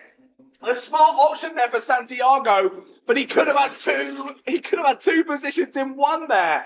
But it would have been a bit dodgy there, trying to keep the car on the outside. It would have been a bit of a winner or bit of a moment there for Santiago. He decided he'd rather just stay in the race. He's not happy about what was done there by Zach. And the number 55 is actually Freddie Ellingham, who has got a contact warning through all of that. And once again, resending the attack then of Freddie Ellingham and Santiago Simeone, doing everything they can to try and force Zach Hunt into another mistake. They might not need it though. Ellingham's got a great exit off of hairpin 2 on the outside line though, through pylon, and again is shuffled wide and unable to make the position stick. This is just heart-wrenching for Ellingham and Simeone. They're so close to second place. They just can't seem to get past Zach Hunt. And that is just a testament to how fantastically well Zach has been driving, handling the pressure really fantastically. As all Simeone, thinking about the move to the inside there, second-guessed himself, locked up the rear axle, and was very lucky there to avoid any sort of contact with Ellingham and Hunt. As once again, Hunt trying to put the pressure on. It looks as though Suresh will cross the line with about 10 seconds left to go. So 2 more laps of this Inter-Rotax and Honda R200 final. 1,500 metres for Ellingham and Simeone to try and do something. Try and find a way through, which they've been unable to do for the past 6 or 7 minutes of this race. But what a performance it's been from Dylan Suresh. I always say in commentary, if I don't speak about you, you've either had an awful race or a brilliant race. And it's definitely the latter this time for Dylan Suresh. He's caught the second and third place drivers in Honda R200. And he will lead us on to the last lap. Freddie Ellingham getting a good run out the final corner, but not good enough to challenge down into Stadium Bend. And again has to sit back in third place. This is it though for Freddie Ellingham. It's now or never for these moves. There goes Simeone, late on the brakes, and Simeone fires his way through into a podium position here on the last lap. Will they be left scrapping for third? Yes, they will. Up and under goes Freddie Ellingham. Can Simeone hold the inside line? He can't. Through the final corner though comes Dylan Suresh, and Dylan Suresh will win the Inter-Rotax final. Who's going to end up in second place? It will be Zach Hunt in second, with Freddie Ellingham in third, and Santiago Simeone just missing out on the podium there in fourth place. And William Hossack, He's going to round the last few sectors, and yet again, William Hossack with a ridiculously dominant victory in the Honda R200s, being followed across the line by Kevin Bogarski in second and Tommy Pierce in third place. But again, great pace from both Freddie Ellingham and Santiago Simeone. Zach Hunt just doing a great job of fending off from the two of those, doing everything he needed to do to keep them behind him, and he keeps second place for himself. Well then, 3 more finals left to come here for round 4 of the Rye House Kart Club, ladies and gentlemen. And up next, I said earlier, Honda Cadet's probably what I'd put on the scope for being one of the best finals. Well, I think this is the other one. Along with 177s, to be fair. Sorry if only 177s are listening. Here we go then. 20 drivers, I do believe, will take to the start here. Will take to the track in anger for the Junior Road Tax finalists coming up next.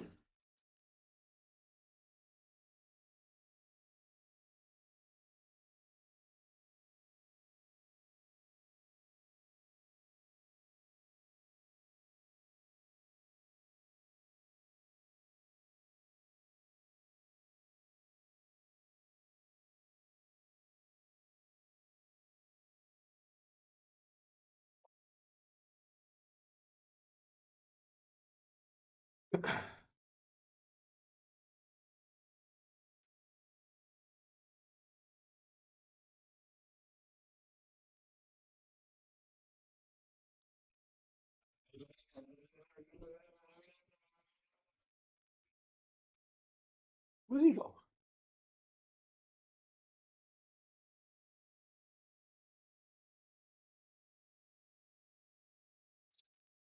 Wait, why does he do? I don't think he was given the.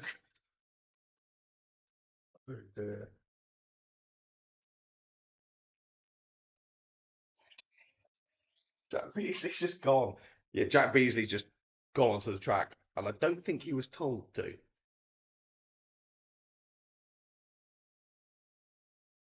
So I'm not sure what's going to happen here, but he's getting out of the car now.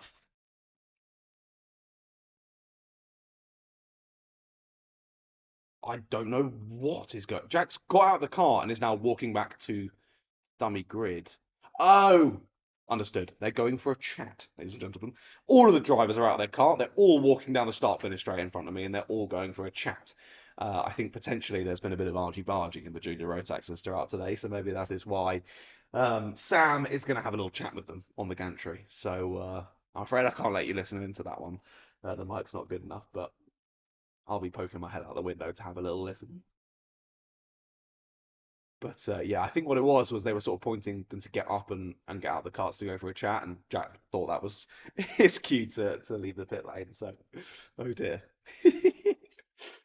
Right then, they're all being spoken to by the lovely Sam Green.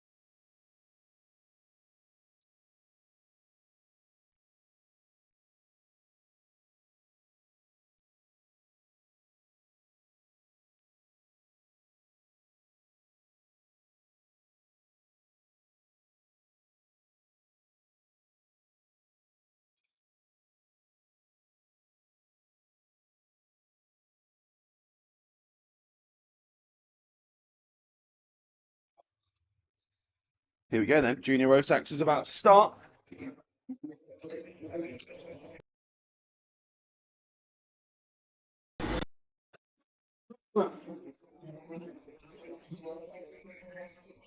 Here we go then. Junior Rotax final about to get underway. Some very wise words from Mr. Sam Green on the gantry. To finish first, you have to finish. And we want all the drivers making it to the end of this race. Let's run you through the grid then for this one. Tyler Mason Gray on a perfect day so far today. 150 out of 150 points. I know he's got some supporters in the live chat as well, so hello to all of you. Jack Beasley's alongside him on the front row. Anthony Parfit and Mario Smith on row 2. Caden Welch and Rex Nashi on row 3, with Leon Canellas, Radu Melian, Lewis Joyner and Harry Friel rounding out the top 10. They're followed by Adam Turasek, Mia Caruso, Luigi Perlini, Edward Jones, Christian Kayoff. Oh, I didn't have to run through it. They're going round again. Mikel Islam, Ayrton Rye, Aaron Clark Nixon, Ashton Baker and Franklin Wasama should be your 20 karts taking to the grid in this one. Like we mentioned, Tyler Mason Gray having a great day so far out in the juniors. It was 4th place coming into today's round, but I think he's going to find himself a little bit further up the order. Maybe not quite the championship lead. It was 376 for Ashley, 375 for Islam coming into today. They both had some issues. Islam more than Ashley, really, and they were kind of causing each other's issues in heat number 1. Ashley has driven back through the field really nicely, though. Really impressive from Rex Ashley. And, of course, last time out at round number 3, it was Rex Ashley who took the win in the final. Before that, though, round 1 and round 2, it was Adam Turasek on the top step of the podium. Can he come through the pack? Not too long to wait and find out. The green here for the Junior Rotax final. Down to Stadium Bend we go. And who's going to come out underneath? It's Anthony Parfit. Radu Melian's had a big off, and another driver's joining him behind. That's Harry Friel. Both having a bit of a wobble there and both losing positions, but it's Anthony Parfit getting past Tyler Mason Gray into the lead of this race. Rex Ashley muscling his way through to 4th place. They're still making contact on the exit, but he will hang it round the outside into pylon, and Rex Ashley will move into 4th place. Out of the final corner they come then, end of lap number 1. Let's run you through the order. It's Parfit from Mason Gray, Beasley, Ashley, Smith, Welch, Canellas, Islam, Turasek and Wasama. Your top 10. Wasama up 6 spaces. Mikel Islam up 7. There's the move for the lead. Down the hairpin number 1. Back through goes Tyler Mason Gray. Mason Gray is back into the lead ahead of Anthony Parfit. Parfit trying the up and under, trying the outside line at pylon, but that's not going to work. Has to sit back in behind once again. So we're back to usual proceedings here at round number 4. Back to the sharp end of the order goes Tyler Mason Gray. Anthony Parfit's got a contact warning, but he's trying it again. Down into Stadium Bend. Down the inside goes Parfit. He's got the lead, and Tyler Mason Gray gets relegated to 3rd place. He chops across to the inside, making sure that Rex Ashley can't make it move either. Move for the lead. Beasley's down the inside. Jack Beasley's into the lead of the race. Anthony Parfit shuffled out wide, and now Parfit drops down to 3rd place. Mason Gray with the up and under on the exit there of hairpin number 2 retakes 2nd place. We've got a new race leader here. It's Jack Beasley. Not for much longer though. Down the inside goes Tyler Mason Gray. Can he get it done? No, not quite. Beasley hangs it round the outside. Great bit of defensive action there from Jack Beasley as he holds on to the lead. Leon Canellas under loads of pressure from Mikel Islam. And he's got Caden Welch in front of him. Caden's just got himself a contact warning. And right ahead of them are Mario Smith, Rex Ashley, and then your top 3, Parfit, Mason Gray and Beasley. Beasley still commanding from the front though. The top, what is that now? 9? Is that 9 drivers? Top 8 drivers are breaking away. Then a bit of a gap back to your round 1 and round 2 winner of Adam Turasek there in 9th place. He'll be hoping for more battling ahead to Bingham bridge the gap. Oh, contact there, Stadium Bend. Taking to the escape route around. Oh, Lewis Joyner spins on the grass on the inside of Reg's elbow there. That is gutting for Lewis Joyner. And Joyner with a half spin is going to drop all the way to the back of the pack. Absolutely gutting for Lewis Joyner. There was a bit of contact in that battle, and that was with Brandon Masama that he made that contact with. Drops all the way to the back of the order. He gets a contact warning for his troubles as well. Oh dear. Here comes Tyler Mason Gray. Down the inside at the first hairpin. Squeezes Beasley to the barriers. Beasley trying to hold the inside line. And a proper punt. Jack Beasley with an absolute punt on Tyler Mason Gray. It's not usual that I call something so clear cut, but that was the most clear cut punt I've ever seen in my life from Jack Beasley. Tyler Mason Gray has dropped all the way down to 7th place after that one. And Beasley immediately under investigation.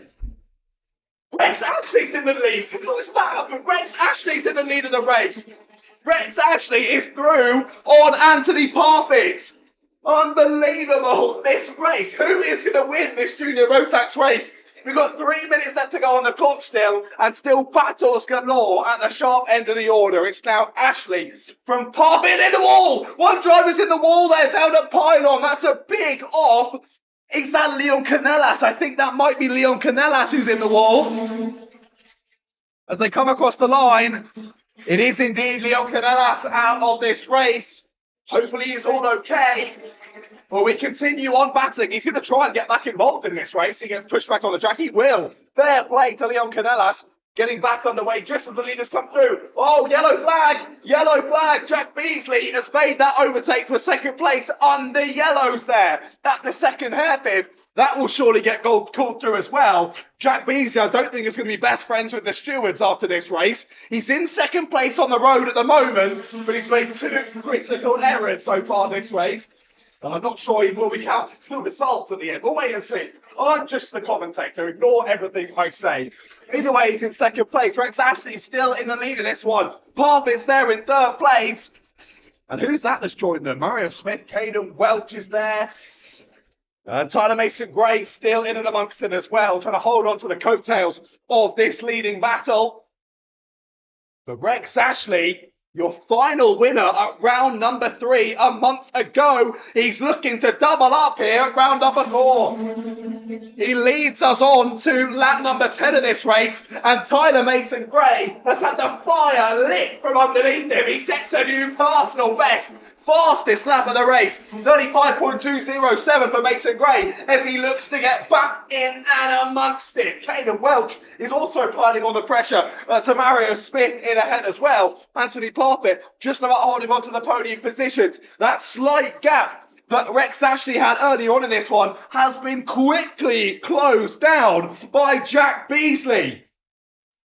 Despite whatever will have happened early on in this race with Jack Beasley, he's still going to go for it. He's still going to press on and try and steal the win away on the road, at least, from Rex Ashley, and Ashley knows it. Defends the inside line into the first hairpin. Oh, really late on the brakes there from Tyler Mason Gray. Oh, so unlucky for Islam, though. He rejoins right in front of Mikel Islam. Ayrton Rice skips on by, but Islam gets held up. It was aggressive on the brakes there for Tyler Mason Gray. Too aggressive. Goes straight in the side of another driver. Loses time and positions. With 25 seconds on the clock, ladies and gentlemen, we head on to the penultimate lap of this race. Through the first sector, they continue. And it's still Rex Ashley who leads this race ahead of Beasley and Parfit, your top 3. Can anyone do anything over these last couple of laps of this race, though? Just going to film myself for sorry now.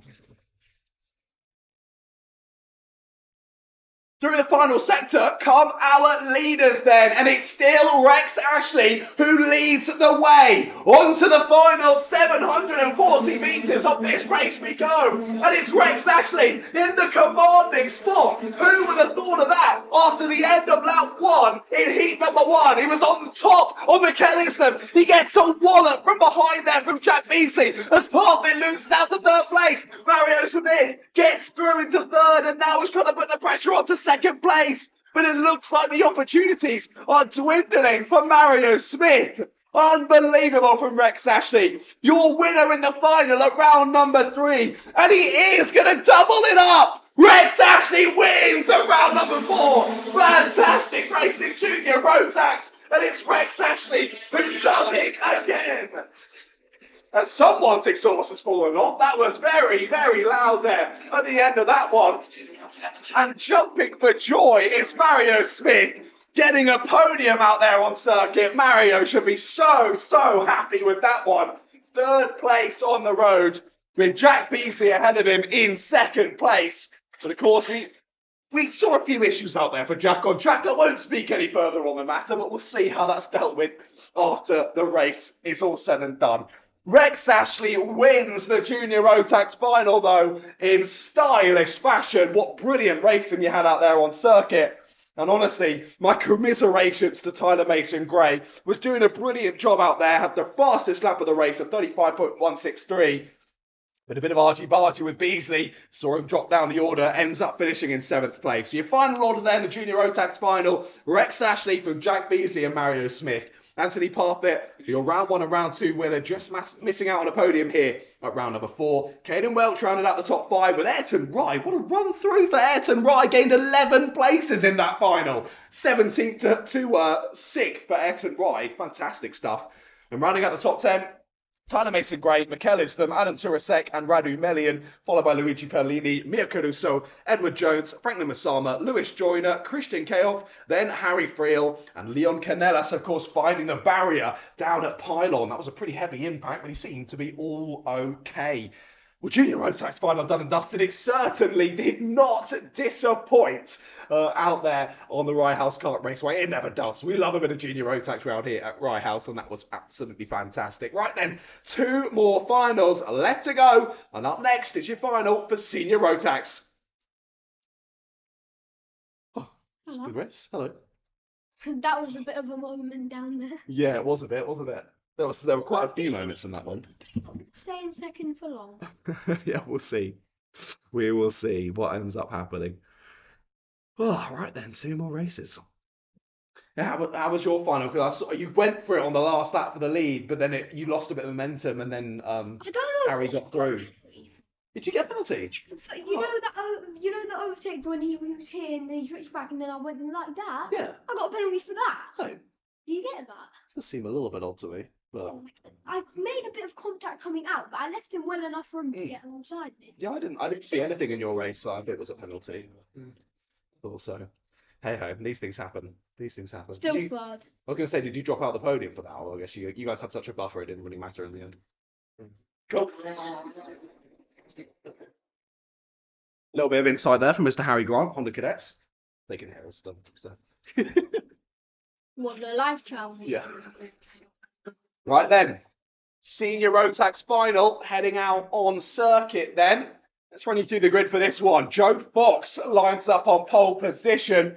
Jacob Barrowman alongside him on the front row. Luca Pocock and William Smith are on row number 2, with the 2 ladies on row number 3. Amelia Risby, just behind Chloe Kindersek actually. So Chloe in 5th and Amelia in 6th place. Of course, William Smith, Chloe Kindersek, Amelia Risby all involved in that incident in heat number 1 earlier on. Great to see them all back out in heat number 2. Great to see them all back out for the all-important final. Lights go green and we are racing in Senior Rotax. Their final kicks off now as they head down into Stadium Bend.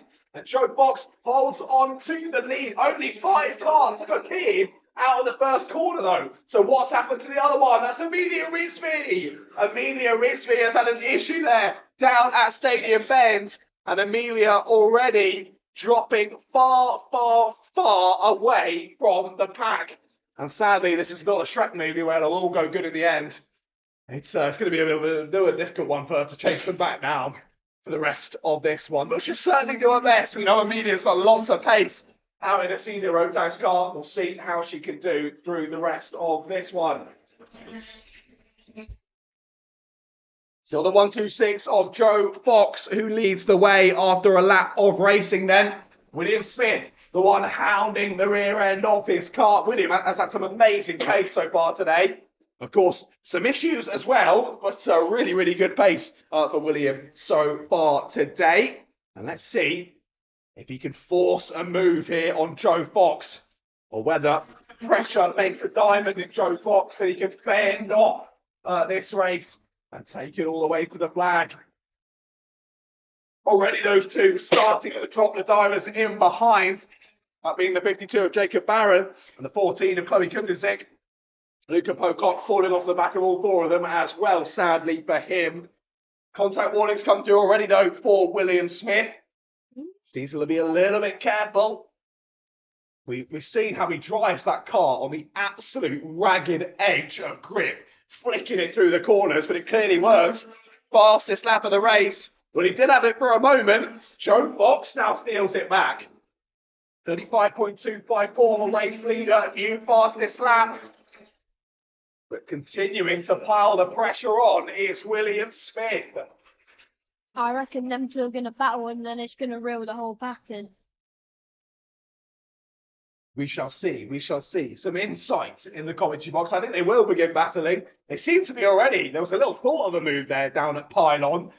Just pop the nose there. Pop the nose to the inside line. And just said, well, turn it on me then, mate. And William Smith couldn't quite find a way through, though. Joe able to keep the speed and press on through to the exit. Joe Fox checks left, checks right, goes to the inside line and fends off the move there from William Smith. Smith again to the outside line, tries the up and under, he'll get a good exit here. But can he get the run enough to hold it around the outside down into Pylon? He's going to try it, great move, fantastic move. But up and under, he's going to try Mr. Fox, but he can't get it done. Through to the lead goes William Smith. And just like you predicted, they battled and the two behind them closed back in. Look who has the fastest lap. New fastest lap, courtesy of Chloe Kundasik. Unbelievable. We go to a 4-kart battle here for the race lead with 3 minutes and 45 seconds to go. And it's Chloe Kundasik who was perpendicular with her kart. She was parallel with the circuit underneath another kart in heat number 1. She's now setting purple lap times and looking to chase down the leaders. Through they go on to lap number 7 of this race. That lap from Chloe, a 35.114. All the rest of the 3 drivers ahead, all in the 35.2s. But it's consistency that's key, and that is what William Smith has got. Set his personal best on that last lap around the circuit. Now that he's in clear air, I think we might see a repeat of what we saw in heat number 2, where he got that clear air and just started to scamper off at the front of the order, putting the pedal to the metal and taking that win for himself. Well, this is where it all matters in the all-important final. William wanting to take home that silverware for himself. And he's doing a mighty fine job of it at the moment. What's the silverware? Trophy. Oh, trophy. Despite that fastest lap, though, Chloe Kundasik can't find a way through. And actually now it's gone the way of Joe Fox. So despite William Smith jumping down into the 34s for the first time, actually Joe Fox has gone a slight bit faster. 34.910 versus the 34.901. Scratch that, though. They both got even faster, down into the 34.8. This time, though, William Smith ever so slightly quicker than Joe Fox. Smith's got 2 contact warnings and Joe Fox has got 1, though. So they need to be a little bit careful here through the last 2 minutes of this race. Amina Rizvi, I've just spotted, is through on Luca Pocock. So that's a change to 5th place. But they remain about 7 seconds behind 3rd and 4th place, who continue to battle. Thinking about the move down into Stadium Bend is Chloe Kundasik. Will she go for it? Not quite able to do so. And Jacob Barron holds on to 3rd place.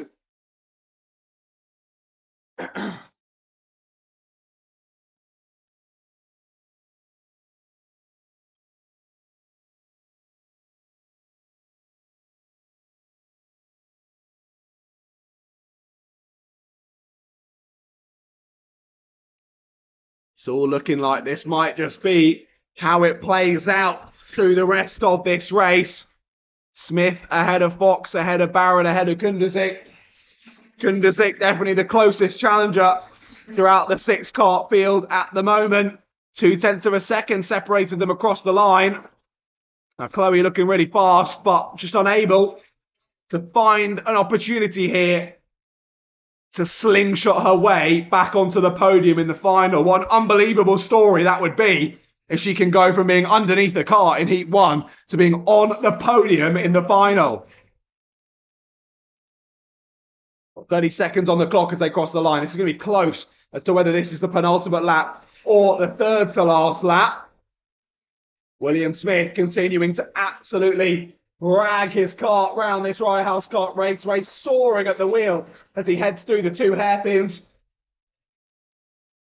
using that slidey rear axle to his advantage, pressing on round and making good of that pace. Timer ticks to 0. This will be the final lap for the Senior Road Tax Final here at round number 4 of the Rye House Kart Club. And it's looking pretty good for William Smith. As we say, amazing to see William Smith, Chloe Kundrasik and Amelia Rizvi all battling it out in this final, despite all getting some serious damage, both to the car and probably themselves with that incident in heat number 1.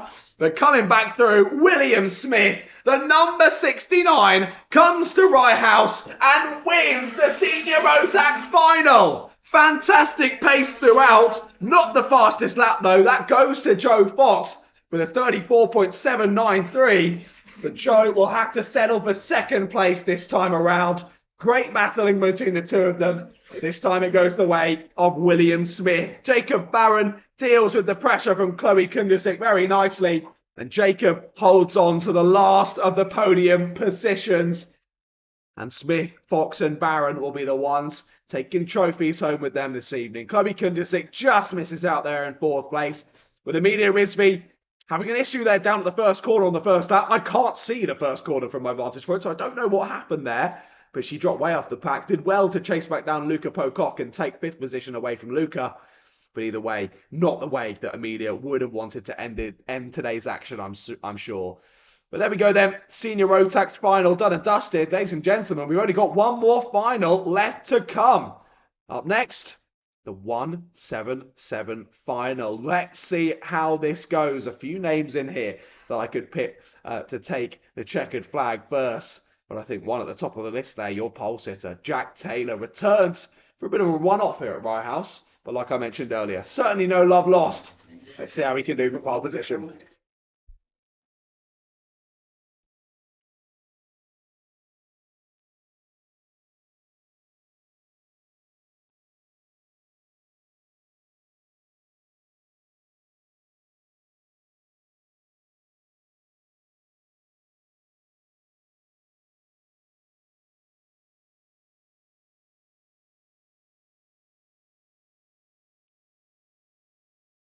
Here we go then, last race of the day for round number 4 of the Rye House Kart Club in 2025, the 177 Road Tax Final. Jack Taylor and Jake Bradfield on pole position. Jason Newman and Harry Taylor on row number 2. Then Malachi Morrison and Bill Boyer on row 3. Hugo Pereira and Richard Allison on row number 4. Drew Lamas, Simon Bradfield and Naris Mazionas round out the 11 drivers on the grid.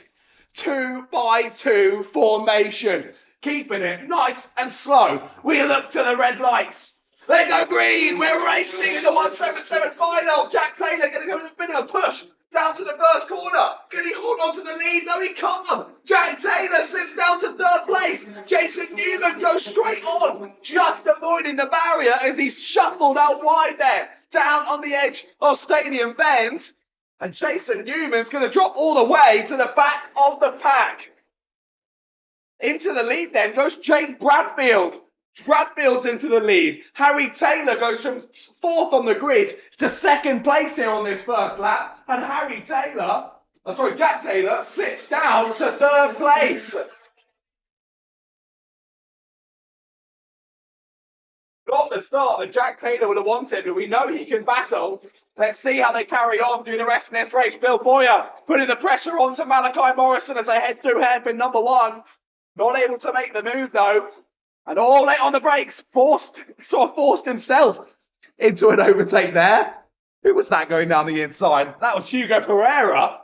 Sort of broke a bit too late and realised, oh God, I've got to go for the move now. Either way, he manages to avoid any incident. He stays there in 6th place. Through they continue on, move down the inside from Bill Boyer. Can't get it done though. Moz Morrison holds it around the outside. Moves in the background though. That was a 5-4-3 of Drew Lamas holding on ahead of Richard Allison and Simon Bradfield. They're having a good scrap. Oh, nearly an incident. That was a close call there for Simon Bradfield. It was a bit of a sketchy exit for Allison. He lost the rear end. And then Simon Bradfield hit the back of him and nearly lost the rear end himself. They both managed to hold on to it though and continue on unscathed for another lap of racing. Top three absolutely lying astern now as we head through onto lap number 4. And look who's back. Jack Taylor, new fastest lap of the race. The two brothers here, let's see if they work together on the Xenon karts or whether they just decide that it's all fair game, every man for himself. So Bradfield versus Taylor here in the top 3. And it's only about a second then back to Morrison, Boyer and Pereira. They need to hope the top 3 ahead start to swallow a little bit more. They can work together and try and close that gap. Harry Taylor just about holds on to second place then. That was all a bit confusing as to how that all happened at a stadium event, but they do stay as they were. Bill Boyer looking really feisty in 5th place. Bill's been really impressive today. It's a bit of contact there on the exit of hairpin number 2. Gets in the side of Malachi Morrison, but both managing to hold on to it.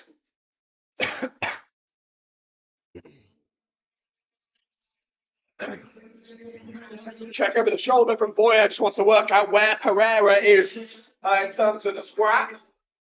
Pereira just holding on to the coattails. I think Boyer can be fully focused on Morrison ahead. Now, Malachi Morrison needs to find that pace that he found in the second half of heat number 2. As once again, the sun is shining down here at Hoddesdon. As the 73 of Richard Allison spins it down at the first hairpin. I didn't see if he was helped into that one or whether that happened all on its own.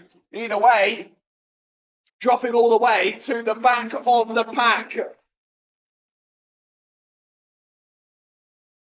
3 minutes and 20 seconds left to go. Still quite a bit of time left in this race. But no one yet to pull the trigger. Still waiting. Who's going to go for it first? That's what the 94 was up on 2 wheels there at hairpin number 1. Style points there for Naris Mazionis. He nearly tips the car over, heading over the apex curve.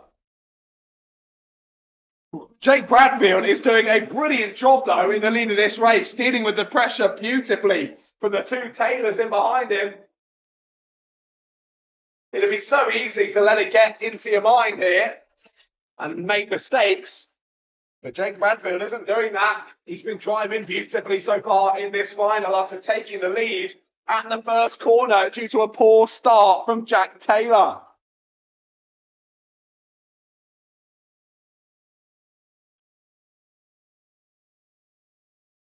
Look at this, though. What did I say? Malachi Morrison needs to find the pace that he had at the end of heat number 2. Well, he's trying his best. He's closed the gap to 1.5 seconds now between himself and the leader.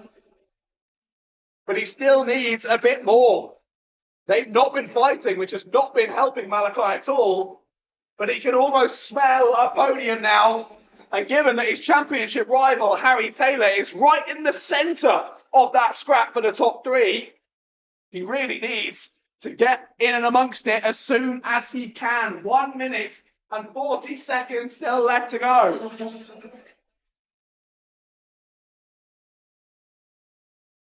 I've only just spotted on the last lap previously, Hugo Pereira got through on Bill Boyer, so I'm not sure how that happened, but Bill Boyer has lost a heap of time over the last couple of laps, drops into 6th place, and now is a good second or 2 behind Pereira. Then we've got Drew Lamas in 7th place, followed by Simon Bradfield. Then it's Naris Mazionis, Richard Allison, and Jason Newman out of this race 6 laps ago. That's gutting for Jason. He's parked it up down in the dummy grid. Out of this race early on. He had that issue on the first corner, getting shuffled out wide on the edge of the stadium bend. Clearly, something he's not quite happy with there. Ends the race early, does Jason? And I know he's not the type to just give up. I've seen him hit the wall and come out of the car and still get back in and carry on racing. So he's definitely not the type to give up. So something clearly going wrong catastrophically for Jason Newman. Round through the final corner they go then. And on to a new lap of this race. This will be on to the penultimate lap of racing action here for round number 4 of the Rye House Kart Club. Here they go, down into the first hairpin, late on the brakes from Harry Taylor, he's gone for it! Late move down the inside, what a send from Harry Taylor! Takes the lead of the race with only a lap and a half left to go. Great committed move onto the apex there for Harry Taylor, and he gets it done. But Malachi Morrison has the fastest lap, has joined this 4-way squabble.